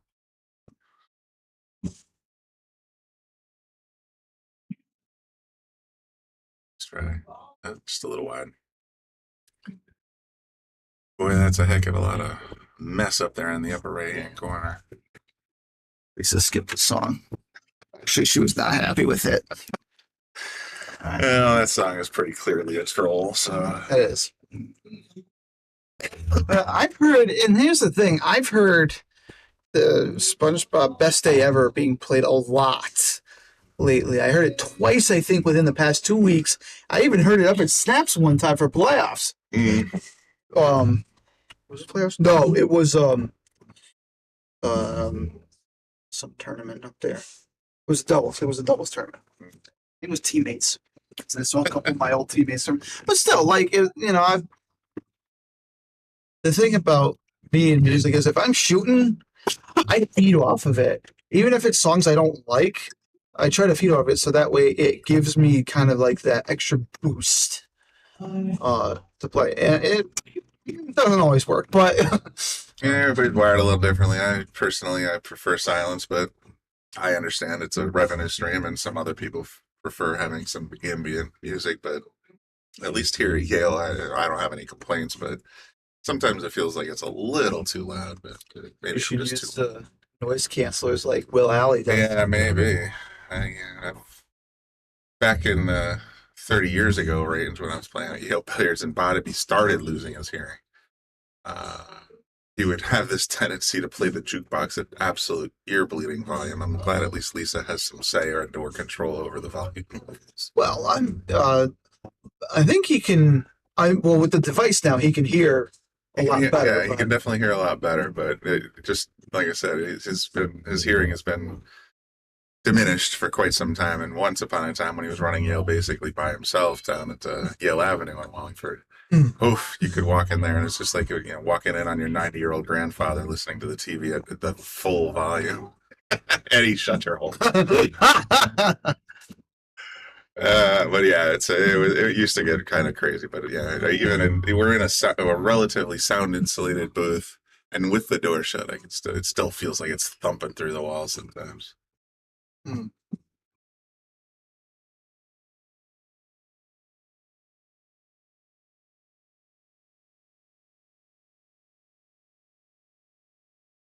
Balls are so nestled together, it's going to take us a while to get them all broken out in pockets. It was a nice try, though. If she had made that ball, she had the 9 set up, but at 15 is sitting really close to the 8. It's tied up.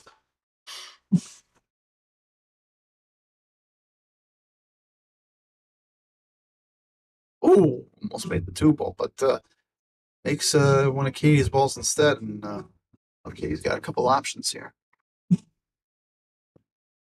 Personally, I would try to use that 9 ball to get the 15 out, but you gotta set yourself up for that. And it actually is set up now. What I'm looking at is she can make the what is that? The 12 ball on the side, and the cue should head right towards the 8 ball and break that cluster up. But you have to draw that. Yeah, I think that's what she's thinking. So yeah, just a little bit of draw, not much. Half a tip tops. She's following. It looks like. She. Oh, she safed. She safed him. Really, the 3's wide open. Well, it's a shot. It's not a straight-on shot. I'm just saying, there's the definition I always have for safe is you have no look at a ball. You can easily play the 3 and leave the cue all the way on the left side of the table here. So, I think that's just based on like personal preference or how people view it. For me personally, it's I'm not giving you a straight-on shot. You have there's safe and there's difficult. Yeah, it left them difficult. That's my thought on it. Just to it would actually promote.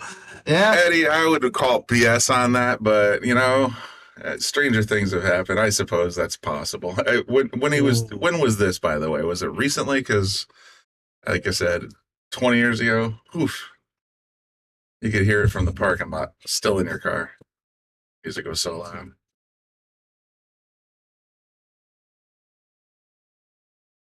Let's see, Katie might have a shot at this 12 ball if it's clean. A little too thin.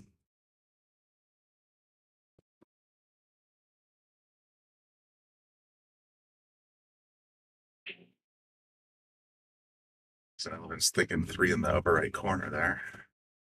That's a thing. And maybe he's setting up for cross side. Those are both kind of risky options. That's a cut. Oh, I didn't think he had enough. that Definitely not enough speed, but not enough meat on that ball to thin it that way. So now he's got this. Now you got these balls all cluttered up again. Yeah. This is it. This game is based on Strap in, folks. It's gonna be a long one. grab your coffee. Eddie, I know you got your coffee probably with you.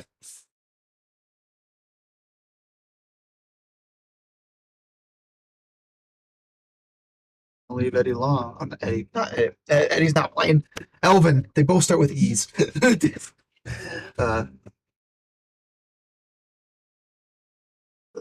Big ball. Can't. If you try to cut the 3 ball up in a corner, the cue ball's most likely coming back to the side pocket there for a scratch. So All right, and then I guess you were the one I should be blaming instead of Bobby. I always assumed it was Bobby's lack of hearing. Now I know it's just you being you. yeah, you bit your tongue there a little bit. I had thoughts.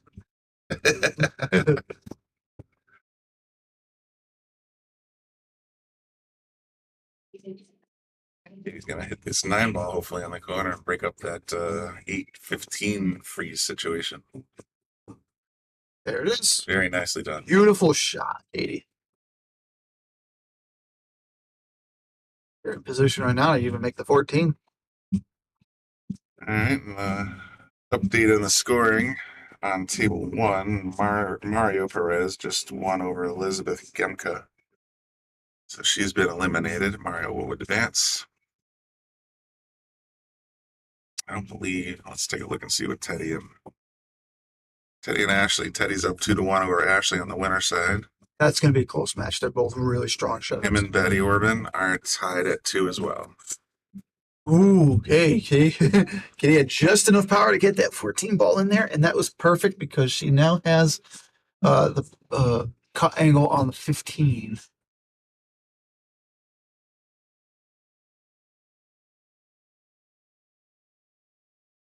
Not going for it. It looks like she's looking enough. Unless if she's looking at the next shot, but Nah, I'm guessing she's aiming at right now. Yeah. mm, Oh, that cut on the 15 is going to require a long reach across the table and a bridge. So she has. I mean, on the plus side though, it would have been out of that little trouble zone. But yeah, either way, I think Elvin's looking at this combo, the 4-2 right now. doable. But you want to make sure that you get the cue ball out so that way if you miss, you're not leaving her with that 15. Oh, that won't be an issue. He's got to thin the 4 anyway, so the cue's going to come roaring out of there. Nice ball. Nice shot. Center of the table, not bad. Play the 4 ball. Set it up, maybe try to stop it or not stop it, but get it so that we have the 3 in the upper side pocket and then go from there. I'll tell management. Maybe it was too loud.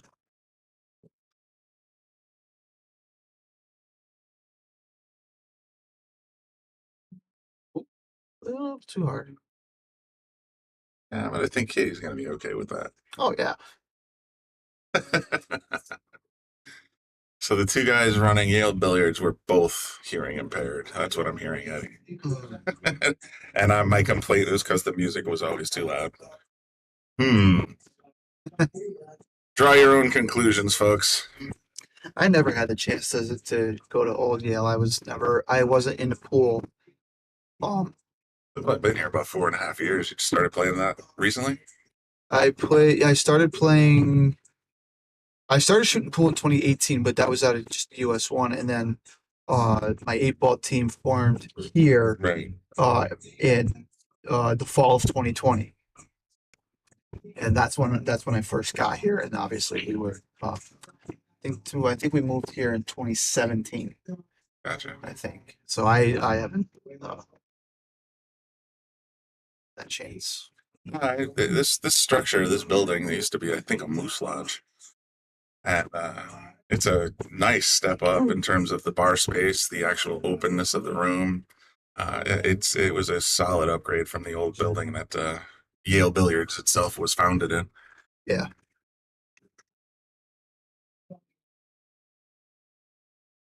It's great. They got 2 separate rooms, each with 8 tables, a third room with 2 diamonds.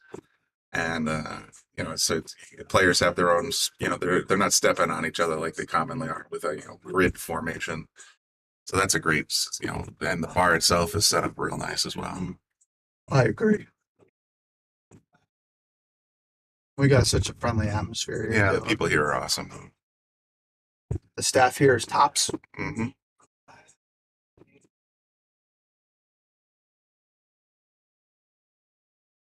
So she's going to try and kick at that 15. And she got it, but will she get a rail? Probably not. No.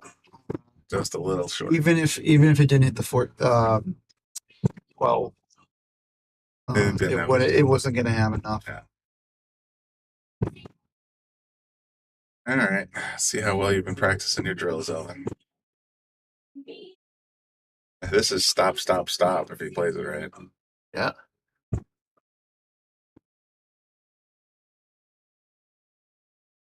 Just like that. Even roll this one up a little bit. I'd probably just leave it alone with it. That's why. Now you're just stretching across the table. I thought it was a little more straight. Than it actually was, but yeah.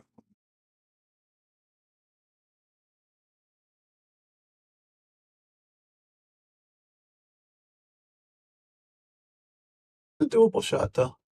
Oh, they're all doable. It's just that I think I would have been preferring to cut it from this long rail than stretching across the table with a bridge. You got it. Elvin is up 1-0. Yeah.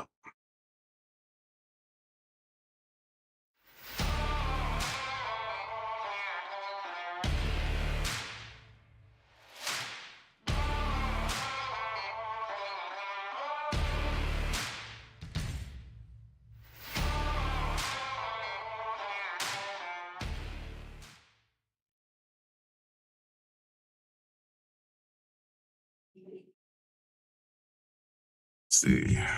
Tables 2 and 3, we got some action going here. At 3, we got Teddy up 3-1 on Ashley. Ashley's trying to make this 8-9 out. If she does, she'll stay in it. If not, she'll move to one last side. That's probably gonna be it. I got looks like Teddy is about to go to the hot seat. Puts on an extension. Ashley is not out of the tournament yet. If Teddy runs this out, Yeah, should go down to the 1 loss side.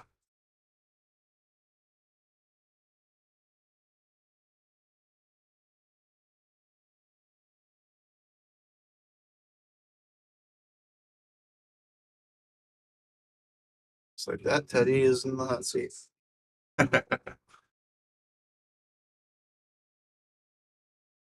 right, up in the upper corner of your screen, we got Kim playing also. Oops, what did I just press? Teddy's playing extremely well today. So, and that's Kim at the table on table 2. He is up or down 2-3 against Betty. So Oof. the winner of that match will be playing Teddy.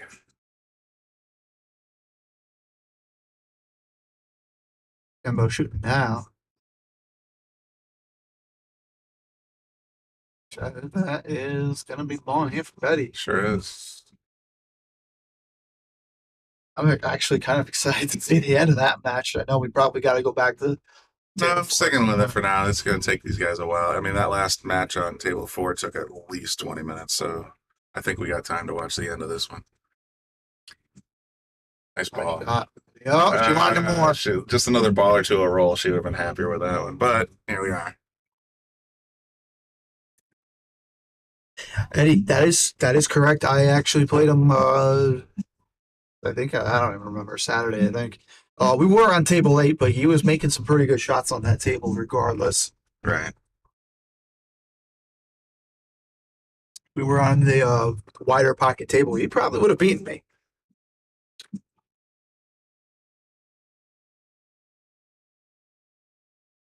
Oh, he's just a little too thin. I should have no trouble pocketing that ball.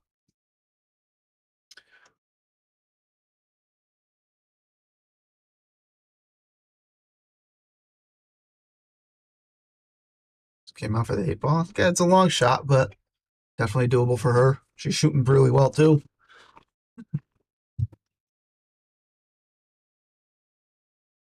And really, we want to thank everybody who came today to play. We want to thank Yale Billiard staff for helping everybody out. You know, cooking, serving drinks, and all that. Oh no, stay out! Oh no, it's gonna go ill. That'll bring Kimbo and Betty to Hill Hill.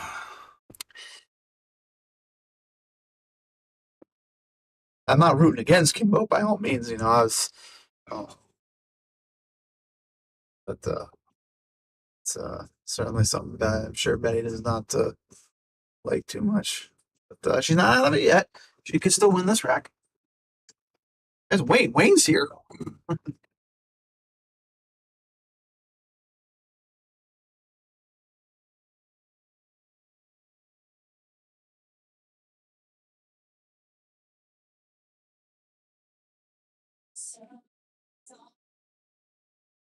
For a golden break here.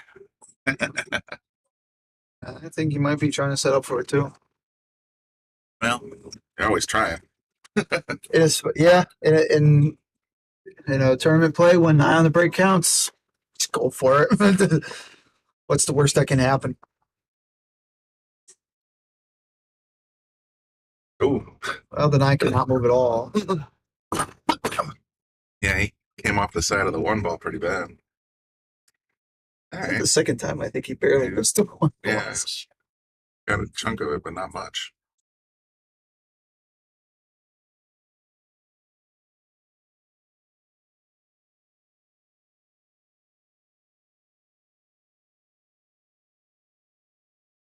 Sterile at the very. Oh, that was a nice shot too for the cross side. Unfortunately, Betty goes up in the cue ball goes up in the corner. So ball in hand for Kimbo.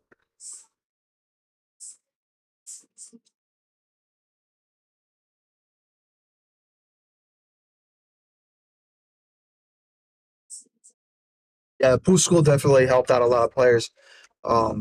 Brian too. You know, he was when I first met him, he was a 3 that was I felt that kind of shot inconsistently. Now he's a 5.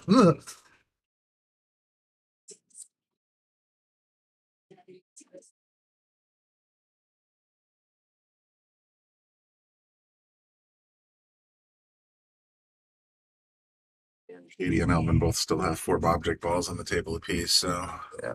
we're gonna stick with Kim and Betty for a little while It longer. was a good hit by Katie. I know she's low ball on that match. She just got it. She played 2 real kick. She was hitting pretty well. But, Alvin's got a shot here on this whatever ball it is, 13. Oh no, that's I think he miscued there. That looked, They can't see that table, dude. We're still 5 up here. yeah, I know. I'm just He just scratched. That's basically. yeah, So Katie has ball in hand. just feel bad for that. On the table you can see though.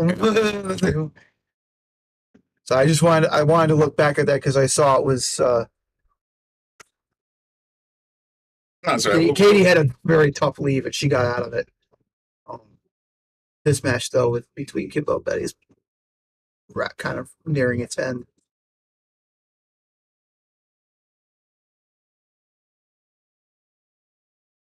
Go first.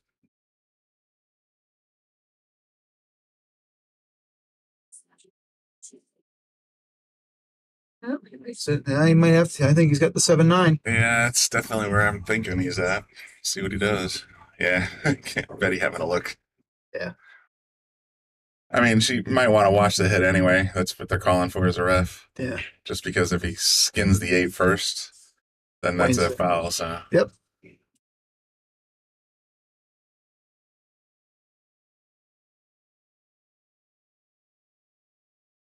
It was a clean head. It just didn't do what it wanted to do. Now betting with a chance for the 7-9 combo. Be whoever makes the 7-9 combo first.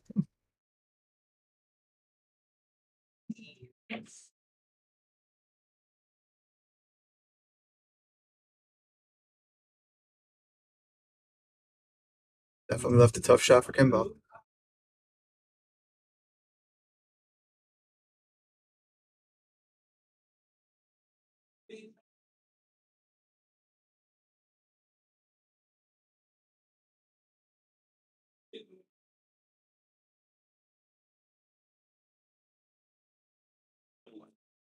Nice try though.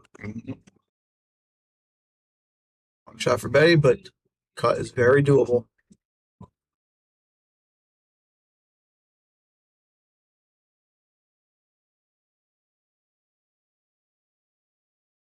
Had to follow off the short rail. Would have if she made the shot. Leave Kimbo long. Wow. Lucky leave anyway.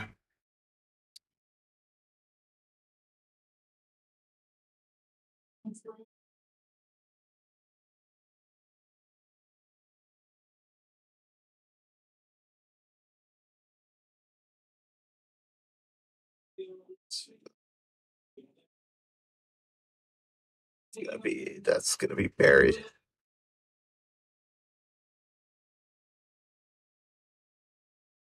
Kick off the rail for this.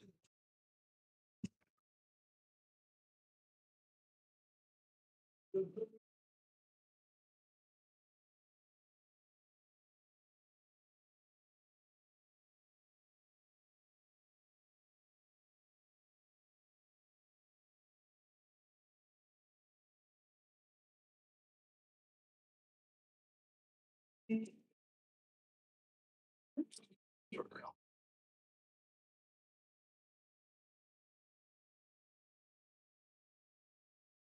Not happy leaving Kimbo a shot there, but it's not over yet there.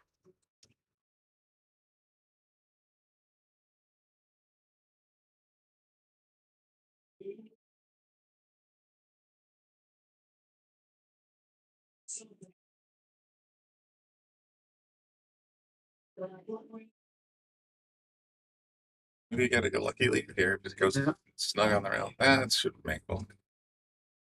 Still tight, but it's definitely more doable. You got more room for error if you want to.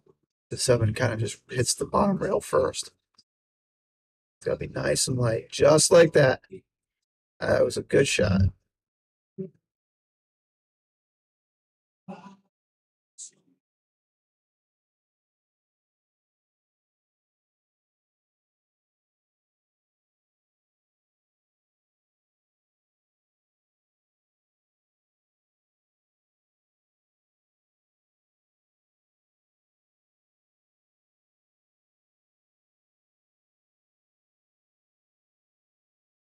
Not happy about it.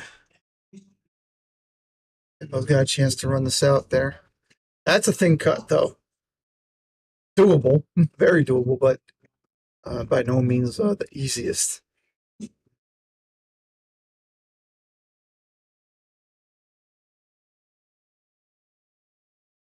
Yeah, I think he hit that a little harder than he should have.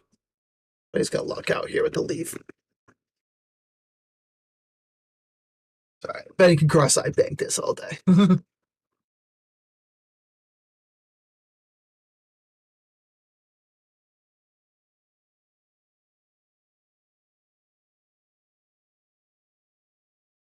Uh-oh. That's certainly playing with fire. Kimbo's got a nice shot on this 8-ball here. I think he runs this out.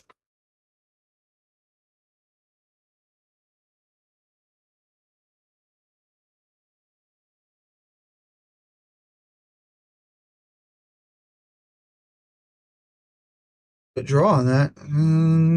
Yeah, that was a very costly play there.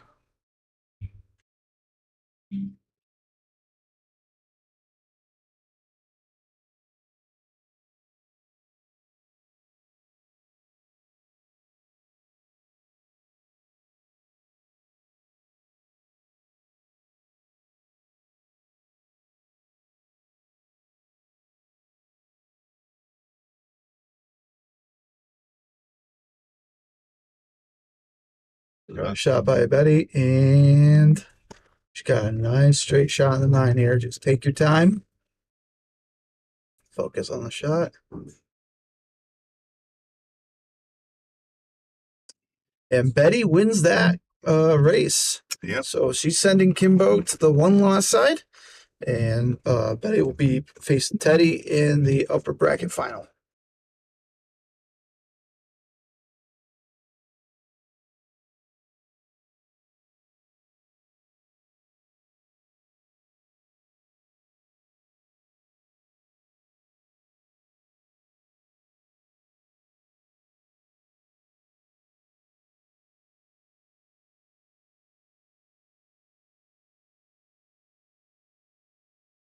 I wonder if the score's wrong on the digital pool because they got Katie and Elvin at 0-0, but I know Elvin won a game. Yeah. They might not be updating it like as the Yeah, it's purely up to the players, really. So Elvin might not have gone to his phone.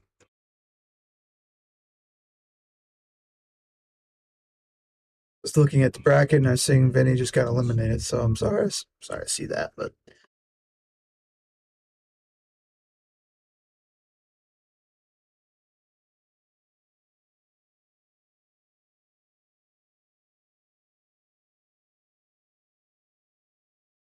Wow. I'm happy about it, but you're not leaving Key with a great shot.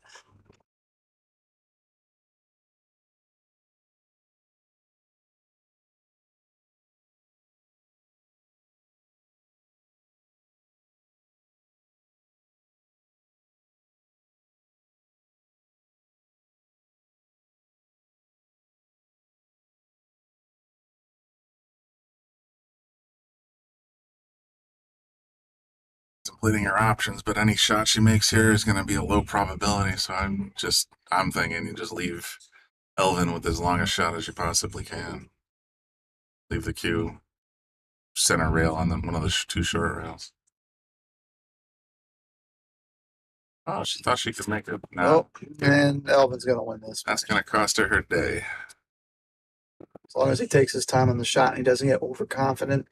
It's a straightforward shot, but Stranger things have happened.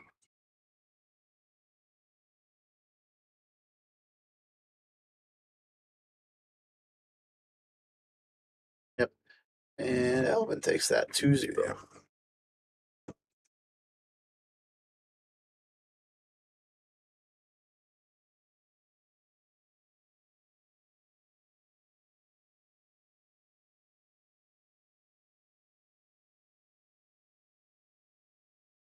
That's what our brackets look like right now. So Kimbo gets sent to the 1-loss side. So did Ashley. Currently playing on table 2 is Mario and Victor. We don't have anything running on table 4 yet. So as we're... What the heck? Is digital pool being a butt on it? There we go. Scrolling up to the top of the winner side, Teddy and Betty. That sounded fun to say. They Rhymes. Yeah, there you go.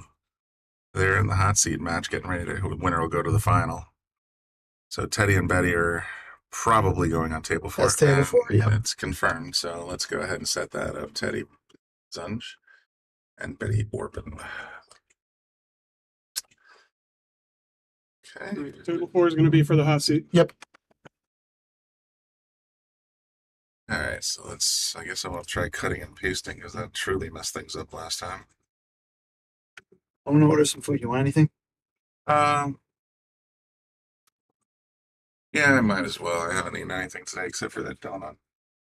I'll do a chicken quesadilla, I think, with they usually do peppers and onion.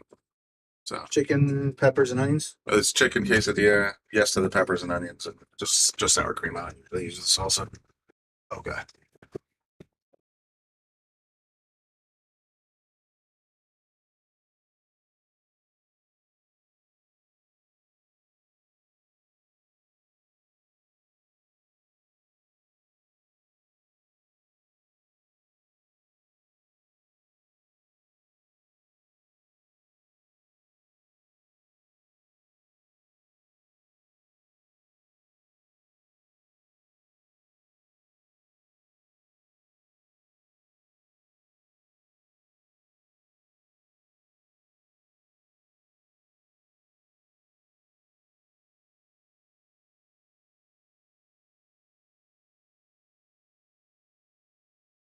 You spelled it wrong, man. I was just getting ready to fix Oh, it. come on, Brian. What are you doing to me?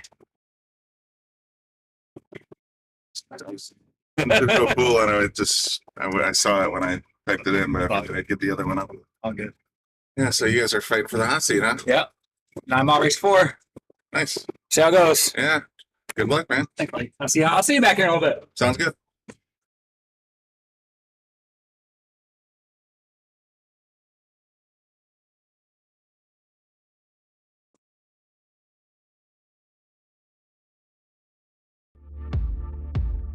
You've always been able to find anything you need with a smartphone. Now you can use it to find a game of pool with the Solato app. Anywhere, anytime. You can even host a game, tournament, or lesson, and make money. See where you stack up against all the other players worldwide in the Solato ranking system. Use your ranking to qualify for invitationals, large payout tournaments, and events. The pool table is your arena, your stadium, your court. It's harder than people think, but you don't care. The only way to get to the next level is to play more. The more you play, the more you win. Solato is the world's premier pool community, uniting players everywhere. Connect with the community, find and host games, and keep your stats. Pool isn't just a game, it's a lifestyle. Join Solato today to find your game.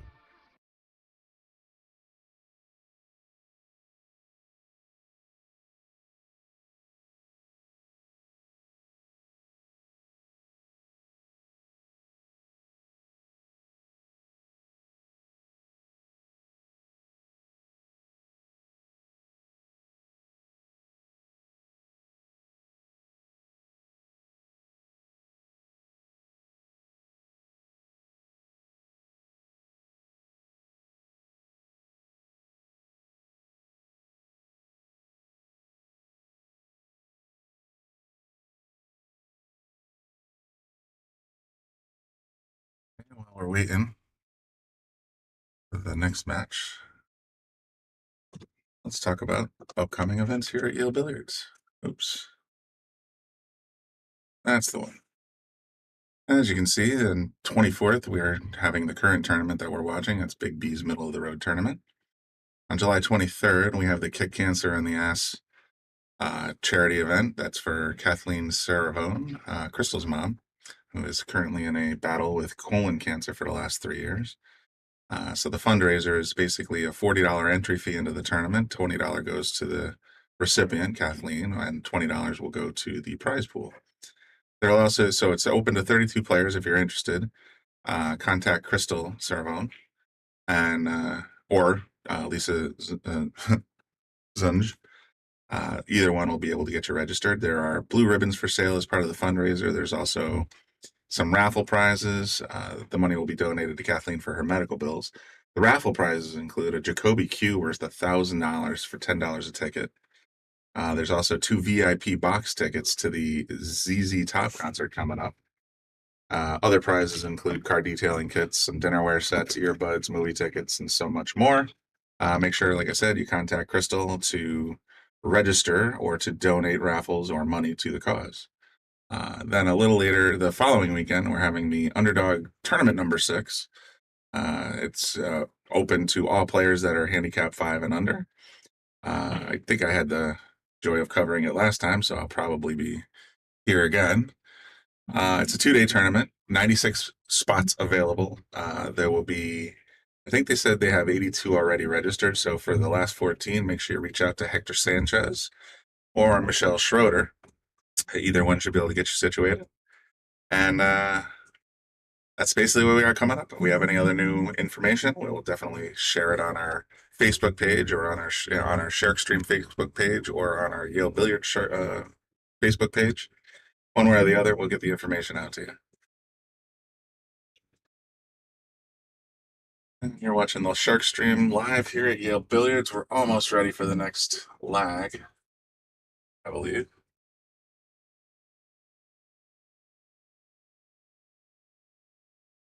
This is the hot seat match, so they're going to be playing 9-ball.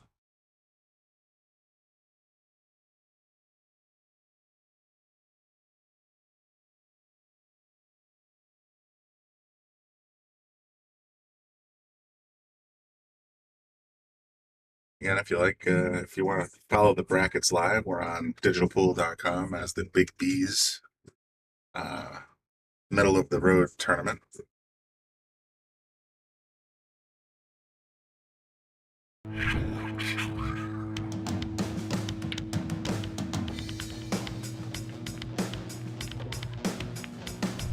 Joey hit the lights, Bobby grabbed the mic, chicken calling at you from the other side. Shock 3, going live. You're about to enter water, only sharks survive. In 3, 2, 1.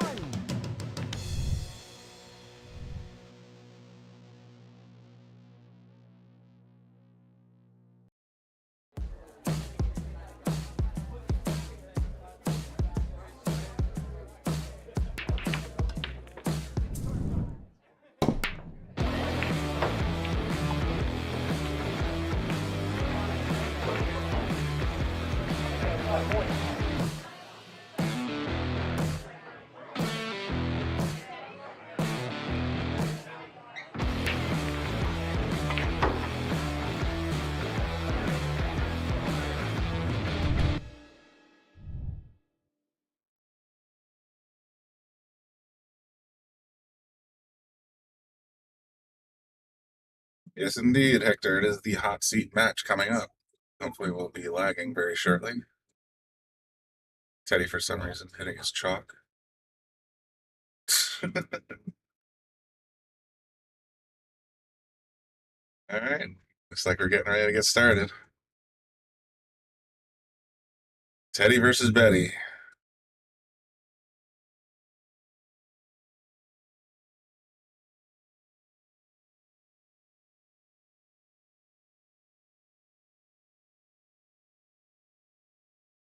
Both with rather fine lags, but it looks like Teddy's his closest. So Teddy will be taking the first break. Hot seat match live at Yale Billiards. Coming at you from the Shark Stream. Big Bees tournament. Middle of the road. Handicap 4 and under. Should be a pretty good match. These two players are on the strong side of 4 for sure. And they've definitely earned their way into this spot, so should be fun.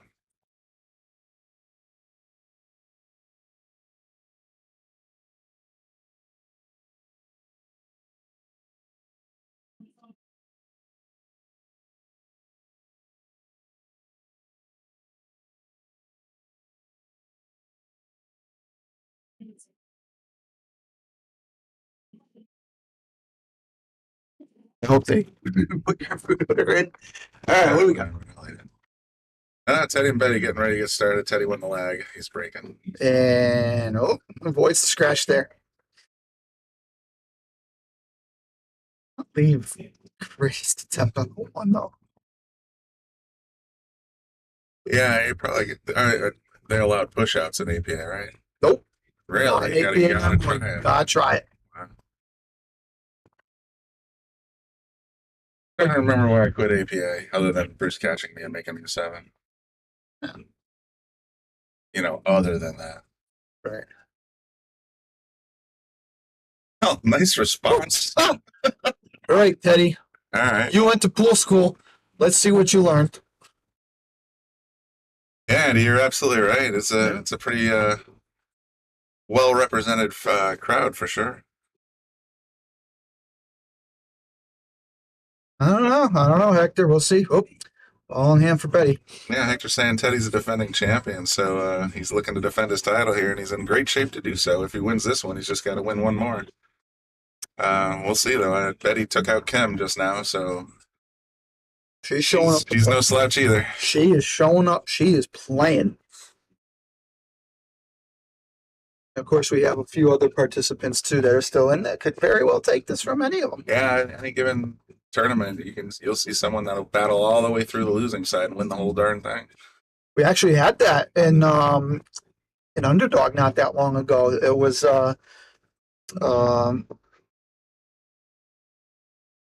yeah, she's taking her time. She's definitely she is a good shot. I see her every week shooting. She does pretty well. There was an underdog. It was the one where it was Sean Harlow and Dave Trutzen. right? I think, and then Trutzen, I think, lost the first match, and then he came back on the one loss and won every match after that. It's a long day when you'd have that happen, but I've been there too, and it's so you play a lot of pool, but it gets you, it keeps you nice and warm and toasty. So once you finally do get back to that final match, you're usually nice and warmed up, and your opponent's been frozen for the last 2 hours. Yeah. Whoever wins this match will probably have at least an hour and a half, 2 hour break. Oh, that was a nice try. I didn't think there was a. Yeah, I remember that because I played Sean in the first match, and he just murdered me in about 40 minutes. Yeah, every time he was on the 5-ball, he was running me out, so I didn't stand a chance. And then I had to play you after that. So I certainly have had very unlucky tournament draws.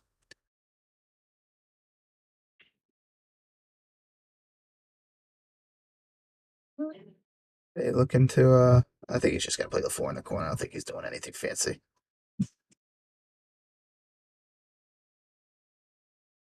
Yeah. That's a good shot, but he's tight shot on the 5. Oh, yeah, it looks like he still wanted it.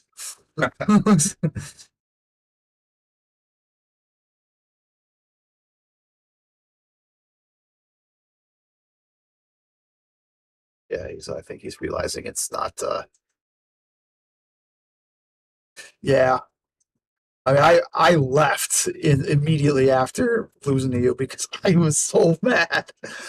Oh, Teddy, unfortunately, Teddy had a tough shot there. And, Teddy's got a chance here. She could carry him off to 5 and a 9, and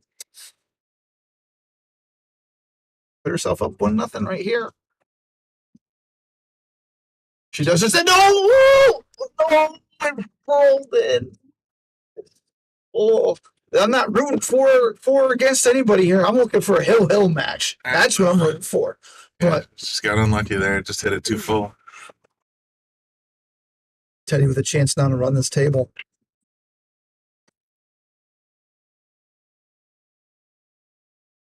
I'm gonna stretch my legs a bit. Yep.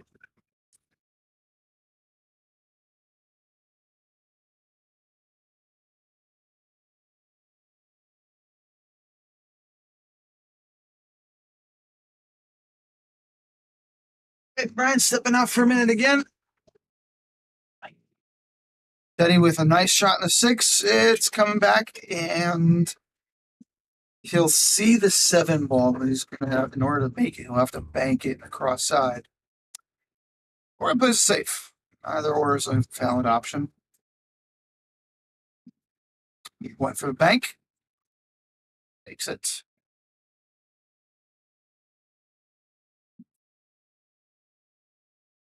Very good shot there by Teddy.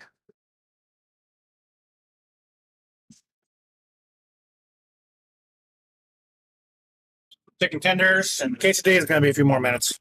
Oh, okay. All right. Which is good because he just stepped outside. Well, there was a pizza in the oven. I had to wait for it to get done. So that's all. Just a few more minutes. Yep. Teddy's turn now on the 8 ball.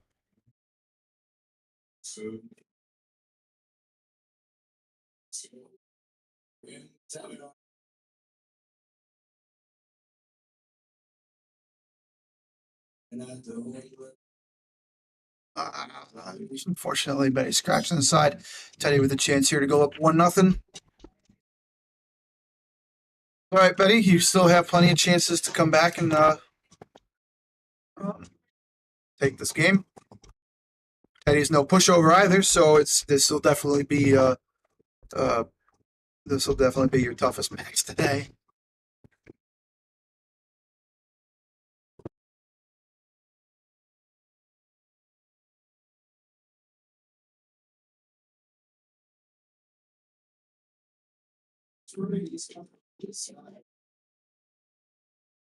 Nope, just like that.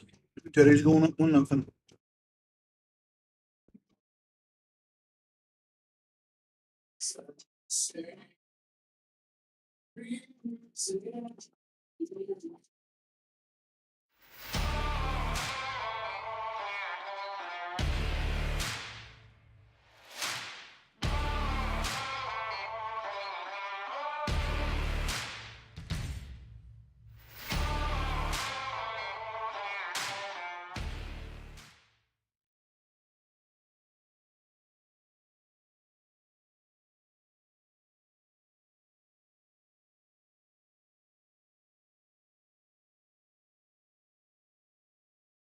Teddy with the break. Oh my God, Teddy. Maybe instead of killing the cue ball, you break a little softer. No, that was a nice power break, but makes the one cue ball go flying off the table. So ball in hand for Betty.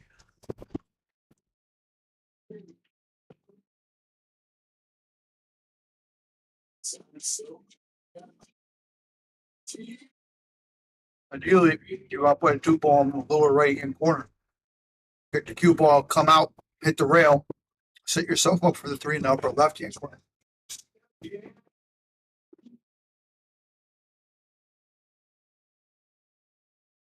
Which Betty is setting up herself for.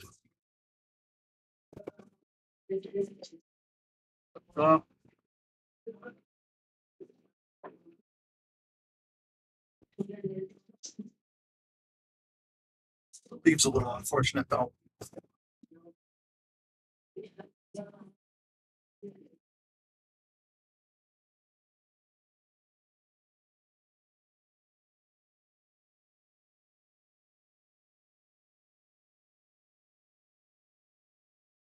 Pair him off the 5, but it's going to leave Teddy a nice shot in 3.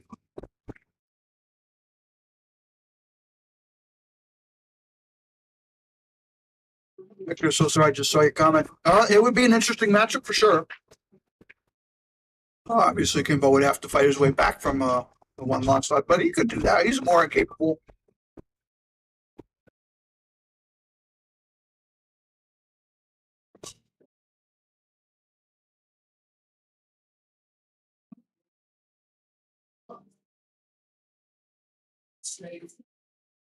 Shot by Teddy.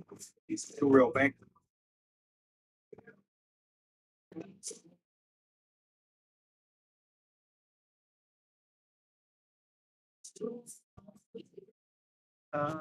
Oh yeah, 5-ball moved out a little more. Teddy probably wanted to, but leaving Betty behind the 8-ball. Have to play off the rail. Inside. Oh, unless she sees it. No, I think she's going off the rail. Going off the rail first. A little too short. She had to be up closer to it, but Teddy gets ball in hand here. A chance to run this table out.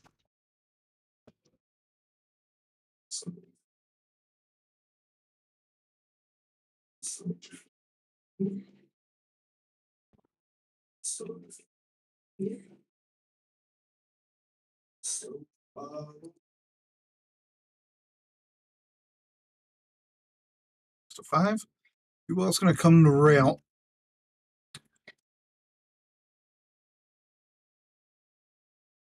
Yeah, cut's doable. It's got some room. Not much. Is he going for a cut or is he going for a reverse bank? Oh, he went for a cut. And still not leaving great shots.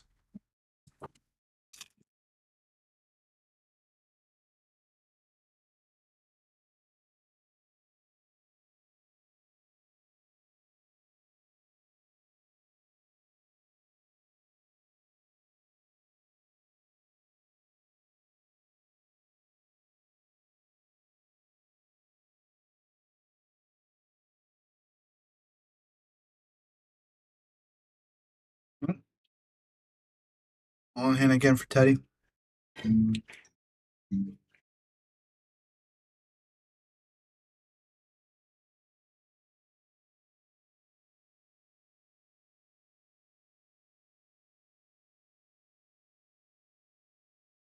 Bring the cue ball back out.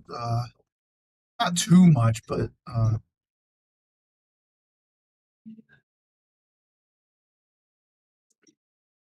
the way he's set up, he wants to shoot the 6-ball that way. You should play a little outside on it, so that way you get you can come 2 rails back around the 9. Rail works too, but the carry him off the 9 needed to happen though. Otherwise, he would have been that would have been a more that cut. The cut on the 7 would be more thin. Would have been much harder shot, but Teddy rushed that shot a little bit. Now Betty's got a chance to run this table out.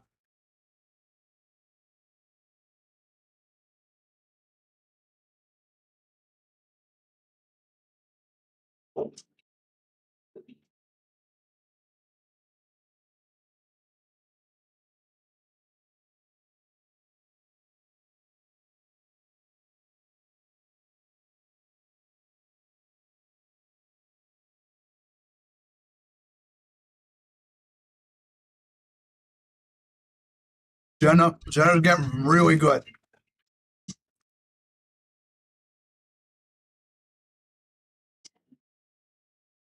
I played her in an APA match. Granted, she went down to 4.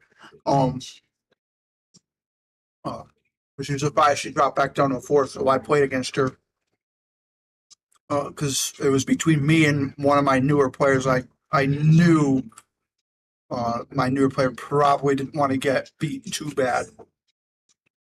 She beat me. I only got to 3 games. I didn't even get to the hill. She was playing very smart. So honestly, she'll be one to watch. Teddy here with a shot in 7. He's not a great shot, but you can reverse back that to the side. He certainly tried, but scratches. So Betty now with another chance.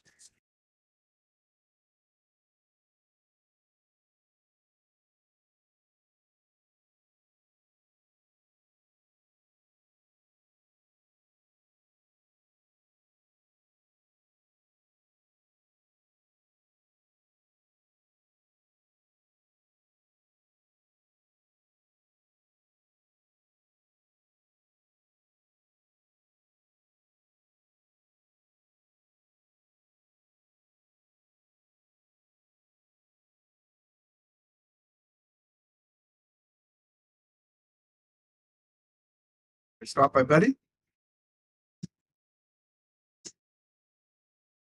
Here you want to follow the cue ball up, play the 8 in the corner. Let the cue ball kind of drift back down the table.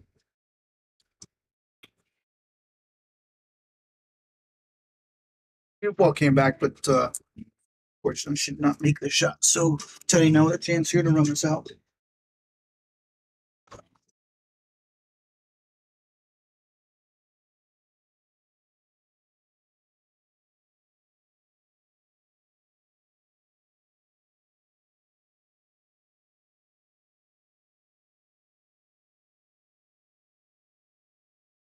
Teddy try and banking it. Still not leaving. If you're gonna leave somebody, leave them bat. But I don't think Teddy intended to leave a bat. I think he intended to make the shot and try to make the 9. But Betty's back at the table. Very much take this rack. Tie it up 1-1.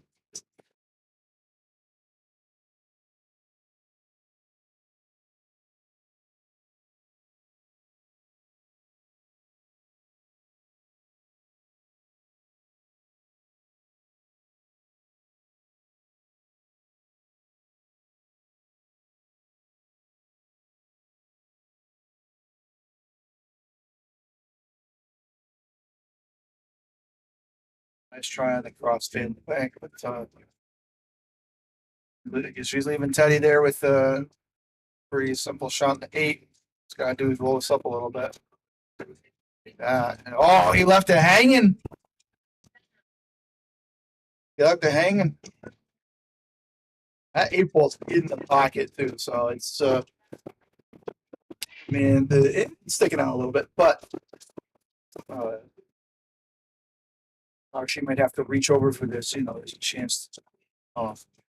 She doesn't want to follow the cue ball, and she'll want to kind of hit the 8 ball on its side a little bit. Have the cue ball just drift out back toward almost where the cue ball is now, but maybe a little further out towards the center of the table, so that way the shot that she came to the other side of it.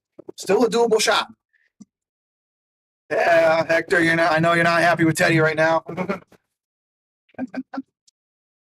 All right, we want this to go hill. We want more pool action.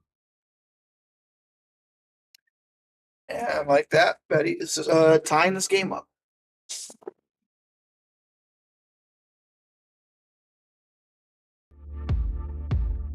You've always been able to find anything you need with a smartphone. Now you can use it to find a game of pool with the Solato app. Anywhere, anytime. You can even host a game, tournament, or lesson, and make money. See where you stack up against all the other players worldwide in the Solato ranking system. Use your ranking to qualify for invitationals, large payout tournaments, and events. The pool table is your arena, your stadium, your court. It's harder than people think, but you don't care. The only way to get to the next level is to play more. The more you play, the more you win.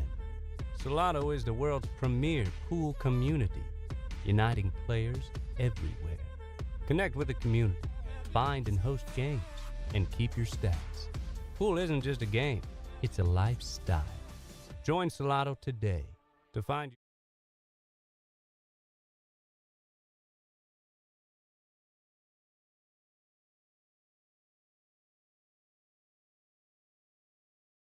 Right, 1-1.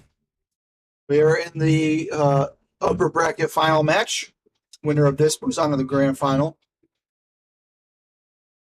Betty pots the 1 on the break, but unfortunately the 8-3 in the way of the 2. So she's gonna have to figure out a way to hit off this short rail.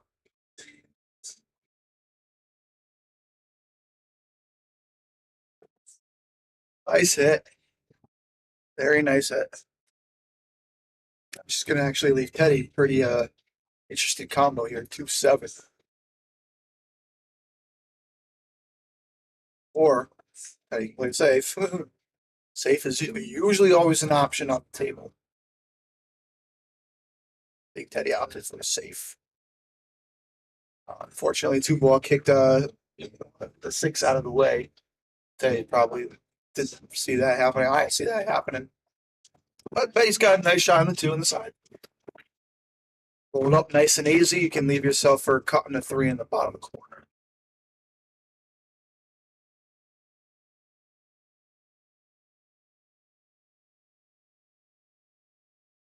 Just like that. Nice and easy. Oh, it was off just by a hair.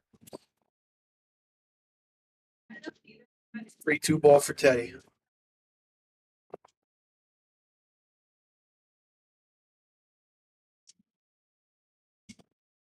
I think he was also trying for the 9.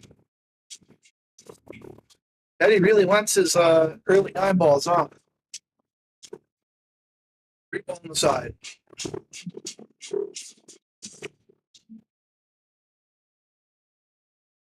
But I think the 4-6 combo goes. You got thin to 4 though, because the first guy it was 6 ball left side.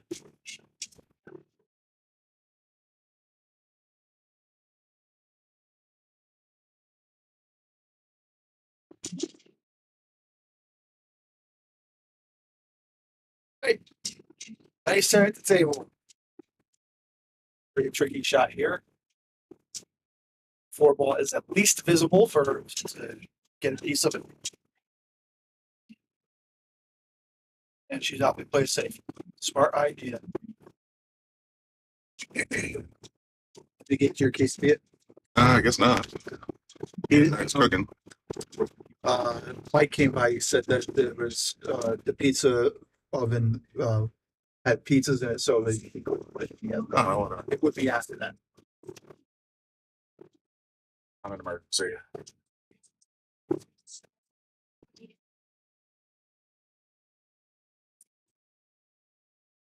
Yeah, Betty's no pushover. That's good to see. Teddy missed a shot in 8 ball though. He should have aced it, and that's why Hector's yelling over here.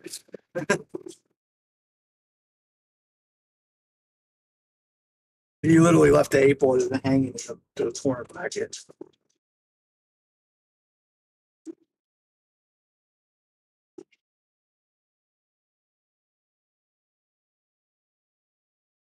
Oh, that's not gonna make it. He's gonna get a ball on the end here.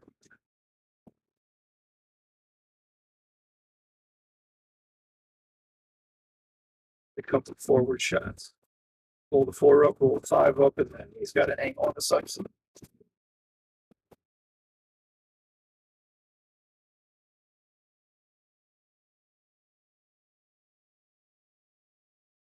He's just got to take his time.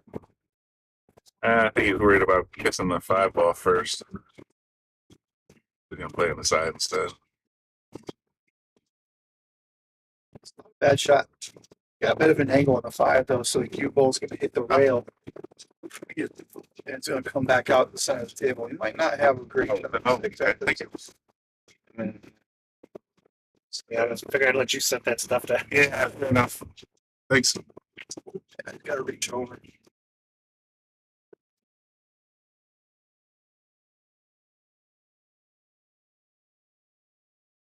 Bit of a stretch there. All right, well, Betty's got an opportunity here. Run him out. Yeah, just gotta start with a 6 and work from there.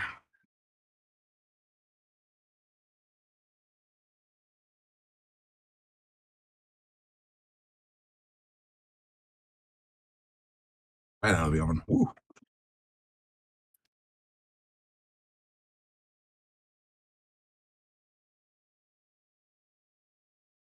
You can play this shot in the corner pocket. Put an inside English on it. Okay, got a longer shot in the 7 though. Doable though.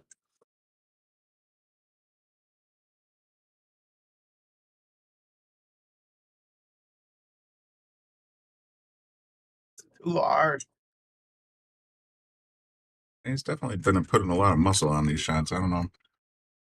Some people like to do that just to keep the ball from, so they don't trust the table, clock's a little old. There's a lot of different ways to think about it, but I think Teddy needs to just bring it down about 10%, 20%. He'll be a lot happier with these shots. Yeah, Teddy's too strong for this game. You see those muscle? Yeah. In fact, after he won his first rack, he broke the cue ball and flying off the table.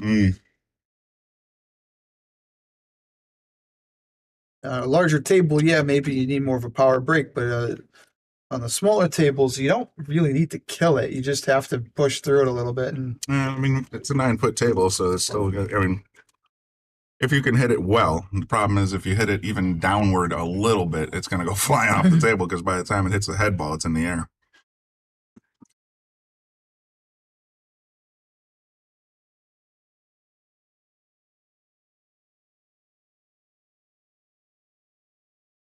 it's a nice shot on the 8.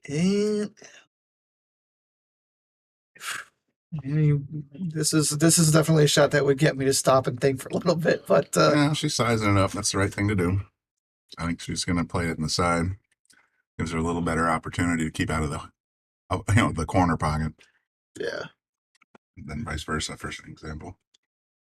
Still very tricky though. Yep. Either way, it's kind of a risk. Just play it nice and simple. Pocket speed, little draw. She avoids the scratch. But Teddy gets to come back to the table now. Long cut though.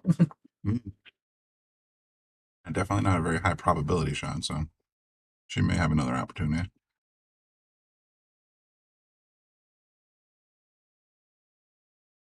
Oh, that's a nice shot by Teddy.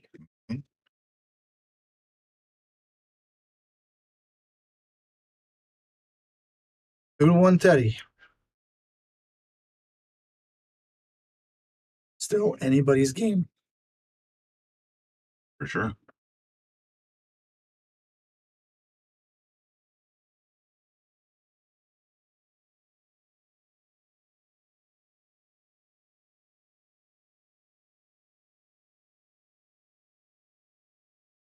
Times on the jukebox is quiet.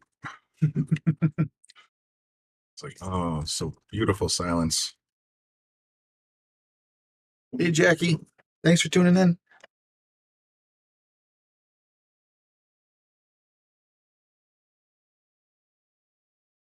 Look at Teddy checking the rack.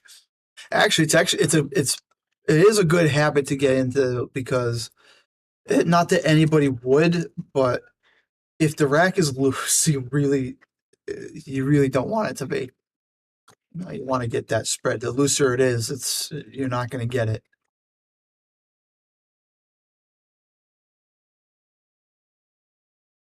He definitely didn't put as much stink on that one. Yeah, I think he learned his lesson. Toned it down a little bit. Good thinking.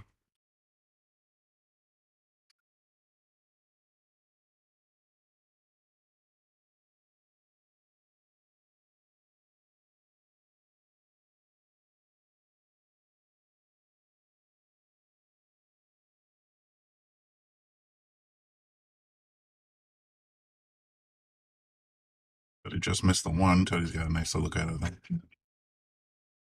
But I think he wanted a little more roll there because now he's a little behind the 8. Yeah, he might figure something out here. He usually does. Well, Paulette, What? that is very much to be determined. The winner of this one goes into the final on the winner side. So whoever battles all the way through the one-loss side will be the opponent. And we still got, I think, 3-4 matches left on that. Yeah, on the digital pool, if you look and see on there, pretty sure we're in the round of 16 still. So we're going to have a little, the next few matches are going to be all people. And then Paulette, of course, not Paulette. Betty or Teddy will have another opportunity to get back into the final. So it could go either way. High probability of one of the two of them both of these opponents being in the final again, but you never know. Still some good players on that one-loss side. Teddy opting to play safe. I think Kim and Katie are still both in, or did Katie get eliminated? I can't remember. Katie was eliminated. Okay. Oh, that was close. Nice try. Teddy left her pretty snookered. Let's take a listen. Can't wait to taste it on your lips in the night with a kiss. We do it like this.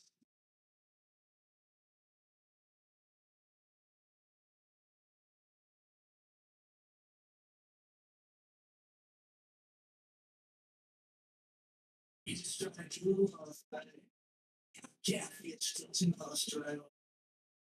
They could be waiting a while too. There. Oh, yeah. So it'll probably be at least a couple hours before we get to the final. I think after this match is over, I'm gonna go ahead and reset the stream. Just to get more notifications out there, but also so the video's not wildly long.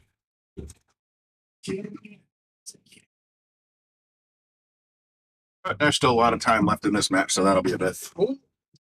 Once again, Teddy hitting it, and he lucks out there. 6-ball comes right back into the corner pocket. Yeah, I think if I had to whisper in his ear right now, I'd be like, you need to slow down, both yourself and the ball that you're shooting. But if it's working for him, who am I to say?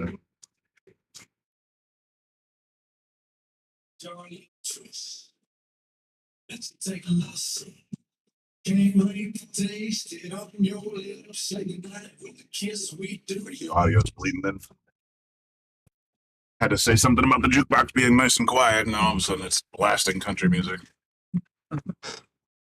Teddy's favorite. Oh, he's probably the one then to put it on. I have to go get the cancel button from Lisa. Oh no, Teddy put it on. You know, Lisa didn't cancel on that. I didn't say I was going to tell Lisa what I was going to do. I just going to get the cancel button.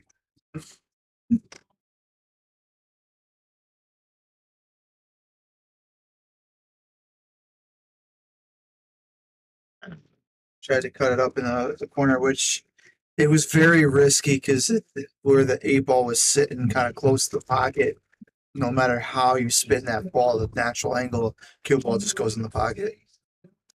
So, unfortunate shot that Betty had to play there. I had to predict he's going to overhit this, miss the 8 in the side, and go 3 rails for damn near no position. Not that I'm a skeptic or anything. Oh my God, he hit it soft and he actually hit it well. Do you think he's on his phone? Maybe he's listening. If he's listening, I was just going by the last few shots. But he played that very nicely, and he should have a lock on this 9-ball.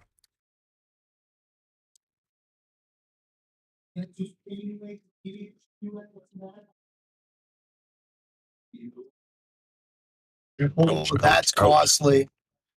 That's costly. Eddie's kind of jumped up on that one a little bit, and now instead of being on the helm, Yeah. Eddie's got a great opportunity to tie it up here.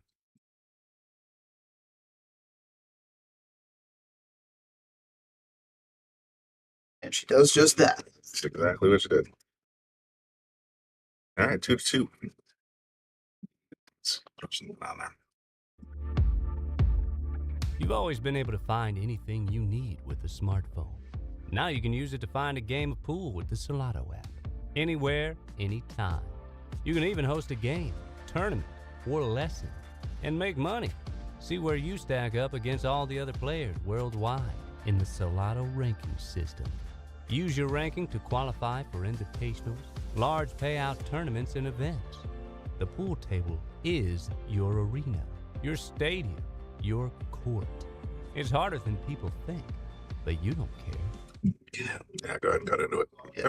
Well, she's about to break. That's what I said. Commentator curse. Eddie, you nailed that one. See, that thing with that is that's so superstitious. Like, I get it, but at the same time, they can't hear us. All right.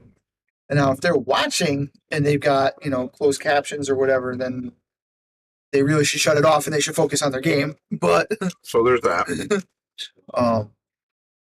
but if you got the closed captions on, you're reading the words and you're like, oh, well, they're saying this in the booth. So, and then they try to maybe apply something and then it'll get in their head.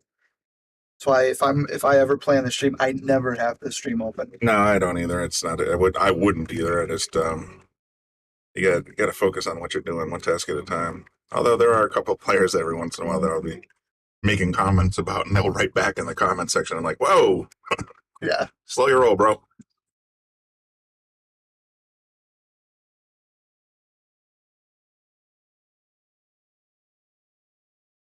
Yeah, right.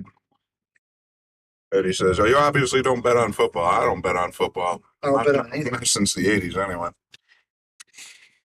But yeah, the commentator curses are real,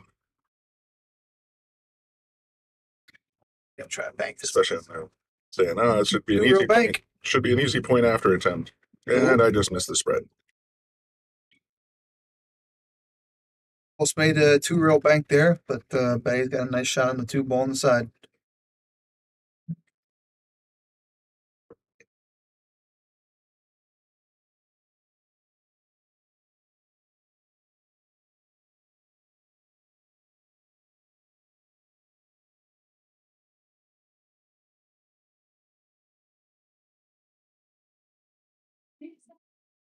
She went out for the corner.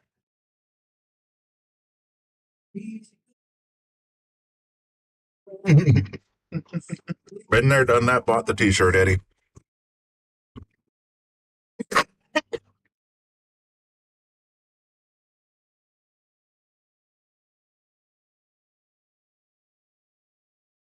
remember once when John Yale was with me back or we were at Yale Billiards, and John Yale's a giant Jets fan. Defensive lineman picks off an interception on the 20-yard line, starts running, no one between him and the end zone. Eddie just scratch. No one between him and the end zone. He's at the 20. He's at the 10. The Jets could win this game. Dude's so beefy, he ran out of gas at the 5-yard line, falls down, and gets tagged down. Jets knelt it out, won the game. John lost the spread. I thought he was going to basically destroy Yale Billiards at that point. He was so furious.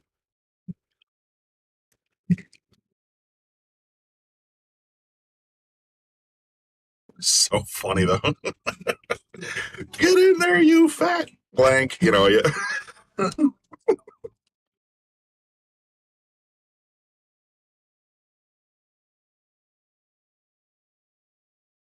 Ed knows John Yale too, so I'm sure he can very vividly picture that exact reaction in his mind.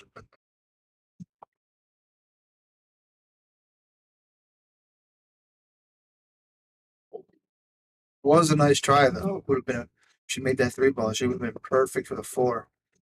But instead leaves Teddy for a really difficult 3. That's near kissing. I don't think it is, but it's pretty close.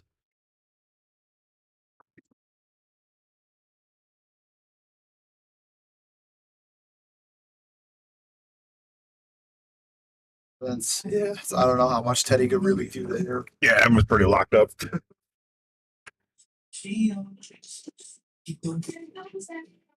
Get some music for a little bit.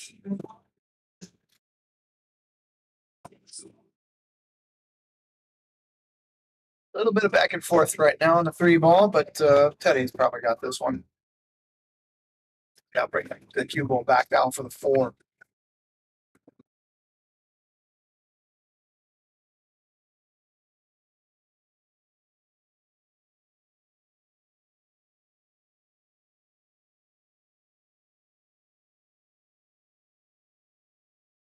I think you put left on it, which will work, but I think you need a low on that too, because you got to come around the 8 ball.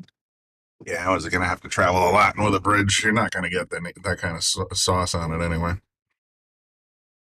Long reach there for Betty. She wants to try to cut that in. I'm sure she will. She's getting bridge.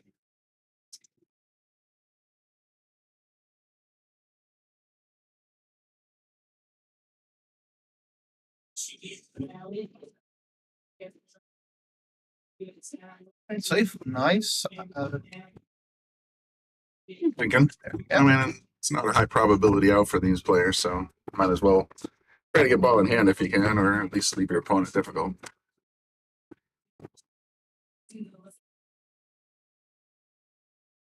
Shot. Right.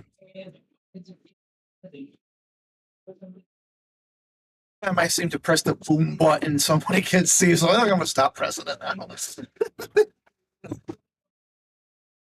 Yeah, but he got a little punished for it, so.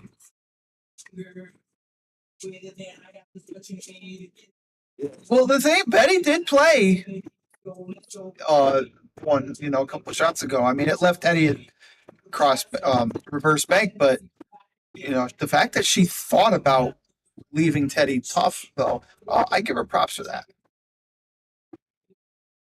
But Eddie, you are right. A lot of the matches that we've been seeing on the stream, it's been offense, offense, offense. Sometimes you got to take a look at a shot and just be like, you know what? I'm going to leave you tough. Let them try to deal with it. Cross your fingers, you get ball in the hand.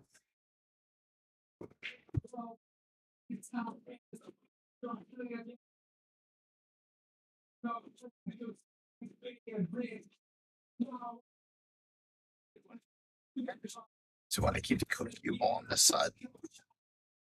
It's probably his intention for sure.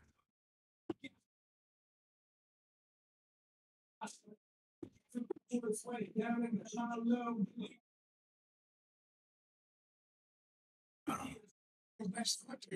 gonna have Lisa put the micro or the speakers down in the party room.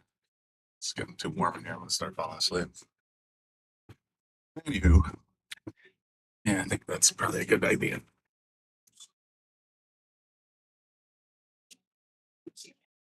Eddie with a long shot on the 6.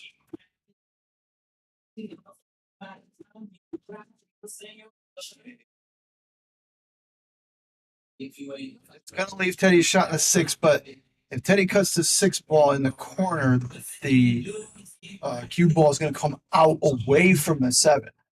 So he's gonna have to kind of put a little zip on this to bring it back down table. And Eddie, I agree. Many a game where there've been many games where I've I played safes because either I was down or I just didn't have shots, and it turns out either I win or I lose, but I keep it close. I remember one time I was actually playing Tim Levine in an APA match for 8 ball, and he shut me out, but he came over to me. He says, I made him really think really hard about the having to get that shutout because I played safe after safe on him. Had to. My ball. I didn't have a good table for any great runs.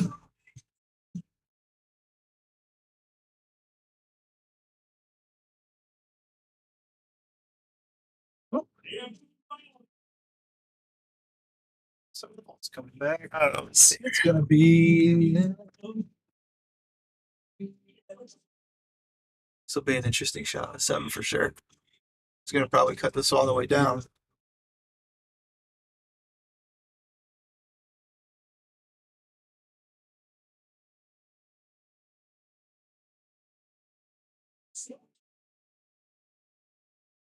Oh. Dave with a chance to run this out.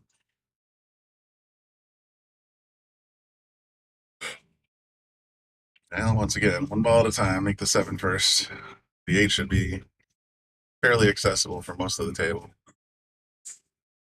Hit it hard enough for the cue ball to come back out. Otherwise, you leave it in the one place. It's,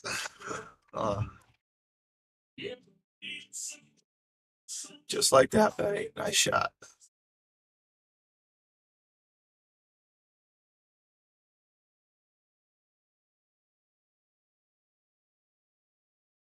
Might have given that one a little more zip, but Kind of shot for Betty. She has a chance to go up 3-2 here.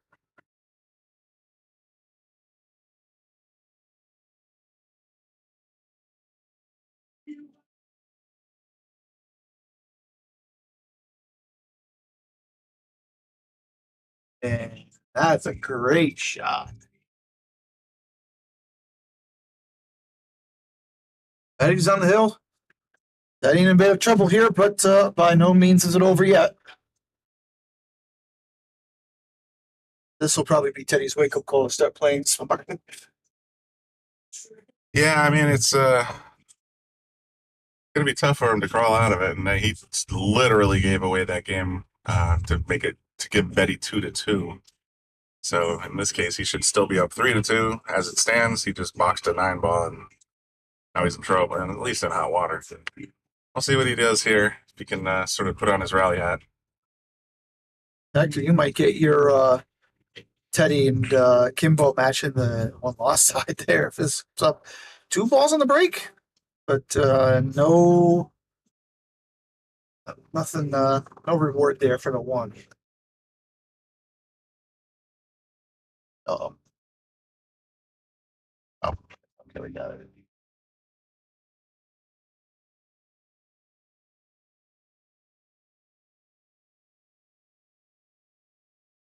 Goes up 1-0 on table 3.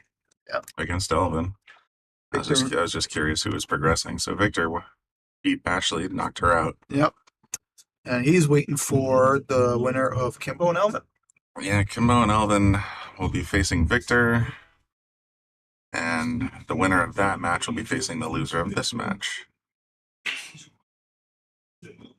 So right now we actually have 5 players left. We have, yep, 5 players still alive.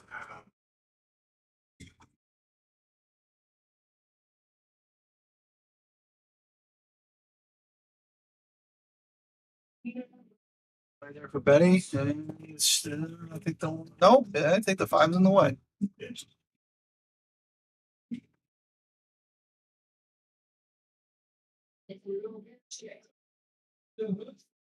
This country's killing me. By that, I don't mean the USA. I mean the country music that's playing on the jukebox. He tried to come around 3 rails. Yeah, that was going to be a tough shot, no matter how you play it. So, all in hand for Betty. Make the 1. Maybe try go for the 3-9 and put Teddy out of his misery. Not a bad plan. Looks like she's eyeballing it.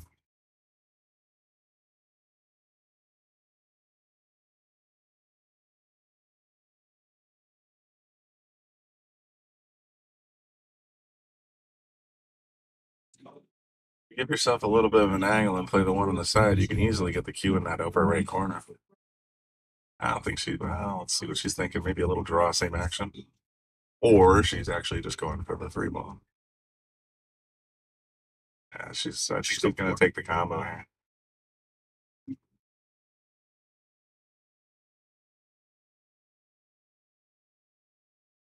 Bearing down a shot.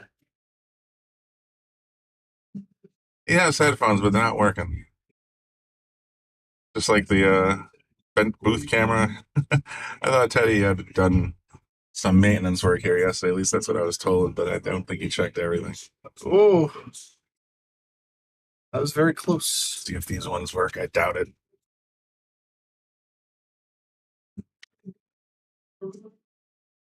Yeah, they're done.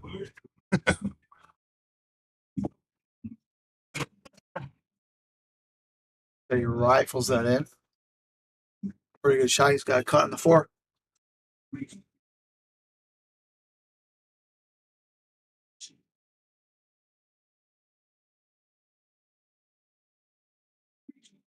A little bit of distance on the 5-ball. He's got to make sure he doesn't hit any draw it on it. He's going to bring that side pocket into play. He is lining up for top. Yep. Hits it. Nice speed. Yep, he should be fine. That's a great shot. A little low on this, so that way you can bring the cue ball back a little bit to get a better cut in the 8. Or you can get lucky. We're not booming that one because that's not what he wanted.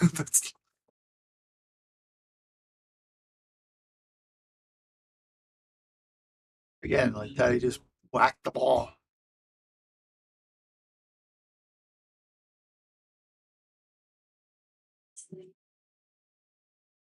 Going for the bank and that. Okay, that we're gonna do.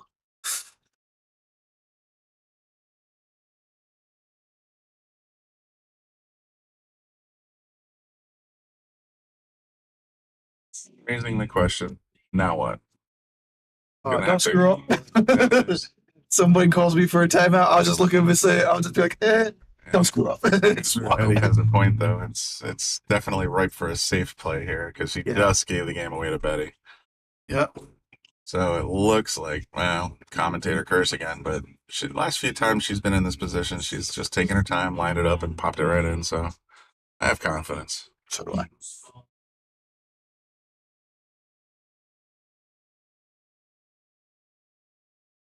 Eddie is on to the grand final. Betty's won the hot seat. So, all right, folks, thank you for tuning in. We're going to go ahead and shut down this video, and we'll be right back with the top 4 for the Big B's Middle of the Road tournament. We hope that you will tune back in. We'll be back in a few minutes.